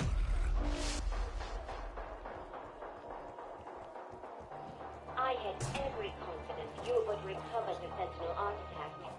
Therefore, I am also certain you will be able to charge it out. God, I knew it would not be as simple as merely delivering the cursed thing. Works for Ghislaine Maxwell. Now, this all comes after 9 hours of Ghislaine Maxwell privately speaking to Deputy Attorney General Todd Blanche. He's the former defense attorney for Donald Trump, and this was a private meeting. It's notable that there were talks about doing it publicly in front of Congress, but that got shoved aside pretty quick when they realized they could just do this behind closed doors. Now, Todd Blanche said he was thinking about releasing the transcripts. We don't know if that's going to happen or not. But today we got leaks of what may have been said during the 9 hours where Ghislaine Maxwell told Todd Blanche that Trump had never done anything in her presence that would have caused concern. Now, do we believe this? Well, the challenge is that Ghislaine Maxwell has every reason to lie. She, after all, is looking for a pardon. Her lawyer says right now that she would welcome any relief, and relief is exactly what she got. After this testimony, right after the testimony to the DOJ where she cleared Trump's name, she got transferred to a less restricted prison called a minimum security prison, with the Washington Post calling it one of the nation's most lenient lockups for nonviolent women offenders. It's notable she had to get a special waiver to even go to this prison because normally offenders are not allowed. And this is something I really want to hit home. Previously, I've been talking about Ghislaine Maxwell, and we've been talking sort of like, okay, yeah, she trafficked for Jeffrey Epstein. I think it's worth hitting home that she also participated in some of the acts. She is a offender, convicted. And those types of people aren't eligible normally for minimum security prisons. That's why a former warden told the Post, inmates, if they have a offense, are not going to a place like that, period. It's truly unheard of. Quote, it's a country club. Someone gave special preference to Maxwell that, in my knowledge, no other inmate currently serving in the Federal Bureau of Prisons has received. So she is getting special treatment for something. We don't know exactly why she had to get a special waiver for this, though. This is not something that everyone gets. Contradicting this, though, the president has come out and said, oh, this is actually a very normal thing. Questions for you. One, were you aware of and did you personally approve the prison transfer for Ghislaine Maxwell that your Justice Department... I didn't know about it at all. No, I read about it just like you did. And do you believe that she's... It's not a very uncommon thing. Do you believe that she's credible to be listening to? Your Deputy Attorney General sat down with her recently. Well, let me tell you, he's a very talented man. I'll remind you, the guy he's talking about formerly was his defense attorney. And her question, which never really gets answered, which is, can we trust Ghislaine Maxwell, actually is an important one because previously she was charged with perjury. This was in connection with her 2016 deposition. Perjury just means she was lying under oath. Quote, in 2016, while testifying under oath in a civil proceeding, Maxwell repeatedly made... Prime Minister Mark Carney today met with his cabinet and then later the premier, briefing them on U.S. trade talks after Trump imposed increased tariffs on Canada. Two of Carney's top ministers, meanwhile, are still in Mexico for their own meetings, discussing ways to strengthen ties as both countries deal with the fallout of Trump's trade war. Joining me now is Francois Philippe Champagne. He is the Minister of Finance. Thank you so much for joining us today. I want want to start, as a result of these meetings, will Canada now collaborate on ways to challenge President Donald Trump through this trade war? Well, first of all, thank you for having me. We're calling the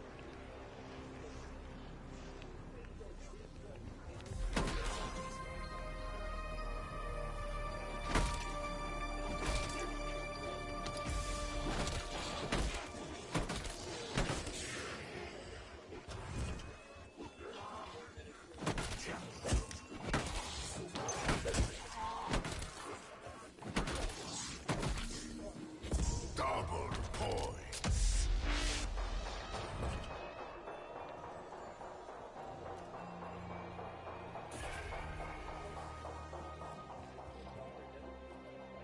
the fifth largest economy in the U.S. population.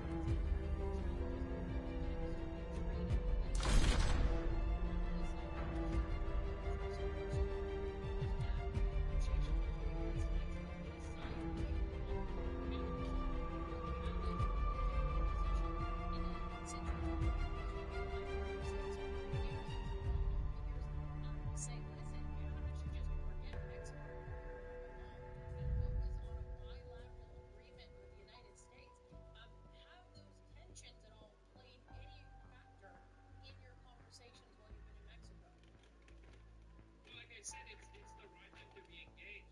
We know that the USMCA, Christmas, we call it in Canada, has provided significant benefits for both the United States, Canada, and Mexico. We know that has made us more competitive as a trading bloc. We have to see that if you take the trading bloc as Canada, US, and Mexico, that is the second largest trading bloc in the world. So that's very significant. It has allowed for integrated supply chain. It has allowed for investments on either side of the border. And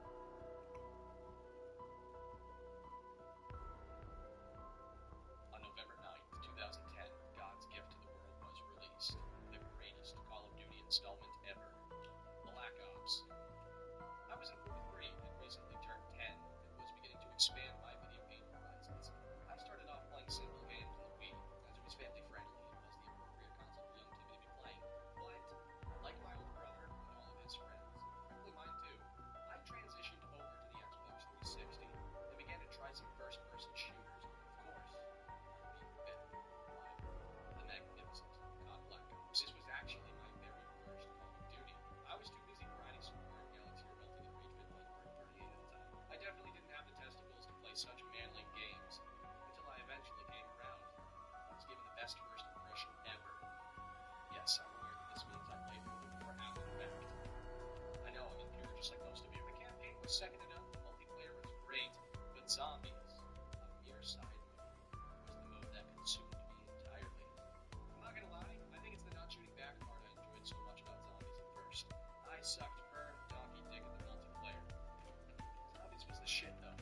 You got space to move around and time to think, strategize for long-term survival, not just free gunfights. Beating my highest round gave me more satisfaction than getting any kill streak in multiplayer, and exploring each zombies map was far more compelling than the vicious spawn die cycle misery I was experiencing as a noob. I'm not gonna lie though, I do love multiplayer. It's produced more fun for me than any other game.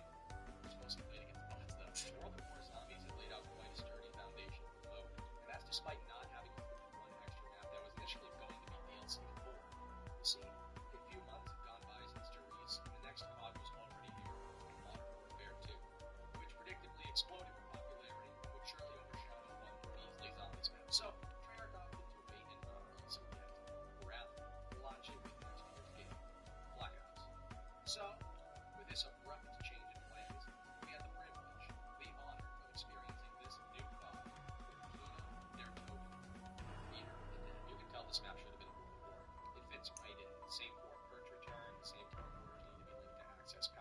The story continues as Rick Dobbin accidentally teleports the crew into the 60s, and it even has that same eerie horror vibe that World War does. I remember my first time playing. I was scared shitless. The ambience is chilling. The uneasy silence is only interrupted by the screaming of the undead. The desolation of this once lively theater further strengthens the despair that engulfs you. These are all things that World War maps master, each being horrifying in their own right. You're looking at a World War map on an updated engine. Quick, think COD Zombies. Now, what's the first thing you envisioned? Chances are, you were thinking of Kino Tobin, the most iconic Zombies map to date. Why is this? It's simple, really. It starts with Kino being a free on-disc map, what happens to be the high-selling COD Zombies game. Right place, right time, I suppose. Obviously, though, if the map sucked, nobody would play it, so clearly this map did something right. Kino isn't a particularly challenging map. In fact, it's pretty easy, while also remaining fun. The fact that it was actually designed to be in a familiar and ruggedly successful World War certainly also helped to make it a nice lane spot for players. None more than the casuals, though, which was pretty much everybody at the time. The point is, the map wasn't pushing players away like some in the past. It was gaining and retaining players like you wouldn't believe. It was the ultimate recipe for success. It soared to the top of everyone's favorite maps list. This also happens to be around the same time as the birth of Zombies content creation on the internet, specifically YouTube, which was sprouting some of the community's pioneers. I, for one, remember watching each and every segment of Syndicate's Upgrading Every Gun Challenge. Hey guys, it's Syndicate here. Today I'm bringing you all guns pack-a-punched in one game. We're gonna try and do this. Probably fail. The mode was now surging with popularity.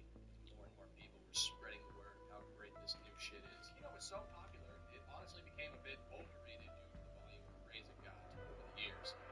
Make no mistake, Kino was an excellent start to what was simply the beginning.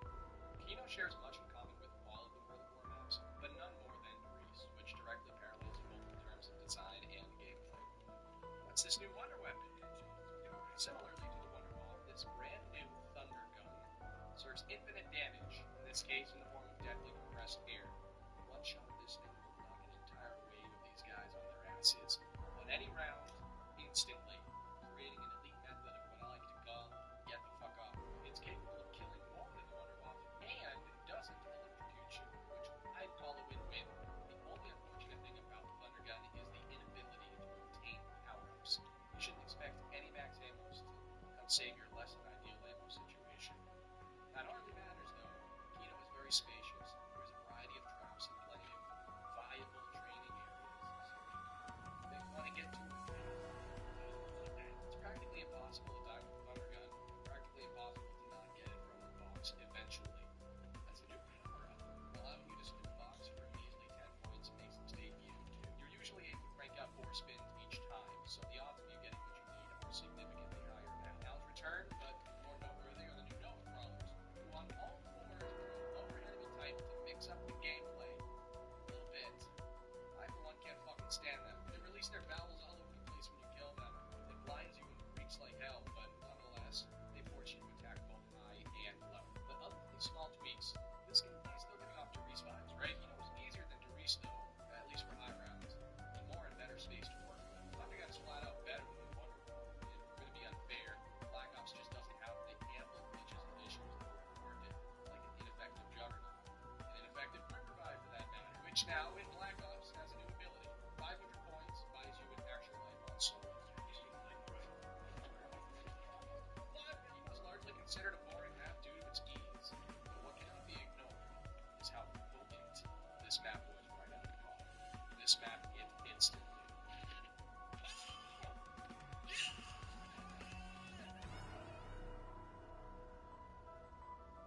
With Kino shoving its way into the game and absorbing the majority of players, what truly is the real, authentic launch map for this game was largely ignored, completely overshadowed. This, ladies and gentlemen, is 5, which is both the number of sides a pentagon has and the approximate player count of this map at launch. 5 is pretty much the complete opposite of Kino. Kino's easy and fun and casual, but 5, nah. This map is difficult, if not spacious, with a good wonder weapon like Kino. Instead, we get narrow hallways again, and one of the saddest excuses for a wonder weapon ever, the Winter's Howl. Or should I say, deficient ice cube blaster. Since these maps are so different, it generally forces players into one camp or the other. And believe me, all of the campers camped out in Kino like good Hitler Youth boys they are, taking more and more attention away from the rightful king. Another reason for 5's unpopularity is simply the fact that it was locked behind the campaign, thickening the barrier for casual player entry. Kino's available to everyone regardless of campaign completion, so it's played more, naturally. If you played the campaign, you surely recall the mission taking place at the Pentagon. You, Mason, meet with the president. They copied it from the campaign and pasted it into zombies. In its rendition, a meeting between these four prominent gentlemen in the 60s regarding the Cuban Missile Crisis occurs when zombies suddenly break into the Pentagon. It seems a little far-fetched, or isn't it one of the highest security buildings in the world? Anyways, we get a break from the original four soldiers we're used to, as Prime Minister Fidel Castro, President Richard Nixon, Secretary of Defense Robert McNamara, and of course, President John F. Kennedy, all in the flesh, trying to keep their portion from the zombies. I won't lie, it's a little trippy seeing all of these political historical figures shooting guns in a COD game. It's really cool, actually. The story is certainly far-fetched, but I think that's why it works. Creativity and doing the unexpected is what made zombies so compelling. Nobody panic. There's an evil, deranged scientist with a projectile. But shit, he's quick like a cheetah. When he finds you, he's gonna touch you with a hook. Hopefully your secondary's any good, because now you've got to track his ass down and take back what's yours. He's elusive. You've got to be quick, or he'll disappear like your dad on Christmas Eve when he went out to go get a pack of Newports. He's dead. The main man's dead. Left behind a max ammo and a fire sale.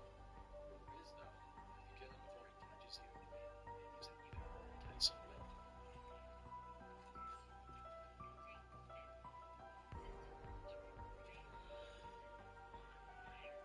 This is the bonfire sale, which allows you to upgrade for only 1,000 points. Your best financial decision is to upgrade all of your guns if and when you get the bonfire sale. It's 80% off. Another power-up is out of the game as well, the death machine. It is a decent method of killing the Pentagon thief. This guy is such a drastic change from combat. The risk and reward increased. Yeah, it's a chaotic and fun dynamic to the game, unlike any of the others, especially with a group of friends. God, it's rough mugging people one by one until everyone's shit is gone. Everyone's screaming, running around like a rooster with his cock chopped off. Probably shit back, actually. Though 5 is clearly the less popular map.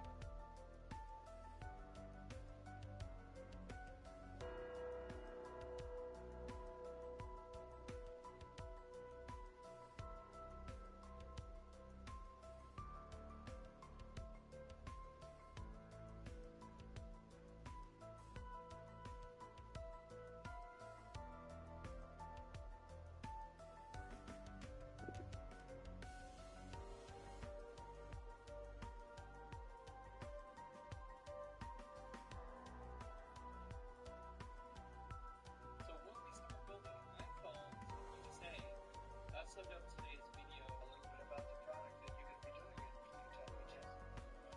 Yes, please.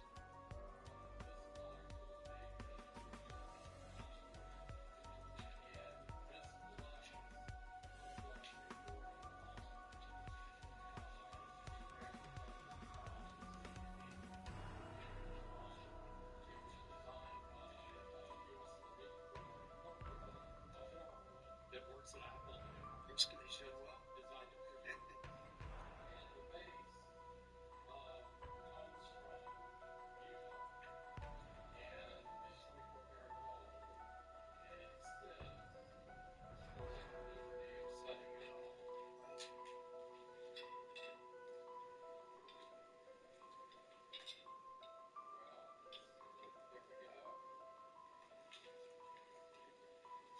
Congratulations. Thank you very much. It's fantastic. The great people of Kentucky.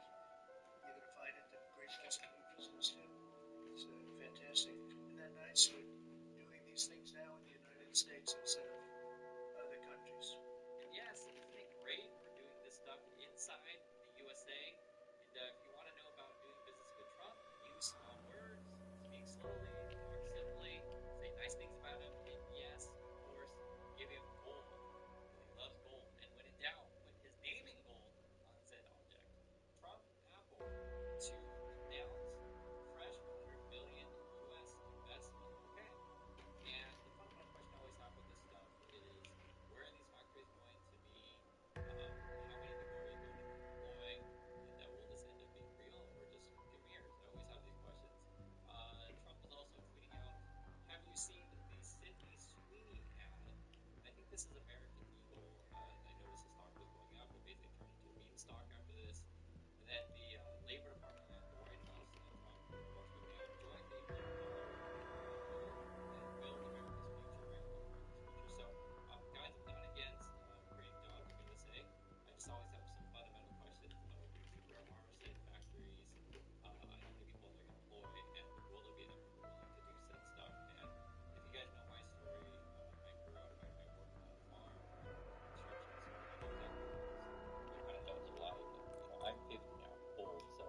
This would have been back in, say, the 80s, 90s kind of stuff. And at that time, a lot of Americans didn't want to do these kind of jobs, so I'm curious how many people would still want to do it.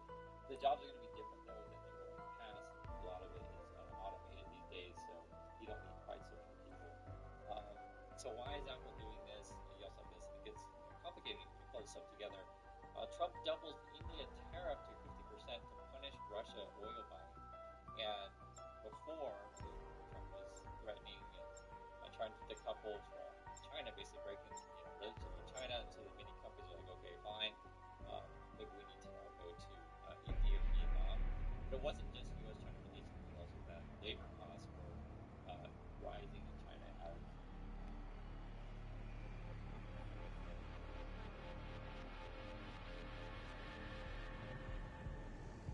Welcome to Colton Hall. I trust your journey was uneventful. Well, I almost stitched Beck's mouth shut, but otherwise, I only hope it was worth dragging the Sentinel artifact halfway around the globe.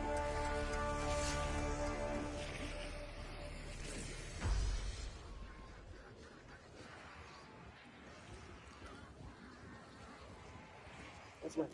Good.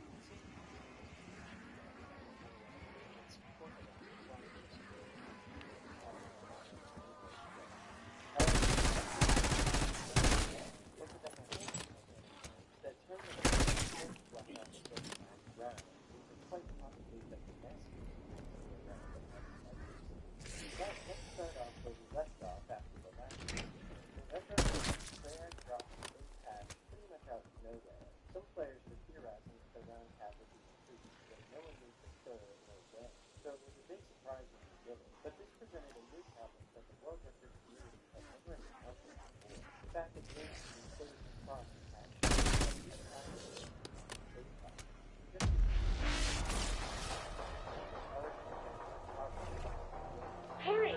We have so much to do, and it's lonely down here. Patience, Sam. The team is busy schmoozing with the locals.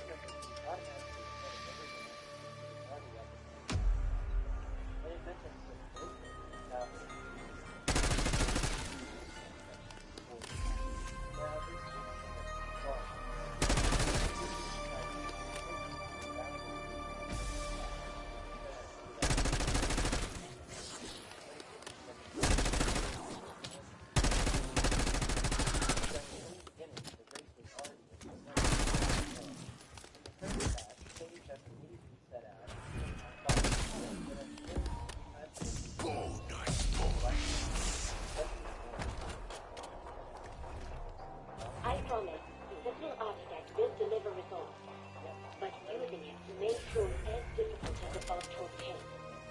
Seriously? I swear, Maxis better kiss all our asses when we bring her back from the dark ether.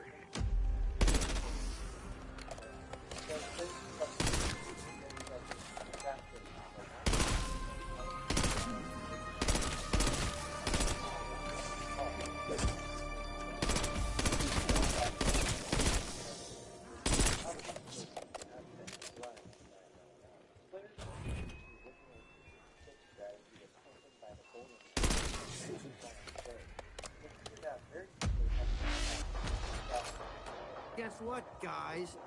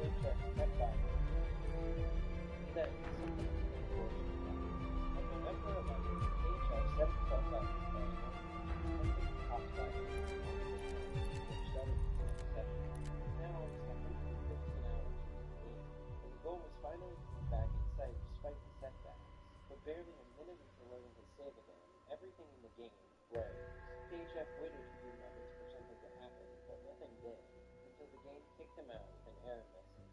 When he went back, he hesitated to load his game back up, and his save file and all his progress literally disappeared in front of his eyes. Bewildered, he jumped into a game of Terminus to try to make sense of what had just happened in his connection, and the same thing happened on line 6, which pretty much confirmed that his game ended due to poor internet connection due to a rewrite. KRJdawJk conceivably missed the mistake to invalidate his back.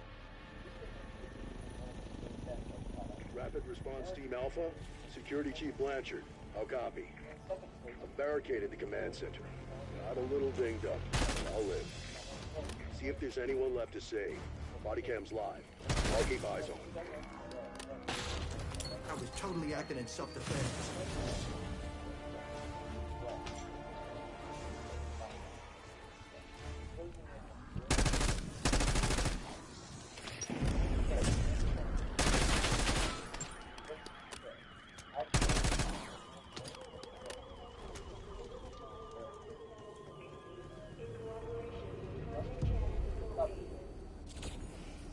Alpha, search the area.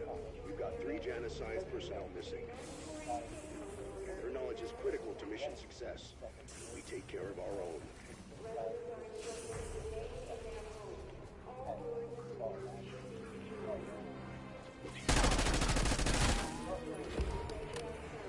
Bonus points.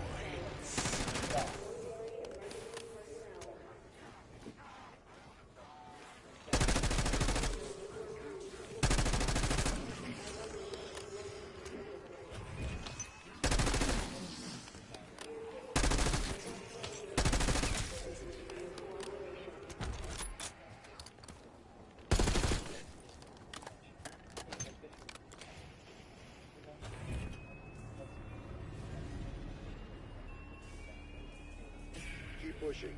We need to find out what caused all this, even if it turns out it was us.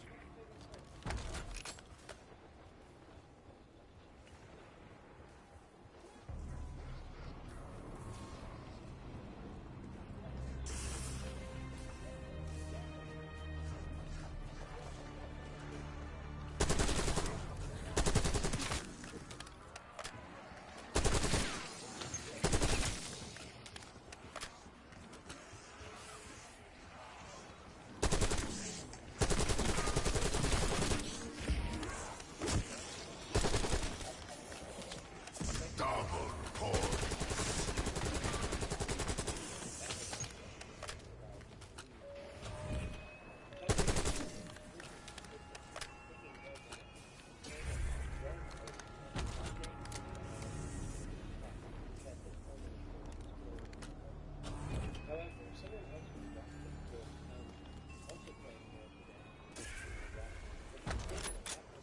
Guess what, guys?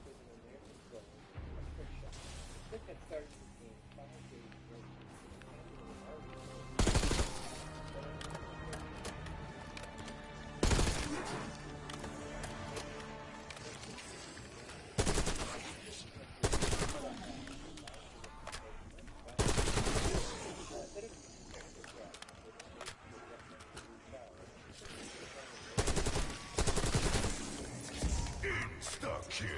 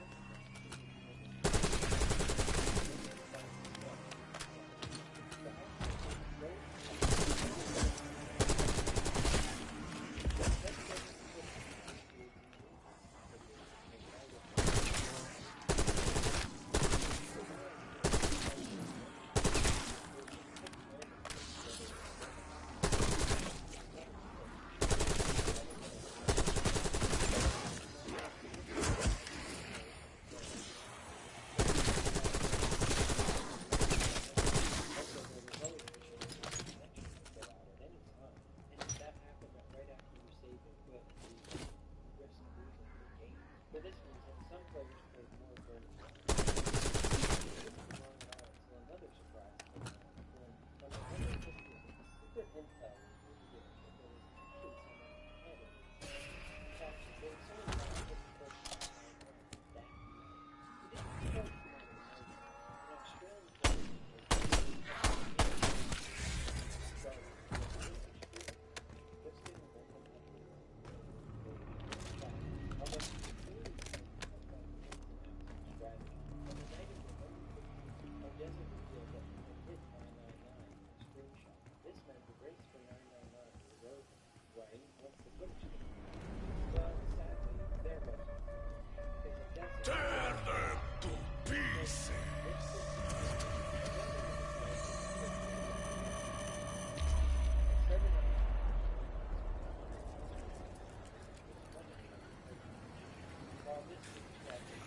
Bravo Zulu. One less kill spider to worry about.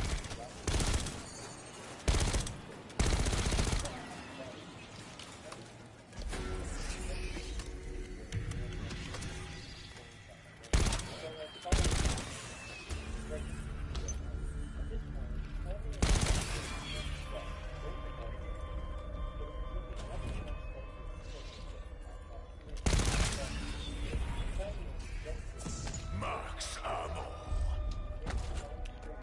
Guess what, guys?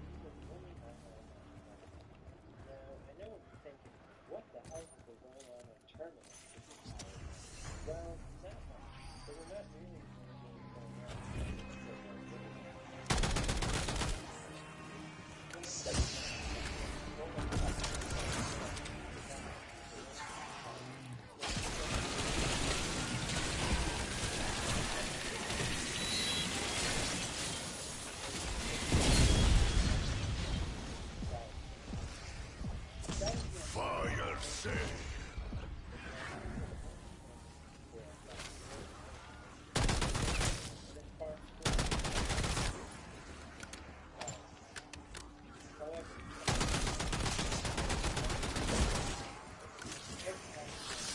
I was totally acting in self-defense.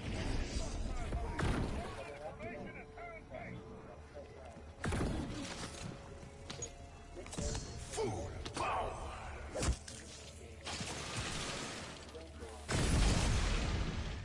On November 21st, KHF will pass its record and achieve the first 500.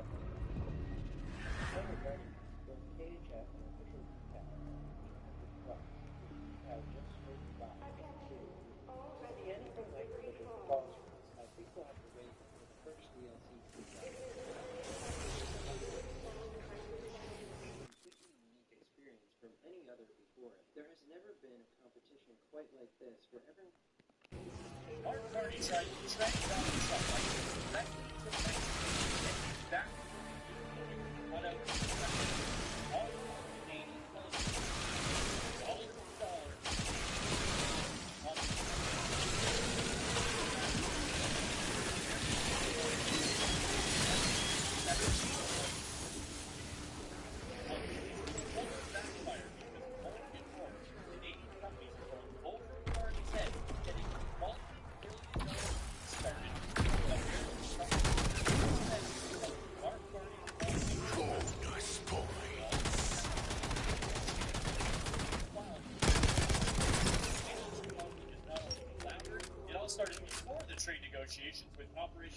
bomb and the unlimited immigration we were going to take on the U.S. with, and Canada is making extremely concerning announcements.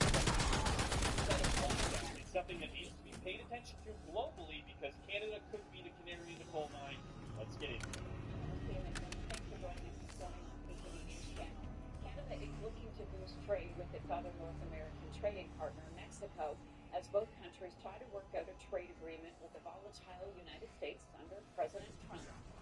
The meeting, which will involve Finance Minister fKrJdawJk and Affairs Minister Anita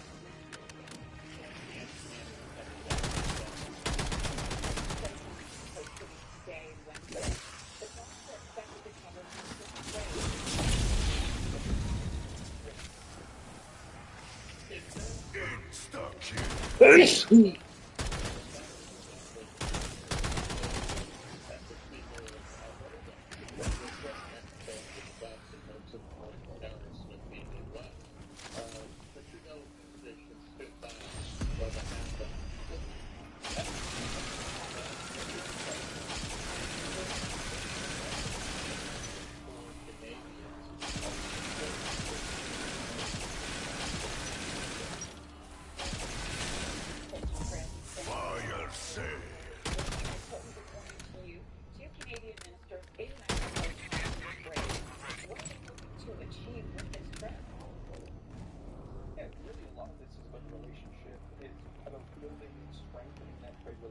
Mexico is our third largest trading partner, but they accounted for 1% of exports last year.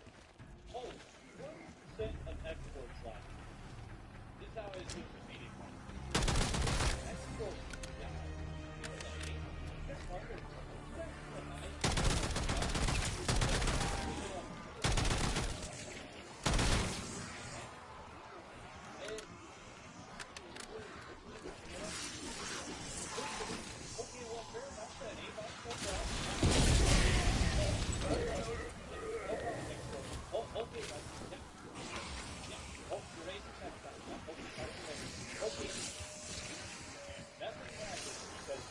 I was totally acting in self-defense.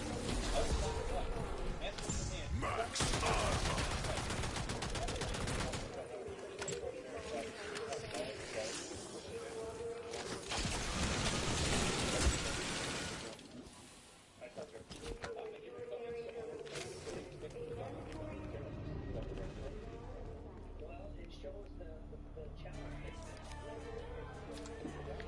Me and the boys want to give you a taste of our gratitude.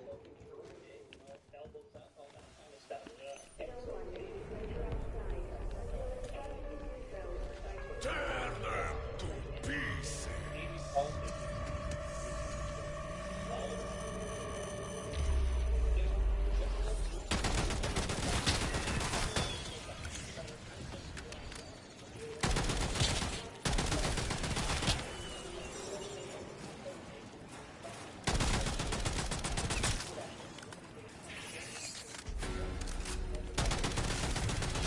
Alpha team, exfil window closed.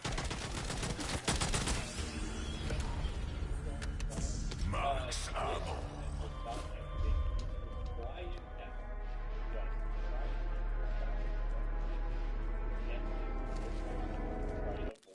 This from getting worse, and the Liberals decided to say she was wasting money by trying to meet and get a deal done with the U.S. Now look where we are. Doug Ford has been quite consistent throughout, but we'll see whether or not that is actually in fact the position of the Canadian government. That's Doug, the Liberal slug who stings like a bug.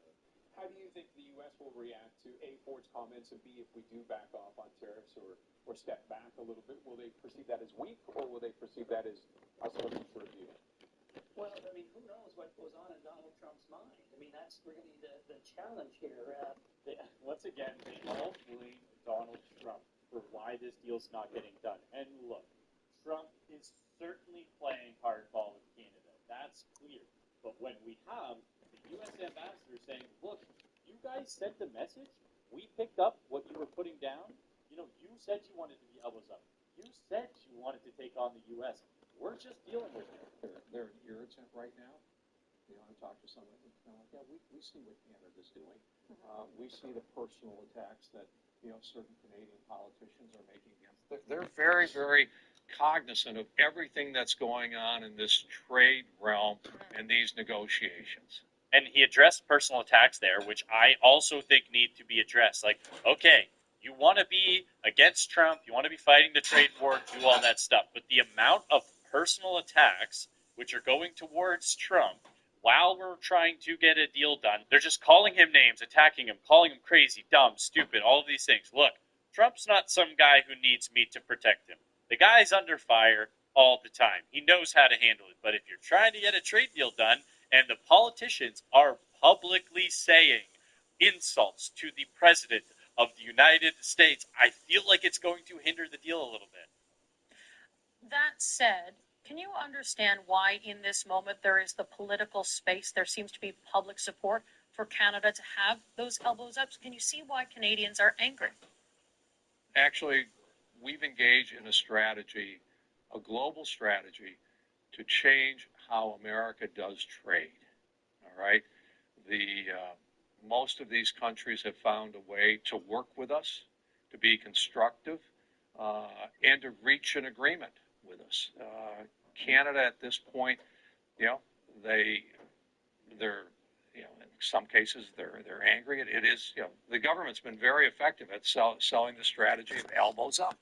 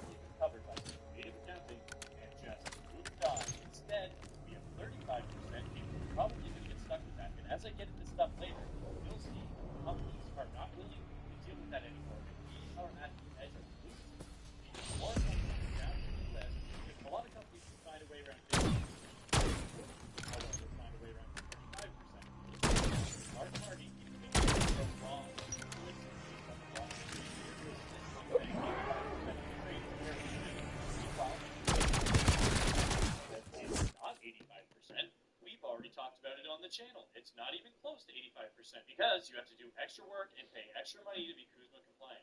First thing to recognize is, I said this in my remarks, but I'm going to repeat for emphasis, which is that 85% of the trade between Canada and the United States is tariff-free. That's our exports to the United States, that's U.S. exports to Canada. Thanks for repeating the line, doubling down, making it clear. And we recognize that. We recognize very much the United States reaffirmation of this core element of Kuzma, or what they would call USMCA. So it's important to preserve that, it's important to reinforce that, and part of our discussions is about that. We are also very cognizant that in about 9 months from now, the first review of USMCA, Kuzma as we call it, will begin between the three parties. So there's a bigger picture there. Exactly, and that's what I was saying on the channel. There's 9 months until Kuzma is basically expired. All things being equal, Trump's going to be president in 9 months, and he's going to want to renegotiate Kuzma or USMCA, and that's not going to go well for Canadian businesses. And this has been the get-out-of-jail-free card for all of the liberal politicians. Here we have somebody from the Canadian Federation of Independent Businesses, somebody who's on the ground with businesses. Have you liked the video yet? We're trying to get these videos out in front of more people. We are trying to grow the channel. If you like what we talked about here, please subscribe. We'd love to have you on board. Let's get back to it. Look, it's good news, of course, for all of us that the Kuzma exemption looks like it's intact. That's the most critical piece of this trade negotiation is trying to keep that zero tariff advantage on a huge swath of Canadian goods. The technical advantage, which is going to clarify. Well, I got to tell you that there's a heck of a lot of commerce that is non-CUSMA compliant. I know some of the numbers that have been suggested suggest it's 90-95%. I think that's the potential for goods to be CUSMA compliant. But that's not the case this moment for businesses, particularly my members, small business owners. Only about half of small business exports. Exactly. That's not the case for small businesses because they have to do so many extra steps to make sure that they are CUSMA compliant or USMCA compliant to get the benefit of having zero trade. So does the agreement exist, and is it a good thing that that agreement exists? Yes, technically. For large corporations who have the pockets to stay compliant. For businesses like this who can't make sure that they're compliant and pay all the extra money and do all these things, it's a different type of tariff and destructive to those businesses. It's such a risk for them to go through all of that work to become CUSMA compliant because within 9 months, if that USMCA CUSMA agreement could be gone, the Canadian economy is going to get hit even harder. And we have articles now telling us we're getting hit as it stands. Help us.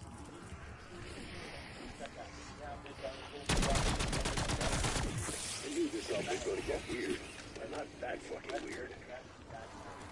Yeah, man.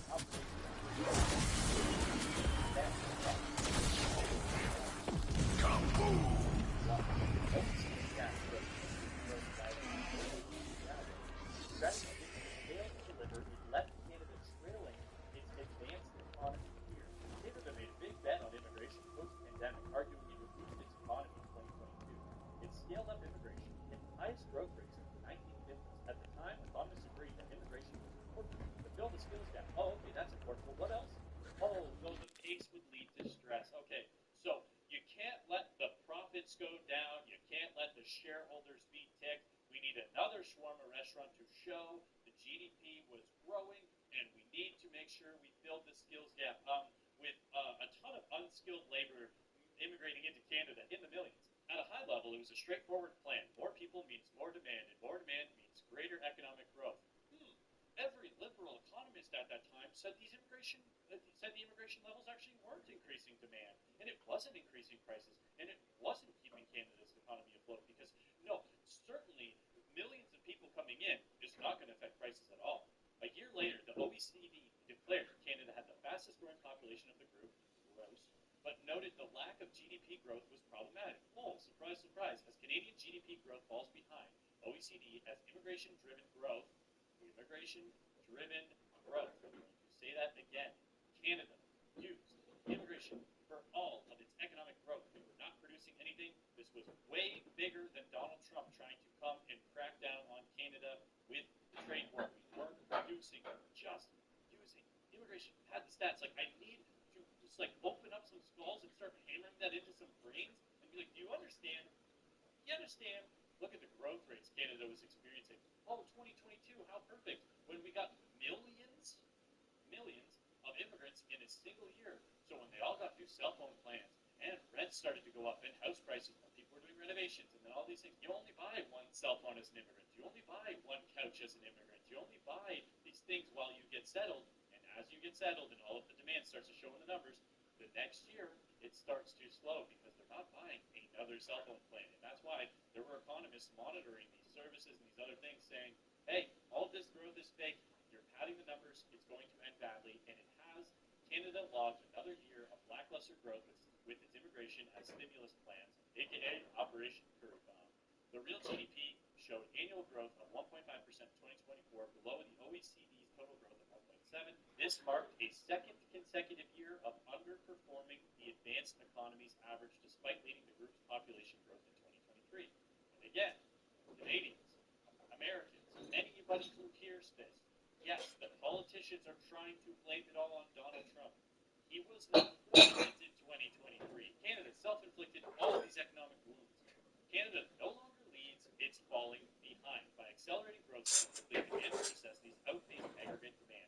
Prices in those areas surged without adding productive output, eating into disposable income, and keeping interest rates high. And if people's interest rates keep going up,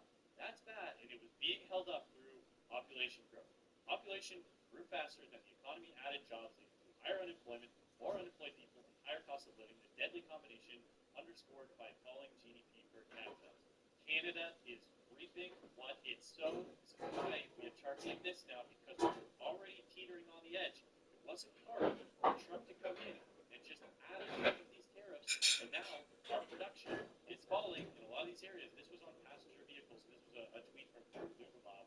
Canada's exports of passenger cars, light trucks, and steel and aluminum collapses. This isn't only Donald Trump's tariffs, but those are also a fact that Canada imports so much machinery instead of making it at home while manufacturing is contracting. Yes, we weren't producing, we weren't creating, we weren't doing anything. We were just trying to export this integration. And look at that plummeting. Now America is buying from itself, or other countries they're getting deals with, and pass their vehicles, their steel and aluminum up there. But for some reason, Canadian politicians keep doubling down on sectors like lumber. Oh, we're going to support the lumber sector, which, look, I have no problem supporting the lumber sector, but when we have the proof in the budget, oh, we have forestry and paper down here, we have energy and products up here, oh, this is the industry the politicians keep attacking. This is the industry that the politicians want to take down, and we have footage of the politicians celebrating that they're going to be getting their new deals done that don't include any of that. Canada, 8 contraction in 9 quarters. All of these quarters. I don't remember Donald Trump being around for those. I don't remember tariffs being around for those. So every time, once again, the liberal politicians try to blame this all on Donald Trump, which again I'm going to say, yes, the tariffs are now compounding this problem. They're making it worse. They didn't start the problem, and if we were already sick, we were already struggling.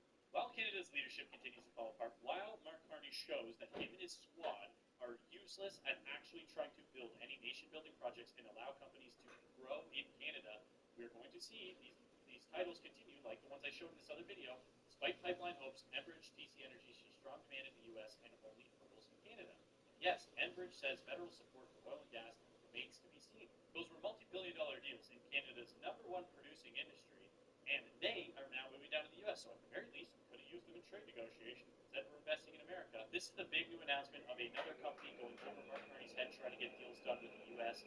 Canadian satellite firm Telesat offers to help Donald Trump's Golden Dome. Telesat Corp's low Earth orbit satellite fleet called Lightspeed could make valuable contributions to Donald Trump's Golden Dome missile defense system, according to Chief Executive Officer.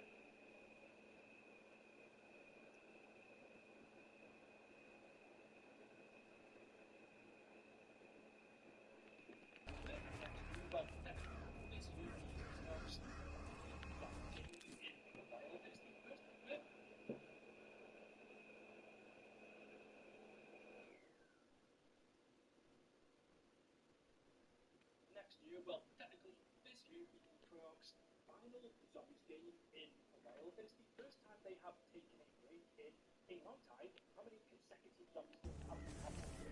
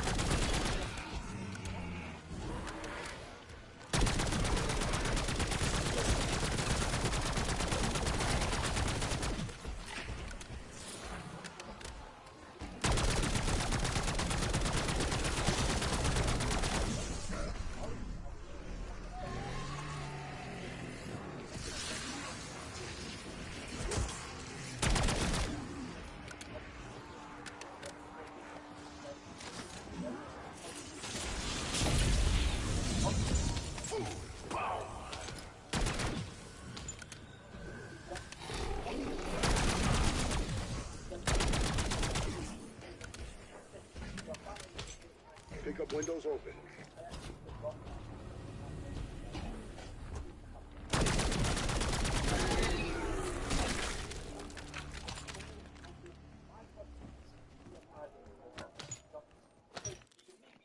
Big of a zombies fan as I am, I'm actually quite quite happy the next one is the final one in, I hope, 2 years. Because I kind of think Activision need to leave zombies to Treyarch now. Don't force them to make a zombies mode for a Sledgehammer game or an Infinity Ward game. If they want to do their own separate zombies mode, fine, like Infinite Warfare or Advanced Warfare Zombies, but the Treyarch Zombies universe needs to only be in Treyarch games, and that should mean we only get Treyarch Zombies every 3 years. That's not to say the game's going to be any better. As we've seen, more development time doesn't necessarily mean better quality or even more content. Think Black Ops 3, we got Zombies Chronicles in that game. Think back in the very early days, Black Ops 1 Zombies or Black Ops 2, when there was only 2 developers, Treyarch and Infinity Ward, there was a 1-year gap between games, yet, just in my opinion, the quality of them felt so much higher and more rewarding experience to play than the games that we have now that get the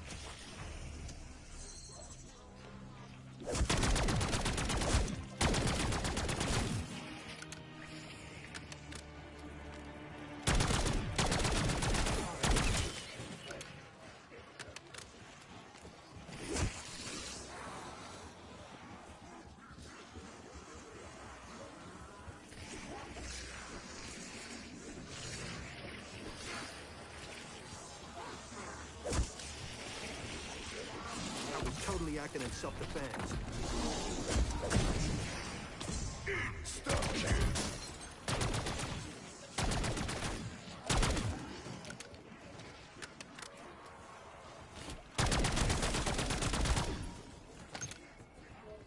Double point.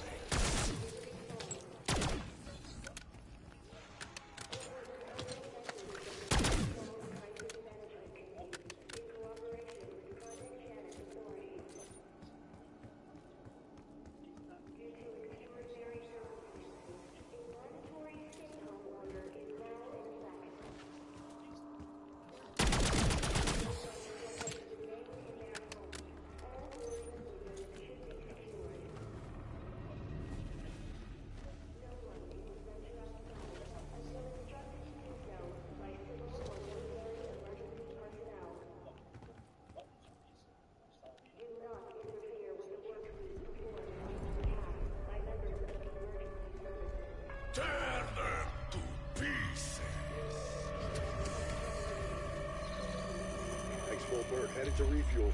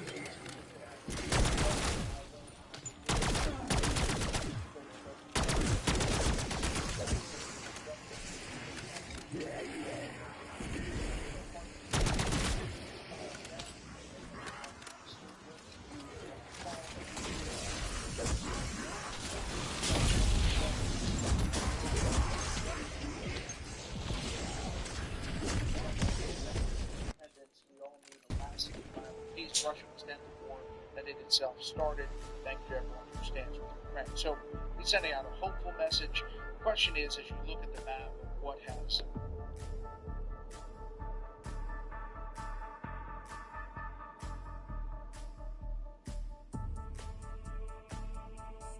There used to be a power in the history of Call of Duty Zombies that has reigned king for more than a decade, but in the short span of a few years, we've seen the power be dethroned.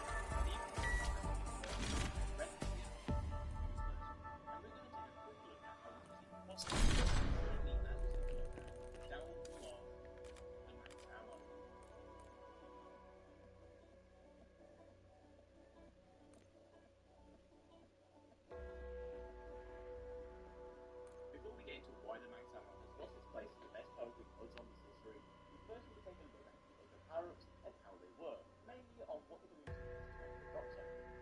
It is crucial to understanding the power-ups. Power-ups, and by proxy, the drop cycle has been a thing since the inception of the game mode back in the World War, where we got to first look at some of the main power-ups that have lasted to the day. Those are the insta-kill. This power-up gives the player the power to one-shot zombies at any round. The nuke. This power will kill every single zombie that is currently spawning on the map. Triple points. This power will kill any sort of zombies on the game, like zombies, different barriers, and more. Max ammo. This power will give us the ammo we need stock. And finally, Carpenter. This power was released late alongside the map Deriz, and this power works by rebuilding all the barricades on the map. And now with the power-ups, we can get into how these power-ups work using the drop cycle. The drop cycle is the game effect when these power-ups are spawned in. First thing to understand about the drop cycle is that in a given round, there can only be a max of 4 power-ups spawned in. So while we can never get 5 or 7 power-ups in a round, we can get fewer, like 3 or even none. Now, I like to think of the drop cycle like a queue, where every power-up that's available on the map gets in this queue randomly. But until the queue is completely empty, it won't reset with more power-ups, meaning you can know to a certain extent what drops are left in the cycle and what the next drops will be. Now, the way the game is set to see whether it's all a power-up or not is using two specific methods. The first method being the easy no method is the random transfer. You get a power to that 2% rate for any zombie is called a power-up.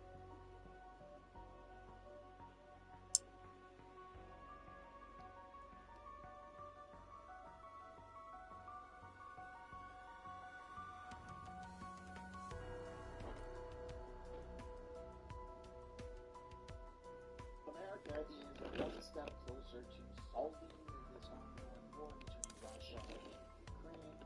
You can't go hiking in certain parts of Canada. It's actually banned by the government. Also fishing. That's super weird. And Mark Carney is closer to shutting the airway ban. In fact, he's further away than ever before. So yeah, the state of Canada is so good. Back to the before you know it, I really want to encourage you all to hit the like button and subscribe if you haven't already. Those really help the channel. I don't say that to be annoying, despite what my wife says. I do say that because 6 or 7% that comes back to watch our likes or whatever it is, and just do us a favor, try to shut that. Just play the stick and try to shut that and subscribe and hit the like button. Thank you. I see you have arrived safely in West Virginia. Your payload secure? If you mean the so-called Sentinel artifact, yes. But we can deliver the miracle promised to them.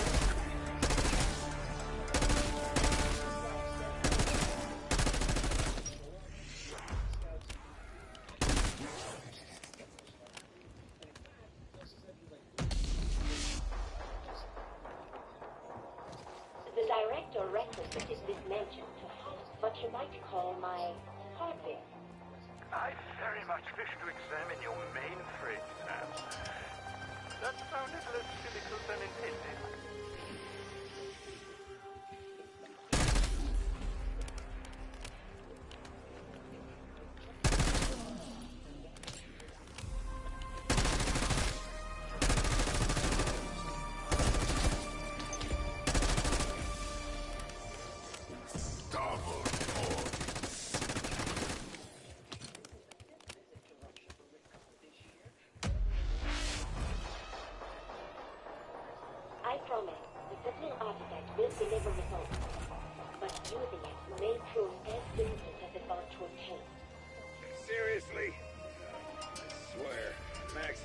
kiss all our asses when we bring her back from the dark ether.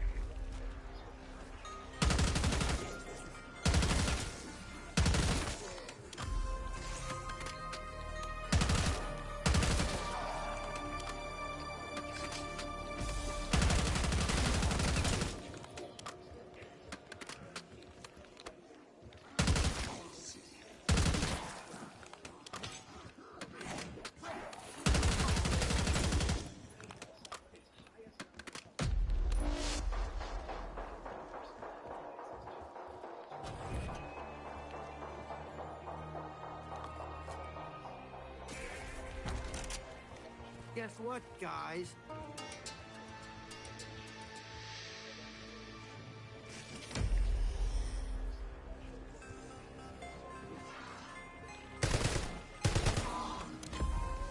Bonus points.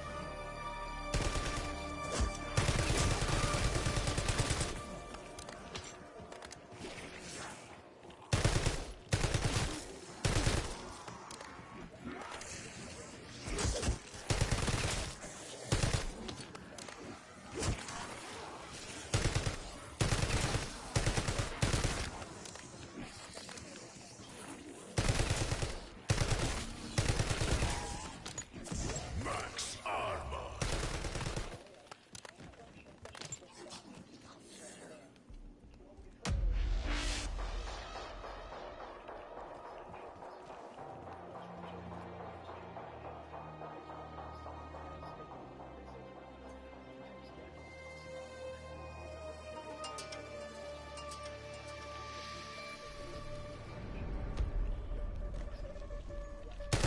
Tear them to pieces.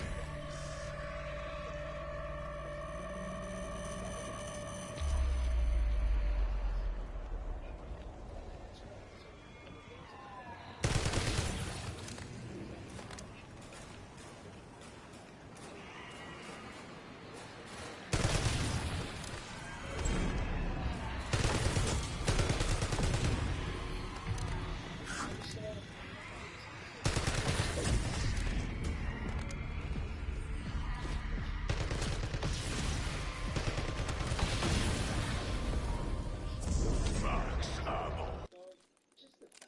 Trump in the past has said that Russia is a customer, despite the war stuff, right? Despite them being these bad guys, America has business with China, like a lot of business, and they're also known as the bad guys. Not necessarily in direct war with anybody right now, but a customer is a customer, and so I think you're going to see something happen in the next few years. That's my prediction. I do hope we find the case later, but I'd love to know what you guys think down below in the comments. Now we gotta hyper focus on what's going on in Canada because it's getting a little bit different. The BC NDP and the Manitoba NDP, which is where both of the respective provinces are, both sat down together and talked about trade. They did. It's for some trade. Yeah, let's knock down some barriers. It'll also be good for jobs, good for the Canadian economy. What's this piece about Whistler becoming a part of Manitoba? No, that's creative approaches here. It's important for us in our leadership to make sure our people are looked after and we're growing the economy. And knocking down internal trade barriers so our goods can flow back and forth while making sure there's a process to ensure workers are protected. Really important for us in British Columbia, and I'm really honored that Premier Canoe is willing to enter into this agreement with us. BC and Manitoba, taking the lead here. This is a, oh wow, Jersey, now he's Canadian, he's not part of the deal. Okay, I know you're a CFL fan, and definitely am. And trying the Lions for size, fan. Amen.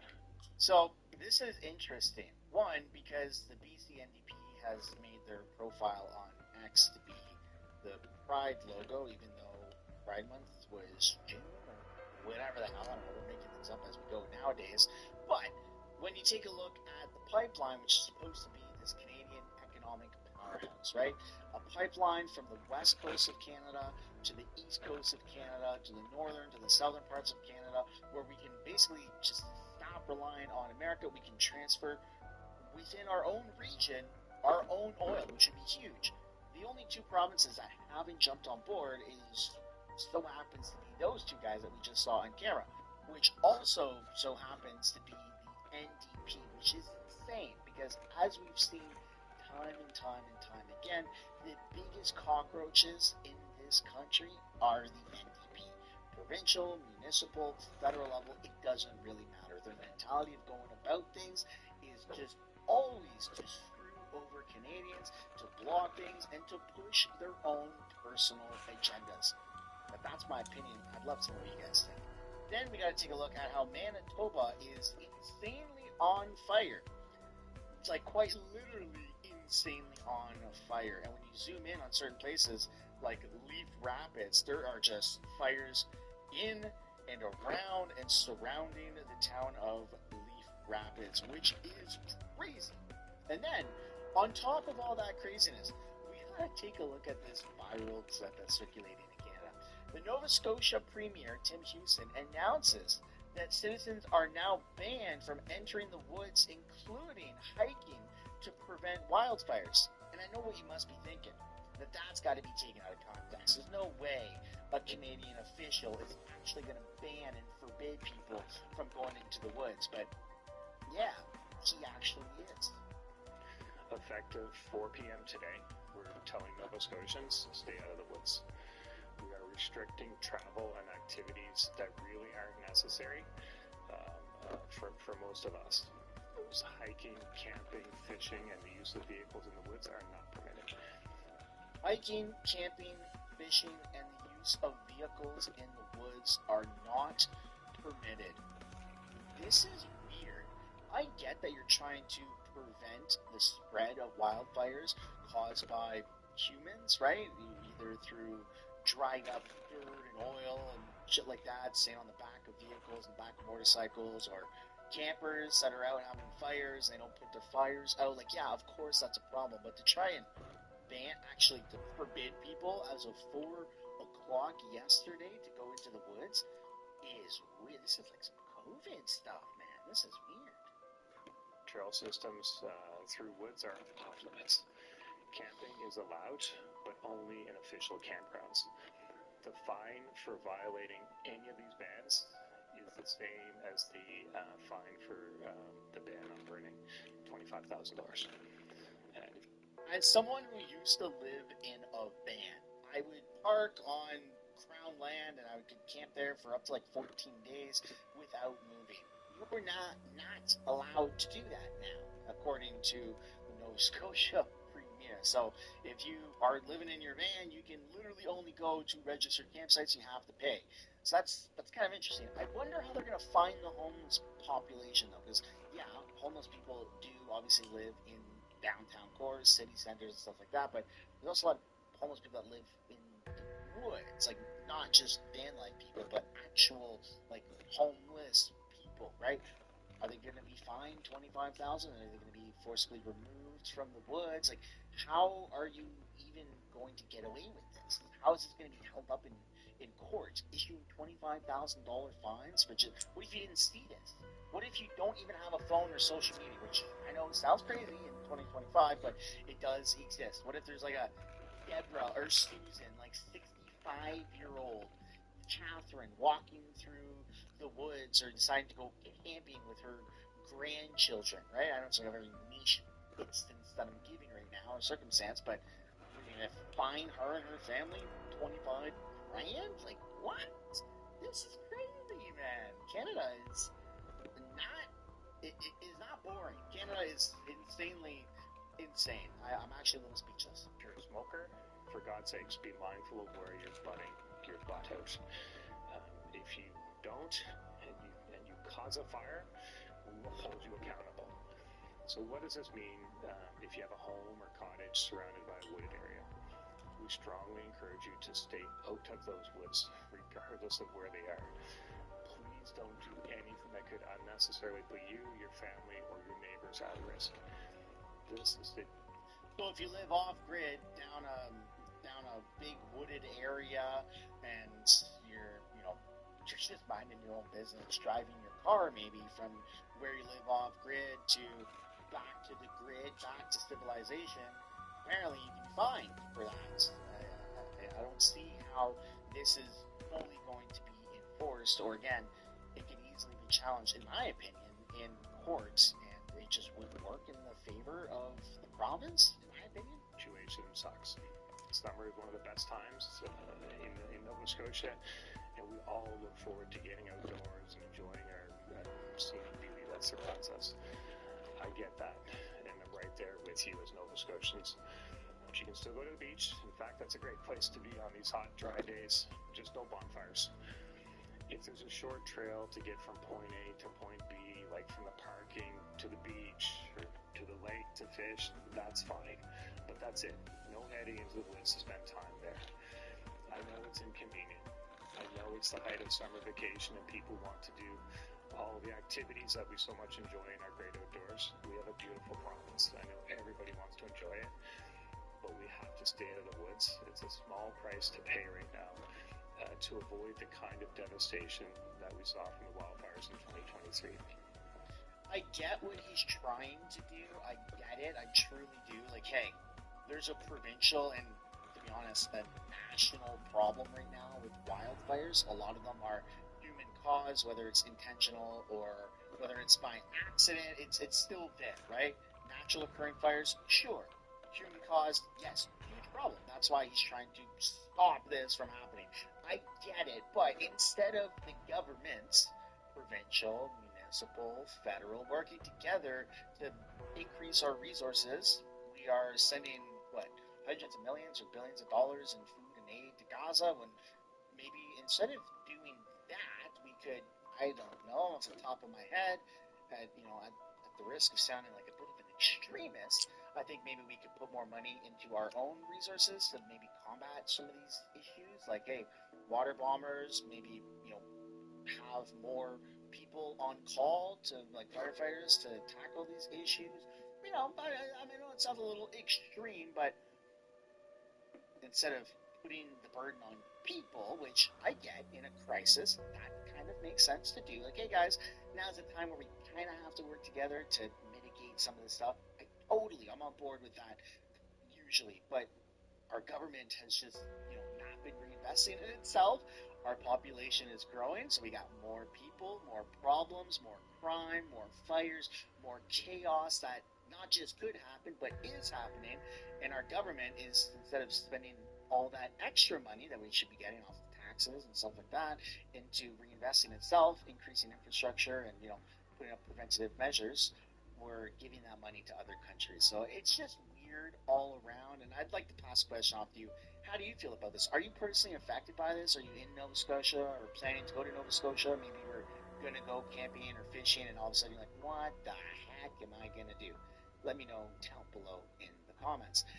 And then, since I did talk about Gaza and Palestine, we got to take a look at what's going on, because Canada's Islamophobia Research Hub wants the Canadian government to recognize and preserve Palestine's culture in Canada, while Palestinians try to erase Canadian culture. In reality, under the new Canadian foreign interference laws, every Palestinian protester and member of the Islamophobia Institute should be arrested and given life sentences for operating at the behest of a foreign state within Canadian borders, says Wiretap Media on X. Let's just have a little look-see with this. Yeah, I think the affirmation of Palestinian identity and culture is a critical component, I think, of addressing the issues that are raised in the report. A lot of the people we spoke with identified it as one of the key ways of just ensuring that Palestinian identity and culture and history is not only affirmed, but also to work against the erasure of these experiences. So absolutely, I think these are important things for Canada to take very seriously. Really important for the Canadian government to do it in consultation, robust consultation with Palestinians in Canada, and I think it would be a first and an important step for Canada. I never would have thought to merge these two clips together to show how crazy and absurd all of this is. So good job on Wiretap Media for doing that. Then we gotta take a look at what's going on with Alberta separation, because it just got way more freaking interesting. In a podcast clip that took place, I believe yesterday, Clyde Do Something and, the Convoy lawyer Keith sat down and discussed what it looks like for Alberta to leave Canada and how, well, even if the federal government tries to stop it, it's still in motion. Will Alberta become landlocked? Well, we're landlocked right now. We got no negotiating pressure or power, no leverage, right? Because under our Constitution, so if the BC government says no pipeline to Tidewater, we can't say right now. An independent country could say, well, and I checked the statistic, 80% of the containers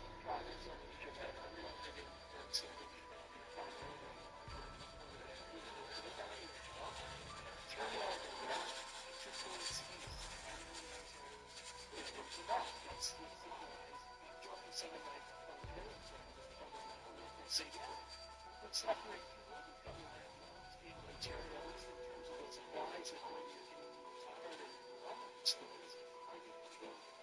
Shop for your stuff on Saturdays, and then you can go to like Alberta. In other words, if BC can block us to getting to a port or to Tidewater, I think I'm sorry, I don't need to be blocking it, but then we can block them and Saturday when things are announced.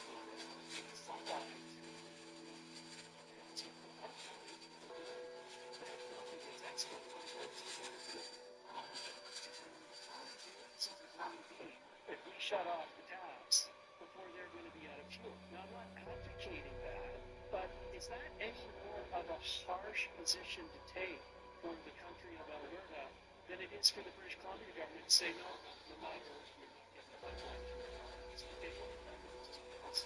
You're going to get territory projects economic hardening because of economic opportunities. We can control our territory to do the same thing. But which one's the talking points? I mean, all these ones that they have. Recent election, she was crazy. One step further because if the referendum is successful, let's say the referendum goes on, if they vote those 9% of the population are saying, yeah, well, that's right. It's 5%, you add up, yeah, no, that's taking place in the software, right? It's a solution, all that stuff, but it's most logical. Say, well, and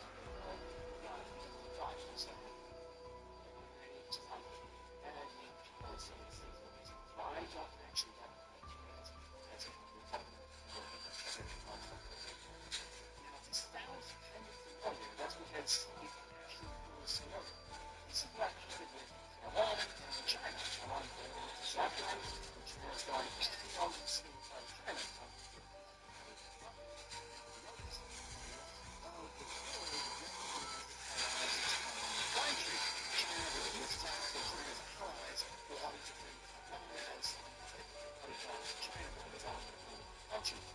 So that's the thing of right? Because the stuff like we do all of our podcasts with you, find and listen there. Because they are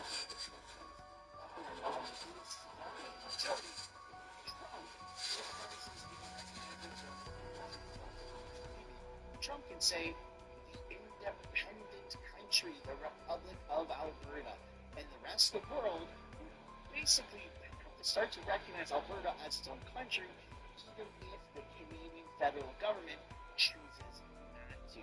So you have a very identical situation with China and Taiwan, and that is just freaking amazing. I guess you've got to go into the sentiment for the referendum and the separation process is growing more every single day. Albertans are learning how to both recognize it.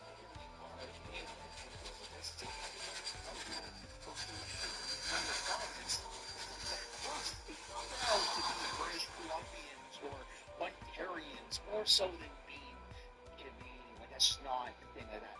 Sentiment exists mostly and kind of only really in Alberta, also Quebec, but rightfully so in Alberta since it does provide a metric shit ton of money to the rest of the country. But moving on from Alberta, we're now going to talk about what's going on with Canada and America.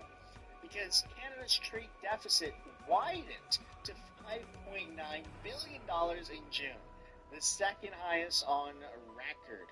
Canada's merchandise trade deficit widened in June to $5.9 billion as imports grew faster than exports due to a one-time high-value oil equipment import, data showed on Tuesday. The deficit observed in June is the second highest on record after the deficit dipped to its largest in history in April to $7.6 billion. Analysts polled by Reuters had predicted the trade deficit to widen to $6.3 billion in June from a downward revised $5.5 billion in May. So things are not looking that good for Canada. And you would think that you would have like an actual opposition to what's going on with the federal government's approach to the tariffs, right? So far, the Liberals are like, hey, we need to stand up to Trump. And other Liberals around the country, Liberal supporters, Liberal premiers, Liberal municipalities have all come together collectively and say, we need to stand up to Trump. But so has the NDP. NDP and Liberals, there's a lot of similarities. But it's not just them. You know, you also have the federal Conservatives, even though they're not in power, they're opposition. They've been saying a lot of the similar talking points. But when we take a look at Conservatives that are in power, such as Ontario, which I know what you're thinking, it's not a real Conservative, and you would not be wrong to say that. Doug Ford is truly not a Conservative, and here is more proof. He is literally pumping smoke up Carney's butt, saying, we should never roll over and be weak. We need to continue, and we need to follow Mark Carney's lead on this, and we need to 100% triple down, quadruple down, 10x down, and right to the very end fight with not his blood, sweat, and tears, because he's untouchable, but our blood, sweat, and tears, or specifically our money. Let's take a look at what he has to say. Details we've been communicating, which is the most important. I think the Prime Minister is doing everything in his power to get a fair trade deal with the U.S. Dominic LeBlanc, which I've always said is an absolute champion. He's been down there working with the U.S. administration, working hard, and again, making sure that we get a fair trade deal. And then Secretary Lutnick had a good conversation yesterday with him, and yeah, it was positive. It was positive, but it's very clear. You know, there's two countries in the world that have tariffs on the United States. One is China, that one economically and militarily, eventually, you know, annihilate the U.S. economically, not militarily, but economically. And then there's Canada, that's been a member of the family for 200 years and have fought shoulder to shoulder with the United States, that their number one trading partner in the entire world, bar none, is Canada. We do $359 billion a year of products that we buy, not the only trade, just the products we buy, $359 billion.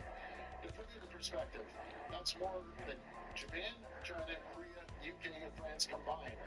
So you have to respect your largest customer. U.S. is our largest customer. We respect them, but it has to go both. No, we don't. Well, I mean, I do. I like to think that I do. I absolutely love and respect America. But Doug Ford does not. Nor does Mark Carney. Nor does the BC Premier David Eby, who's like a depressed Woody from Toy Story. Nor do really a lot, or in fact, most of our politicians in Canada. Because the retaliation response has been, let's rip all the American liquor from like Republican states or whatever off of our shelves. Let's boycott American products. That's literally what our politicians have been saying. And Doug Ford took it a step further, which is why he got called by some person out there who shall remain nameless, the fat pig with rabies. I don't know. I heard that somewhere. It's pretty funny. I like to repeat it. I'm just being cute and cheeky about it. It was me. I'm the one who called him the fat pig with rabies. You can't have tariffs on one side and on the other. I still stand by what I say. Dollar for dollar, tariff for tariff. They understand strength, not weakness, and we should never roll over and be weak. Okay, we know that there's a cabinet meeting this morning. There's a first minister's meeting virtually with the prime minister today.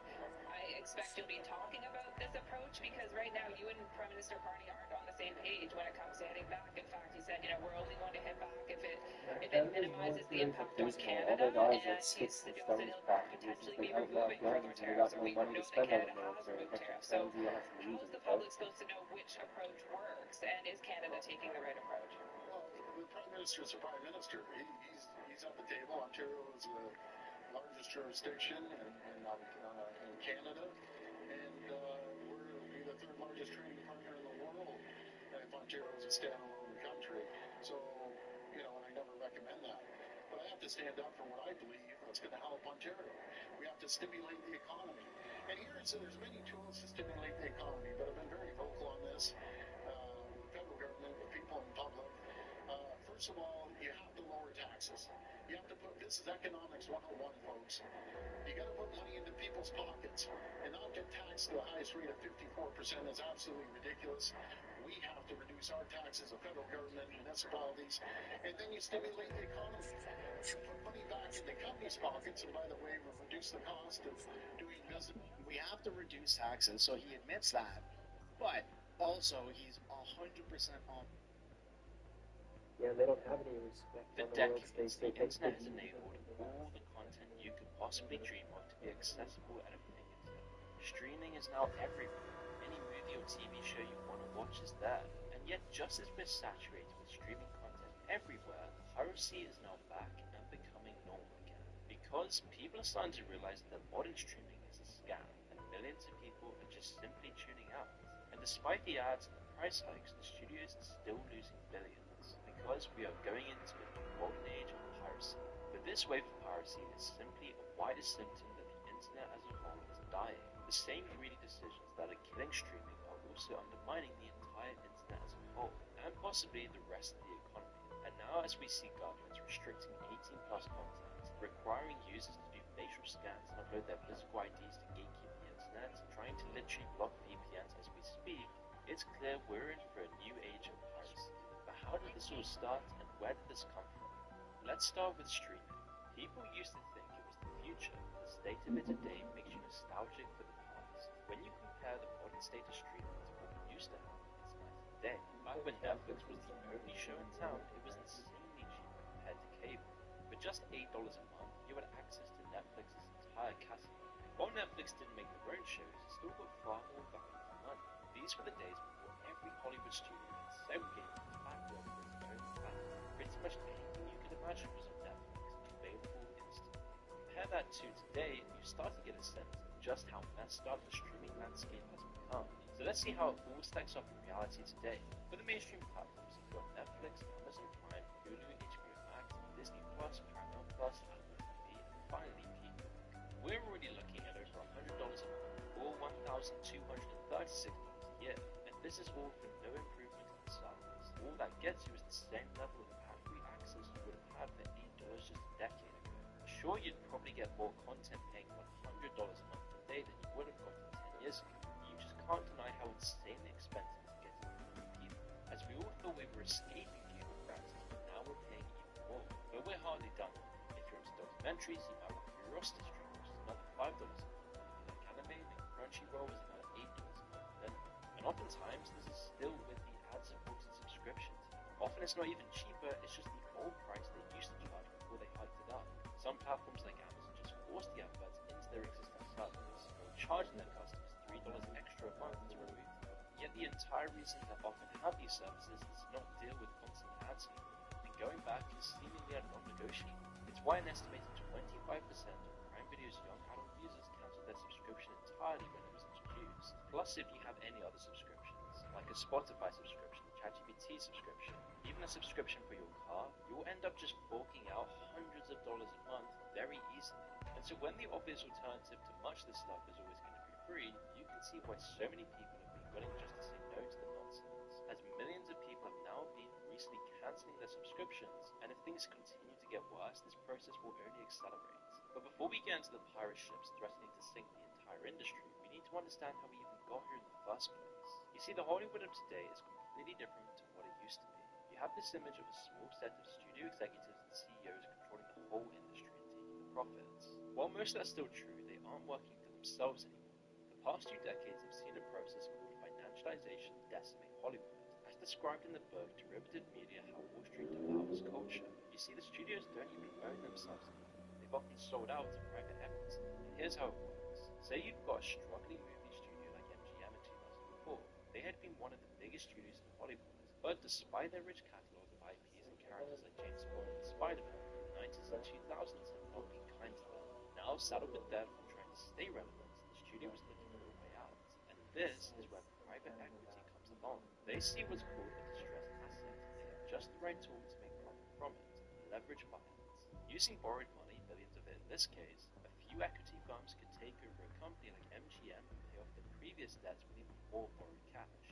Often a larger competitor will then join the buyout so that the private equity firms can use them as a platform to extract even more profits. In MGM's case, the equity firms were joined by some of the other studios like Sony, eager to get their hands on MGM's licenses. MGM, meanwhile, took on a further $3.7 billion in debt to try and make this deal, nearly twice as much as the equity firms paid off when they bought it. Now, the standard play is often to strip the assets and just move on. This is how private equity makes money from distressed assets. In MGM's case, Sony took the Hollywood characters, the catalog of movies, and any other content which was potentially profitable. And all the other parts of MGM, like all the staff, were dead weights. As costs go down, profits remain the same for a little while, but the stock price goes up, and the equity firms can make their money back. By the time the damage from the layoffs and the liquidation becomes clear, the firms that bought it will have probably sold it already, or they'll have made enough of stock dividends that they just don't care anymore. While the MGM buyouts marked the beginning of a gold rush for private equity, it really didn't go that well on paper. A few years later, MGM was still heavily in debt, with barely anything left to sell to pay it off. Sony hadn't made as much as Spider-Man and James Bond as they thought. The end result of all of this was that Hollywood became even more concentrated. MGM ceased to exist as they were traded from one equity fund to another, each one trying to extract the last bit of value from its corpse. Their characters and IP were swallowed up into Sony, backed by private equity. Hollywood then constricted even more and sold out to private equity once again. And we've seen how this process eventually unfolded with MGM, as the entire company got stripped and thrown away like a total card. The next 2 decades saw the same song and dance play out over and over again. In the same year, J.P. Morgan and some other firms bought out AMC. Cinemark was sold out to Madison Dearborn Partners. And in 2006, a group of investors led by the world's largest asset manager, Blackstone, bought out the Nielsen Company, which is a massive Hollywood audience data firm. Hulu then went a year later, as well as Univision not long afterwards. DreamWorks was then bought out in 2008 by private equity, Miramax in 2010, and in 2012, one of Hollywood's largest talent agencies, WME, was bought out by the private equity firm Silverleaf. A year later, they then struck again, buying out another agency called IMG. They were 2 of the 4 big ones. Some of IMG's clients included Taylor Swift and Justin Timberlake. And so in the space of 1 year, one private equity firm took control of a huge part of the industry. So why has no one ever heard about any of this? You think people would be interested in finding out just a few firms bought one of the biggest industries in the world? The whole of Hollywood has been bought out. And yet, this was buried in the press, especially in the press that covers Hollywood. The Hollywood Reporter, Variety, Rolling Stone, and IndieWire, and most other major entertainment news companies are owned by Vice Media.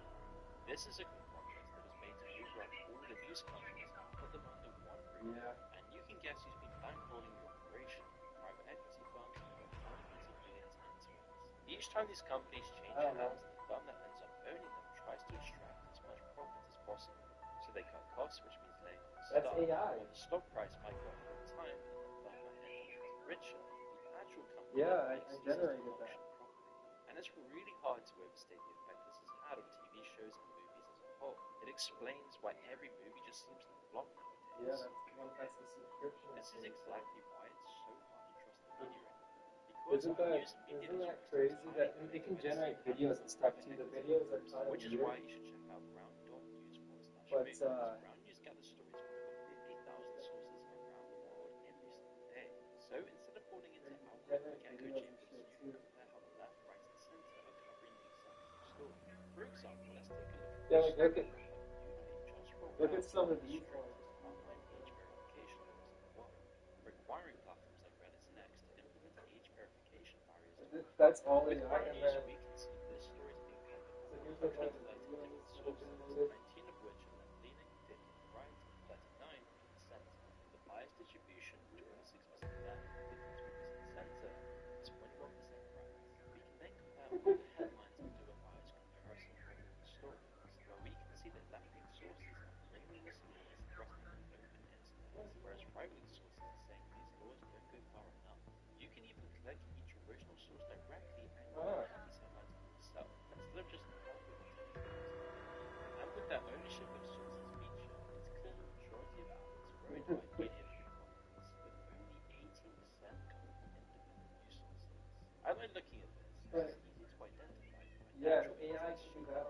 permanent source ingredients for and it works perfectly with their blind spot.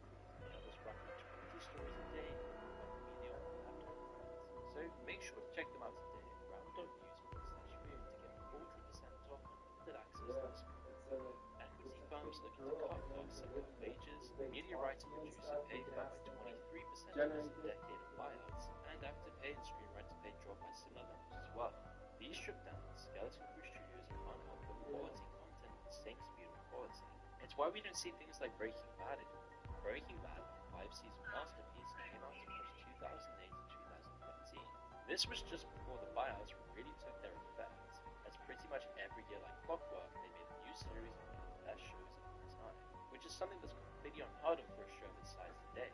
In fact, we today just see flop after flop in movies and TV. Nowadays, you'd be lucky if your favorite show was half as good and your new series come out every 2 years. Meanwhile, the studios and their private equity puppet masters have done everything they could to reduce costs in other ways by bypassing the writers and actors entirely.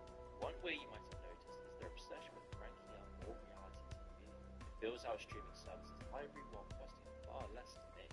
Private equity firms have coordinated on this because each one has exactly the same goal: reduce costs and increase shareholder profits. They operate on a short-term basis so that they can sell the stock, or just sell it to the next private equity firm in a couple of years if they've overstretched what they've already bought. This way, there's never actually any long-term thinking or passion behind any project today, not even in the media reporting on any of these films. The entire industry has been sold out completely. However, the most important thing is that the only way they compete with each other now is through recording and use of intellectual property. Those IPs and content sources that keep people on your streaming platform other than competitors.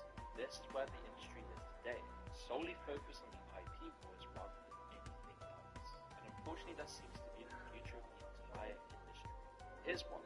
Today's studio executives all generally agree that you need around 200 million subscribers to keep a major streaming platform live. This takes an insane amount of money to get enough content to keep people subscribed. Netflix spends around $17 billion on content in 2024 alone. They can afford it as by far the largest streaming platform around. In fact, only 3 studios have this many subscribers: Amazon, Netflix, and Disney when you combine their 2 platforms. For the others, it's just a completely different story.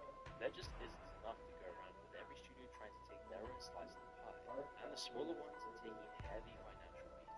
According to the New York Times, in 2023, And the politicians know it, even though on streaming, Comcast lost $2.7 billion, and even Disney lost $2.6 billion despite their massive size. And so how are they dealing with these catastrophic losses, and all the losses happening in the box offices right now for these companies? Well, private equity has dealt with this in their usual short-sighted way by squeezing every last drop for their subscriber base. Not thinking long-term, not thinking about customer satisfaction, and not thinking about future great movie making. Just short-term decisions to sell the stock. To do this, they've raised prices as high as they dare, and they've added adverts with extra charges to remove them. The end result is similar to shrinkflation, yet less than before for even higher prices, completely ruining all customer satisfaction. One of the worst things you can do in business, but this can't go on forever. As we zoom out, we'll see that for once, this greed could actually be punished, and finally the consequences of these short-term actions will hit these companies even harder. The shrinkflation comparison is why. The classic example of this is the chocolate company. The big candy companies like Cadbury have steadily shrunk the profits while keeping the price the same or even increasing the price. Most people don't really have a choice when it comes to things like cheap chocolates, so they can get away with it as long as their competitors do the same. But unfortunately for movie studios and their private equity overlords, people actually do have a real choice when it comes to streaming platforms. Through all this cost-cutting, penny pinching, and terrible business practices, private equity forgets that people have an entirely free option if they ever get sick of major streaming platforms. And of course, we're in no way endorsing piracy here, but this is just an inevitable economic consequence of offering a bad service. As we zoom out to the wider industry of digital content, we'll see this in full effect. Valve are the kings of digital content distribution thanks to the long-lasting dominance of Steam. Games are an industry that encourages piracy like no other, especially now that you're probably going to be downloading them whether you follow the law or not. Meanwhile, Steam has remained on top for years now, despite other companies like Tencent ripping games through billions and billions and trying to unseat them. Despite how many new games they give away, despite how easy pirating is, people just prefer to use Steam. Gabe Newell, the CEO of Valve, is often quoted when it comes to piracy. What's Valve's take on piracy? piracy to us, so we don't really worry about piracy. You know, when we think, you know, when you look at the top 10 issues on our list at any given point in time, piracy is almost never, you know, something that's on that list. And the reason that we think that we don't have issues with piracy is that there's misconceptions in the industry about what piracy is, right? You must understand the argument, having beaten it so thoroughly. Valve didn't need to worry about privacy when games said because they know how it works. Some people will just always pirate everything. You can't reach those consumers, and there's just no point trying. But most people often want to buy games. They don't want the viruses that come with piracy, they don't want all the issues, and they might just want to support game companies. Oftentimes, they just don't want to even break the law. There's obviously a lot of reasons not to pirate generally. People often only pirate when there's just no other choice, or when they feel like there's no other choice. They simply take the path of least resistance. If everything you want to watch is on Netflix and the cost is reasonable, lots of people will just buy a Netflix subscription. But when the service is poor and expensive like it is today, a much larger proportion of people will just pirate instead. So game companies like Steam can get around this because they offer a really good service. You actually buy a game by Steam and you can download it anywhere. You're not just limited to a few designated devices and you aren't reaching it. It won't rotate out of Steam's library in a month or two, making it inaccessible. They offer something much closer to actual ownership. Meanwhile, other game companies offer such a bad service that people have to make a petition just to try and force them to do the bare minimum and actually keep a game functional that people have already paid for. It's called Stop Killing Games, and really, it's just asking for the bare minimum service. Ubisoft's game, Crew, is the example that the petition uses. When it was released, it was always online and you could log into Ubisoft's dedicated service to play it. Now it's called Ubisoft wants to take the service offline. This will then mean a game that people paid for will just cease to function. The petition doesn't even force them to keep the service running. Instead, all it asks for is that these companies must let players run their own private server. It's a tiny cost in the long run for these massive components, but these companies have all lobbied together to fight this. And the ironic thing here is that the pirates have actually gotten the best service by far in the case of the Crew. The cracked version of the private server has been floating around for ages now. The common consequence of the medieval attitude most companies take towards piracy is that the paying, law-abiding customers always just get punished in the end anyway. It's all typical of short-sighted decisions made because the private equity companies at the top are the ones who are really pulling the strings. And we might have praised Valve, but they aren't doing anything that amazing.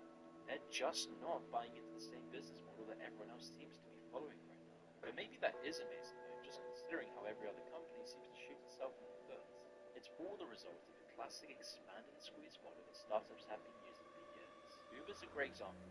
First, they took in as much investor capital as they could, expanding their service to the world while using billions just to grow larger. Then, when they had a large enough market share, they switched to squeeze model. That's when the higher surge pricing came in, the lower pay for drivers, simply just a poorer service with more money. And people couldn't go back to what they used to have because it was already too late. They'd gotten too used to the service. Spotify actually did the same thing. They even used piracy to their advantage. At first, most of their catalog was downloaded onto sites like Napster. They skirted the law and took control of the market before the big labels could organize themselves, offering a better service that beats the pirates. Later, to keep their position, they made a deal with the big labels. They sold out the artists in favor of hedge funds and private equity, and it would end up making both of them far richer than expected people actually making most of the music. Now, Spotify is just another arm of private equity interests that already own the music industry. It was only their absolute dominance over the market that forced labels to actually work together and accept their place. Otherwise, every major music label would have its own version of Spotify, just like we have with movie and TV streaming platforms. And you can actually tell that they're owned by private equity now, just based on their decisions. You might be tired of hearing them by now because they fit the exact same pattern we've seen over and over again. Spotify even recently moved to squeeze costs by reducing royalties even more for small artists. Now, because of their arbitrary decision, each track now needs at least 1,000 streams a year to make any money at all. It runs alongside their constant pressure on free users. Now you can't even choose which specific songs to listen to if you don't have a premium account. And there's even more adverts constantly interrupting the music. Meanwhile, Daniel Ek, the CEO, has invested $700 million of his profits into AI military companies. And you can bet if Netflix had taken them off the market, the big movie studios might have struck a similar deal. But instead, we got the splintered, unstable ecosystem we have today. Which brings us to the final chapter of our journey down the corporate rabbit hole. And as we zoom out to the wider internet, it's all been decimated by the same corporate tactics. Social media companies pushed forward by the investors have done everything they can to sanitize online discussion and make it Meanwhile, the actual content has been degraded by corporate shit-sighted thinking and is now far worse. Want to know the release date of the next season of The Boys? This hypothetical article might tell you, but first you'll get the legally mandated cookie message. This is here because of efforts to regulate corporate data movement. And good luck finding the project all button before it even gets removed. Now they're trying to hide it as much as they legally can. Then there's the anti-ad block message next. Either you comply or you try to bypass this along the way. It's again the people following the rules get invasive ad blocks. The people who find a way to get around them to read the piece. Then you finally get the crucial article. But because the massive private equity got read by most of the writers, it would mostly be rushed out insane dribble about a show, rather than the actual question the headline asks.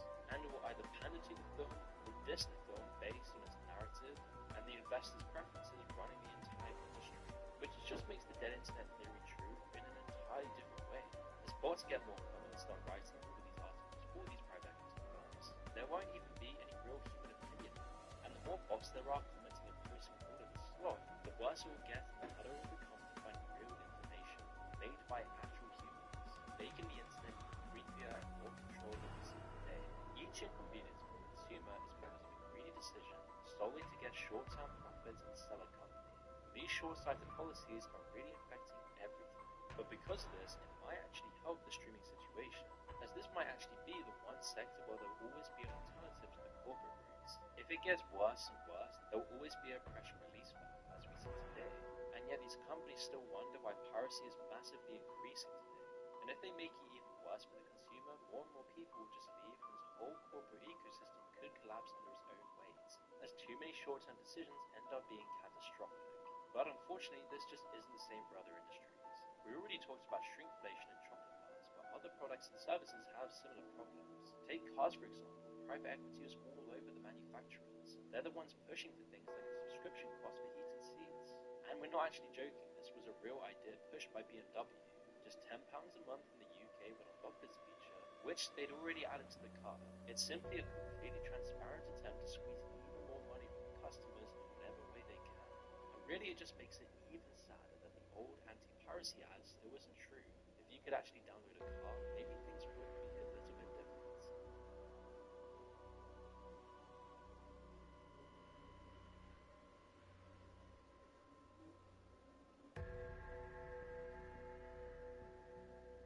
Support lines are overwhelmed, and customers are getting hung up on as they try to figure out what's going on after tens of thousands of games have been removed from itch.io and Steam.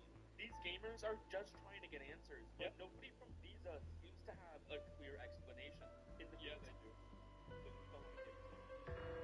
MasterCard has released an official statement for this issue. Both Steam and itch.io are facing a massive wave of censorship. On itch.io, the platform completely de-indexed all adult content from search and browse pages. This was a drastic move, which itch.io confirmed they had to make to protect the platform's core payment infrastructure. But this isn't just an itch.io problem. Steam has also been quietly delisting games. They've been fucking around with Japan on this for years. This is something that the creator of Nier Automata, Yoko Taro, has talked about this for years. People didn't really pay attention or care that much because it was a localized issue. We're in an American, Western, English-speaking internet sphere. But it's been an issue for a bit. For the first initial ones, more games are getting removed from Steam, even some with very little adult content. The reason for all this is intense pressure from payment networks like Visa and MasterCard, or even other ones like PayPal and Stripe. Although some want to just blame Steam for See, that's another one real quick, is that PayPal also does this shit too. So everybody getting mad at Steam and at Visa and MasterCard, totally fair, but they do not have a monopoly on being full of shit. PayPal also is full of shit. Games, they essentially had no choice. In a post-collective show they trying to celebrate, as they really only care about censoring as many things as possible, they specifically... Objectification of women is the problem, was the excuse. Why is objectifying bad? I think it's great. Who decided it's bad? Mentioned how they tried to get Steam to listen to them for months, but obviously never listened. So they had to take it a step further in complaints with payment processors instead, which is where these companies like Visa and MasterCard were able to abuse their power and force games to get removed. Now, itch.io is taking a two-part approach to this problem.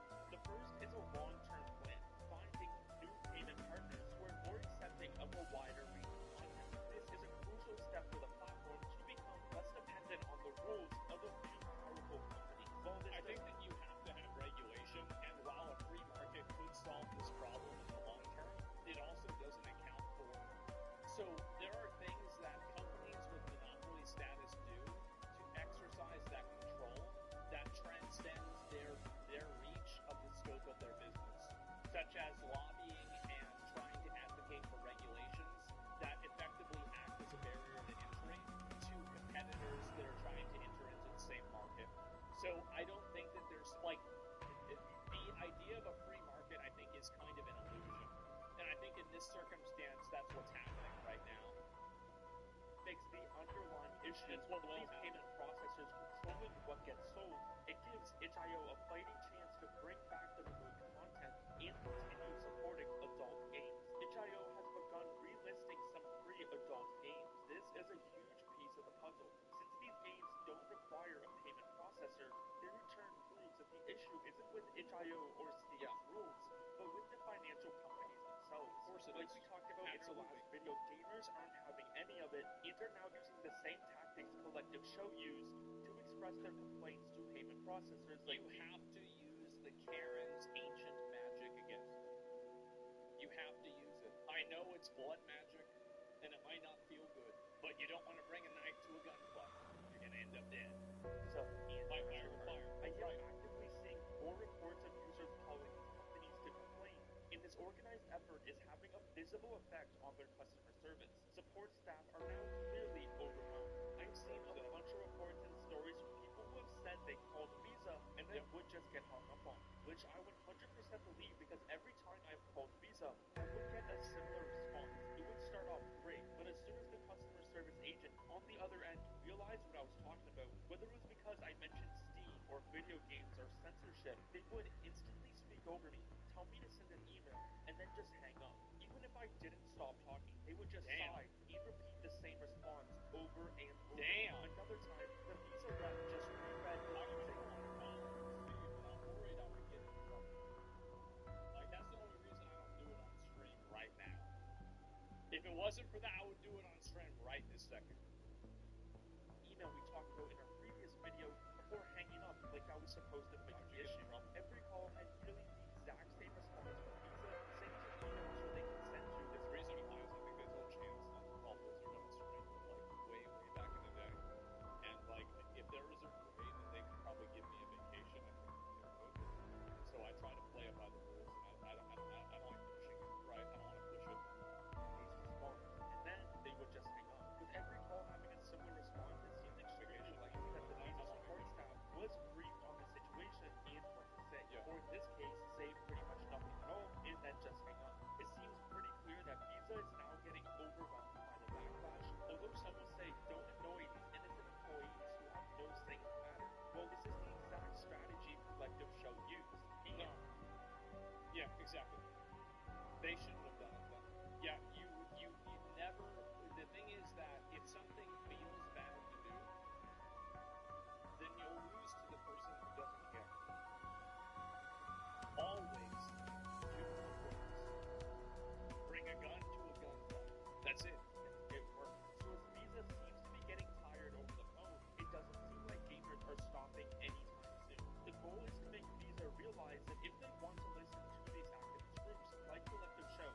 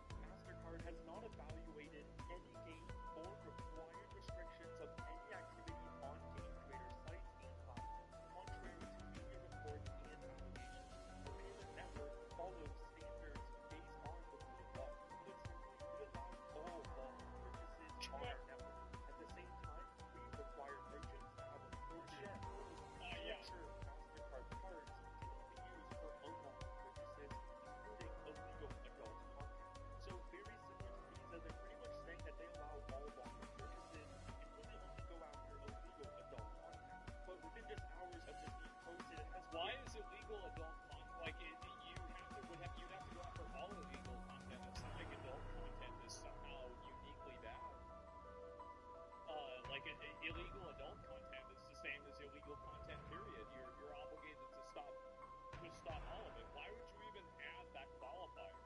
Well, I'll tell you why they'd add the qualifier. It's because they're fucking lying.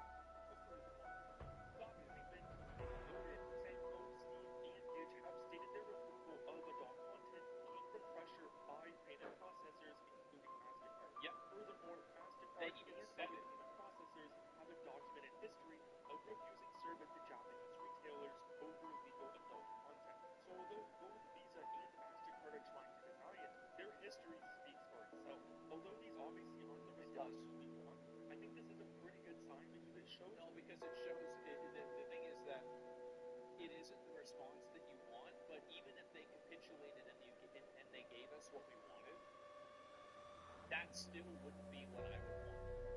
The problem fundamentally is that this weapon is available to use. The solution is removing this as a weapon. That's the problem.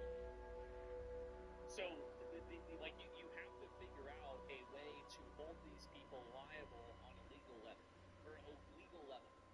That's the main issue. Have these payment processor companies' attention, and if we potentially keep up the pressure, they will just have to listen. Stripe, which is one of the main payment processors used on itch.io, has directly addressed the situation. They confirmed that they will not be able to support adult content that fits the following definition: content designed for sexual gratification. If they are exercising any sort of publishing discretion, then they should be held accountable as publishers. Period. Sure. Okay. That's fine. And so if you are exercising your own discretion and you are deciding what services are happening and not happening, and you are going above and beyond the law, then the next time somebody makes an illegal payment with Stripe, I think the government should sue them. And they should fine them, and they should do it over and over and over again until they stop doing this. That's it. No, they have protections. Take them away. Yeah, arrest them, executives. Yeah, exactly. And so that's perspective. Like, I don't want to be ruled over by a bunch of random fucks that work at some payment processor company that decide which adult content people should be able to see.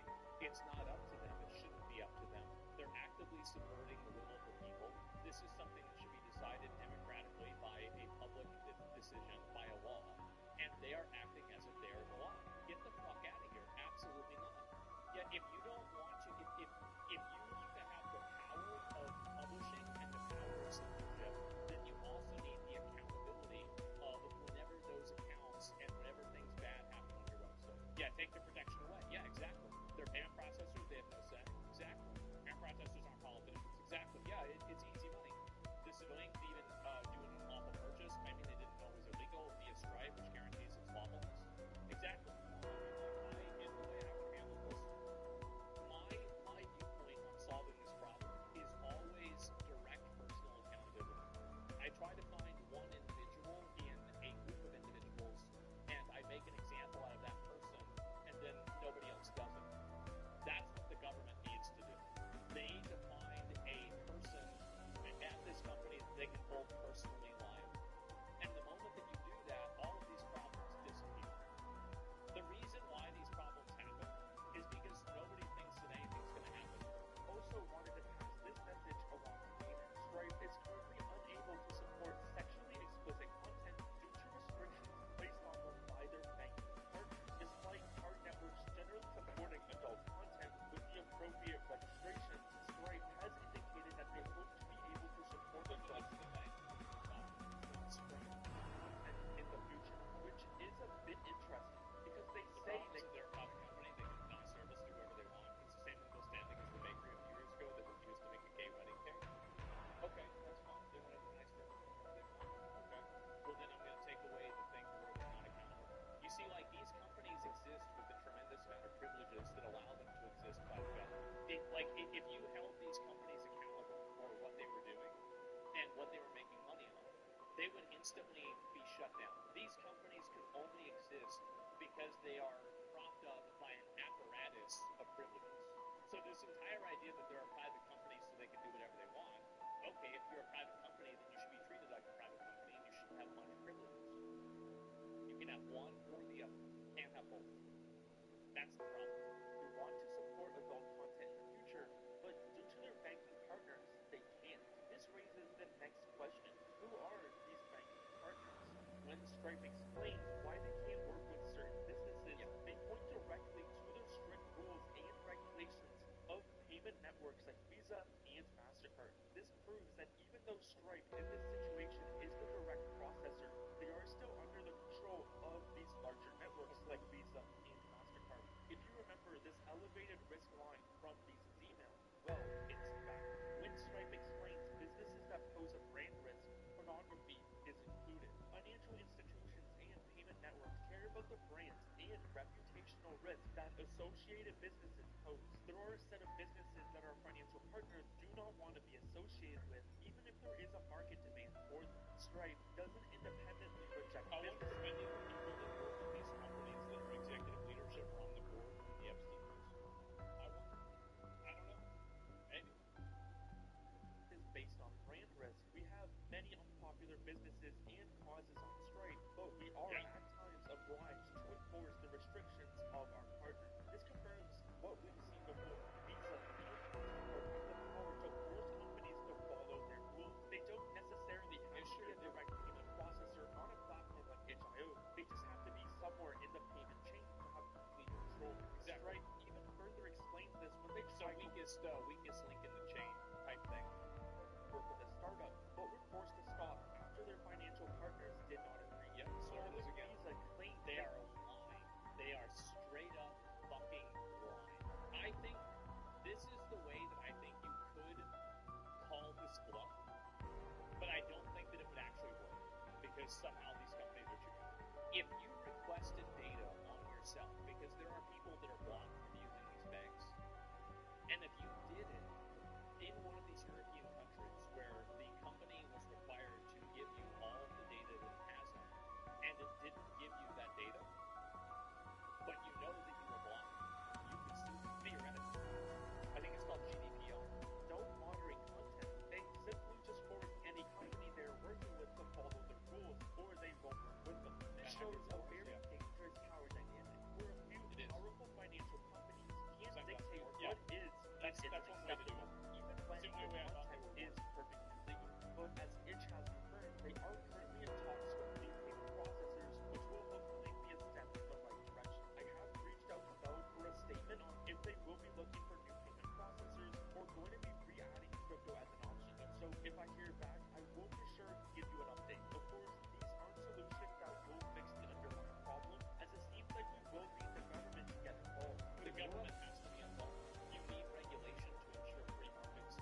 The first thing that people that are resourceful and Machiavellian do in a free market is make it not a free market anymore. Anybody with any brain knows that. These give control back to these platforms, so they don't have to follow the rules of these payment processors. And by the way, those are the people that always win. They always come out ahead every single time. The outcome of this situation will have a long-lasting impact on gamers and developers everywhere. Will platforms like Steam find a stable solution, or will this be a permanent shift in what kind of content is allowed online? It's going to be a big shift, I think, and I think that this shift is already existing. It's just that we don't know about it. I totally support this, by the way. I think this guy's great. He's made a number of videos about this topic. I agree with all of them. Make sure to give him a sub. Water CS2. He's obviously not playing CS, but it's close enough. Won't the government do the same thing? No, the government doesn't do the same thing at all. Absolutely not. I called Visa 3 times today, and they resort to a script about not supporting illegal content. They're literally lying to save face. Regulation appears to be the only way forward. Yes, you have to regulate them. And the thing is that, I feel like we could have. Here's the problem with JD Vance, okay? Is that if it wasn't for that whole couch fiasco, we could probably have a really good ally that would understand this problem, that would work with us. But, because of the whole couch thing, I feel like he doesn't want to get involved in this. Yeah, use a call repeater? Yeah, he's approved? Yeah, well, exactly, right? Elon could do it? Well, he's not in the government. If Elon was in the government, that'd be fucking great. But he's not. And so what's the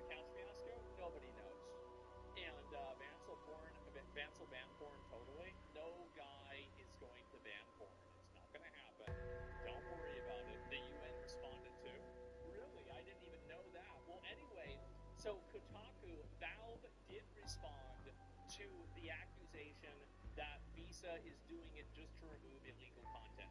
Valve has responded. This happened yesterday after I ended my stream. In a statement to Kotaku, a spokesperson for Valve said that while MasterCard did not communicate it directly, concerns did come through payment processor and banking intermediaries. They said that payment processors rejected Valve's current guidelines for moderating illegal content on Steam, citing MasterCard's Rule 5.12.7. MasterCard did not communicate directly with Valve. What is this here? And not communicate directly with Valve. And despite our request to do so, MasterCard doesn't want to communicate directly with Valve because they're afraid to. Because if they communicate directly, they show their hand, and they also can be held liable. So they're doing this through an intermediary so they can maintain deniability.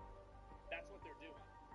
It's crazy how this is a huge billion-dollar company, and it's so in front. Like, everybody knows this.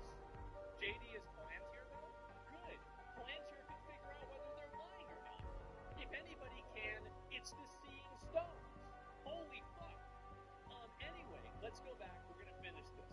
Valve's statement sent over the email to Kotaku reads: MasterCard communicated with payment processors and they're acquiring banks. Payment processors communicated this with Valve, and we replied by outlining Steam policies from 2018, attempting to distribute games that are illegal for distribution.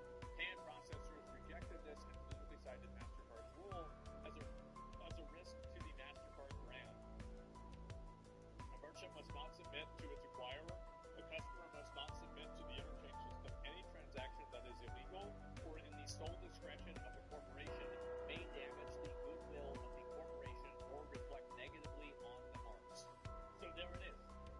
They literally have a rule that says that they don't process transactions for reasons, because this is a very important word here, right? Let's go ahead and let's look at this word. This word right here is, it's not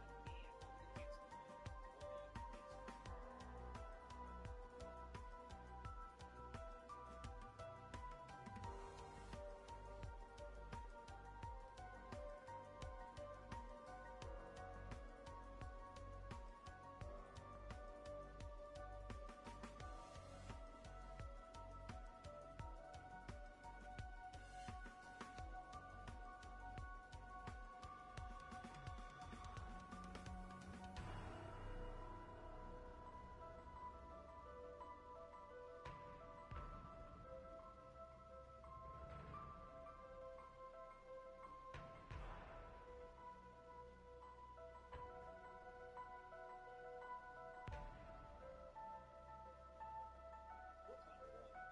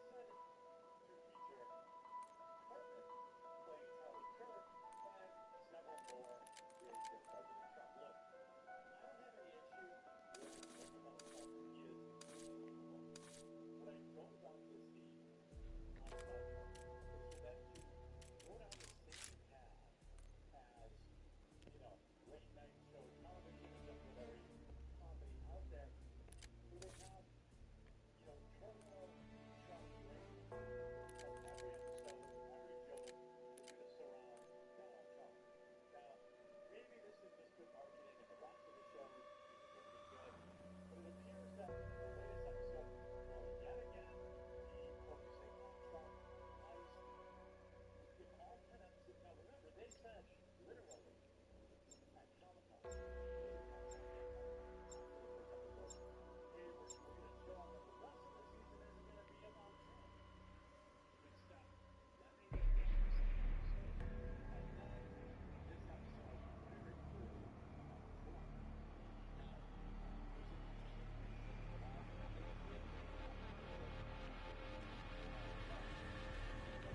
Well, kiss my grits.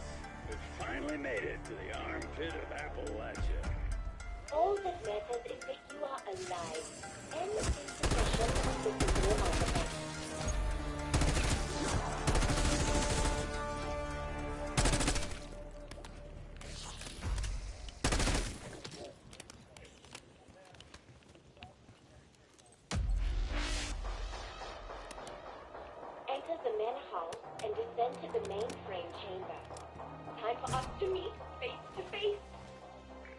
sense of smell, go ahead and switch it off.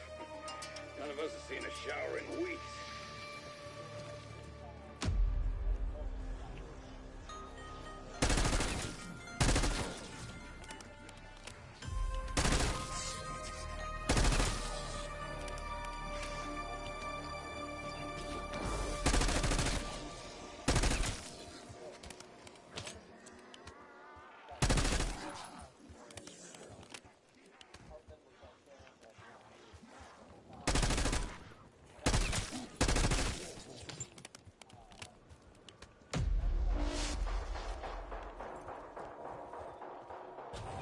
I had every confidence you would recover the Sentinel artifact. Therefore, I am also certain you will be able to charge it over. Gotham. I knew it would not be as simple as merely delivering the cursed thing.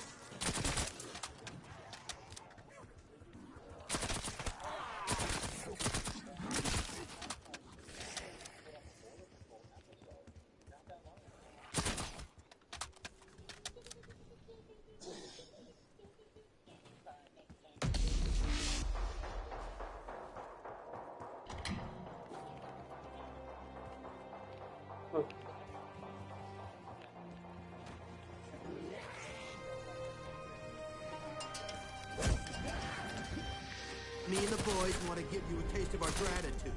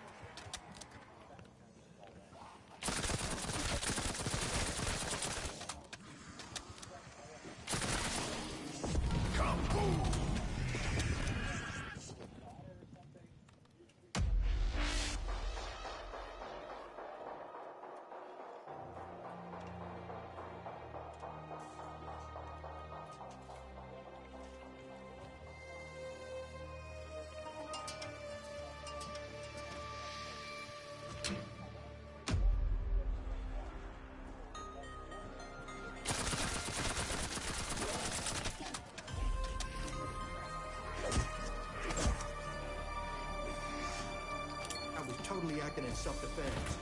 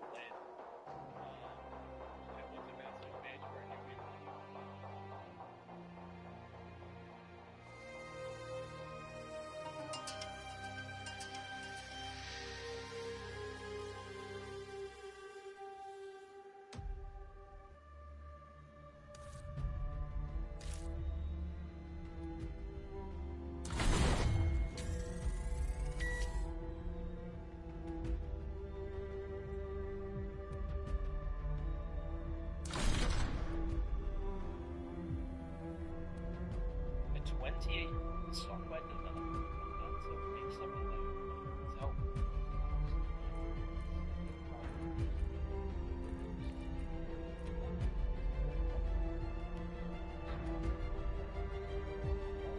Notices empty bottles on the nightstand, sheets pulled off the bed, and panic starts to set in. He swipes the clothes on the floor to check for his wallet in his bag. Even his expensive work watch, all gone. The more his eyes dart across the room looking around, the more painful his headache becomes. This wasn't a normal hangover. There's a metal taste in his mouth, and his stomach is starting to cramp. Marcus can hardly think straight and just wants to go home. But at least my passport is still secure, he thinks. But then he sees it. The door of the hotel safe, wide open and empty. Anxiety turns to dread. They took everything. But just a few days ago, everything was fine. So what had happened? His memory was blank inside the faintest hint of perfume in the cigarette smoke. He closed his eyes and could hear the echo of clicking typos on the floor. A woman's voice speaking rapid Spanish down the phone. And then from that, a word sounded deeply pain in his head. It was a name he could never hear. A week ago, Marcus sat in his apartment staring at his phone in total silence. He'd been messaging an American woman for 2 weeks. It felt like real conversations, not just small talk. She'd actually engaged with his story. She asked about his work.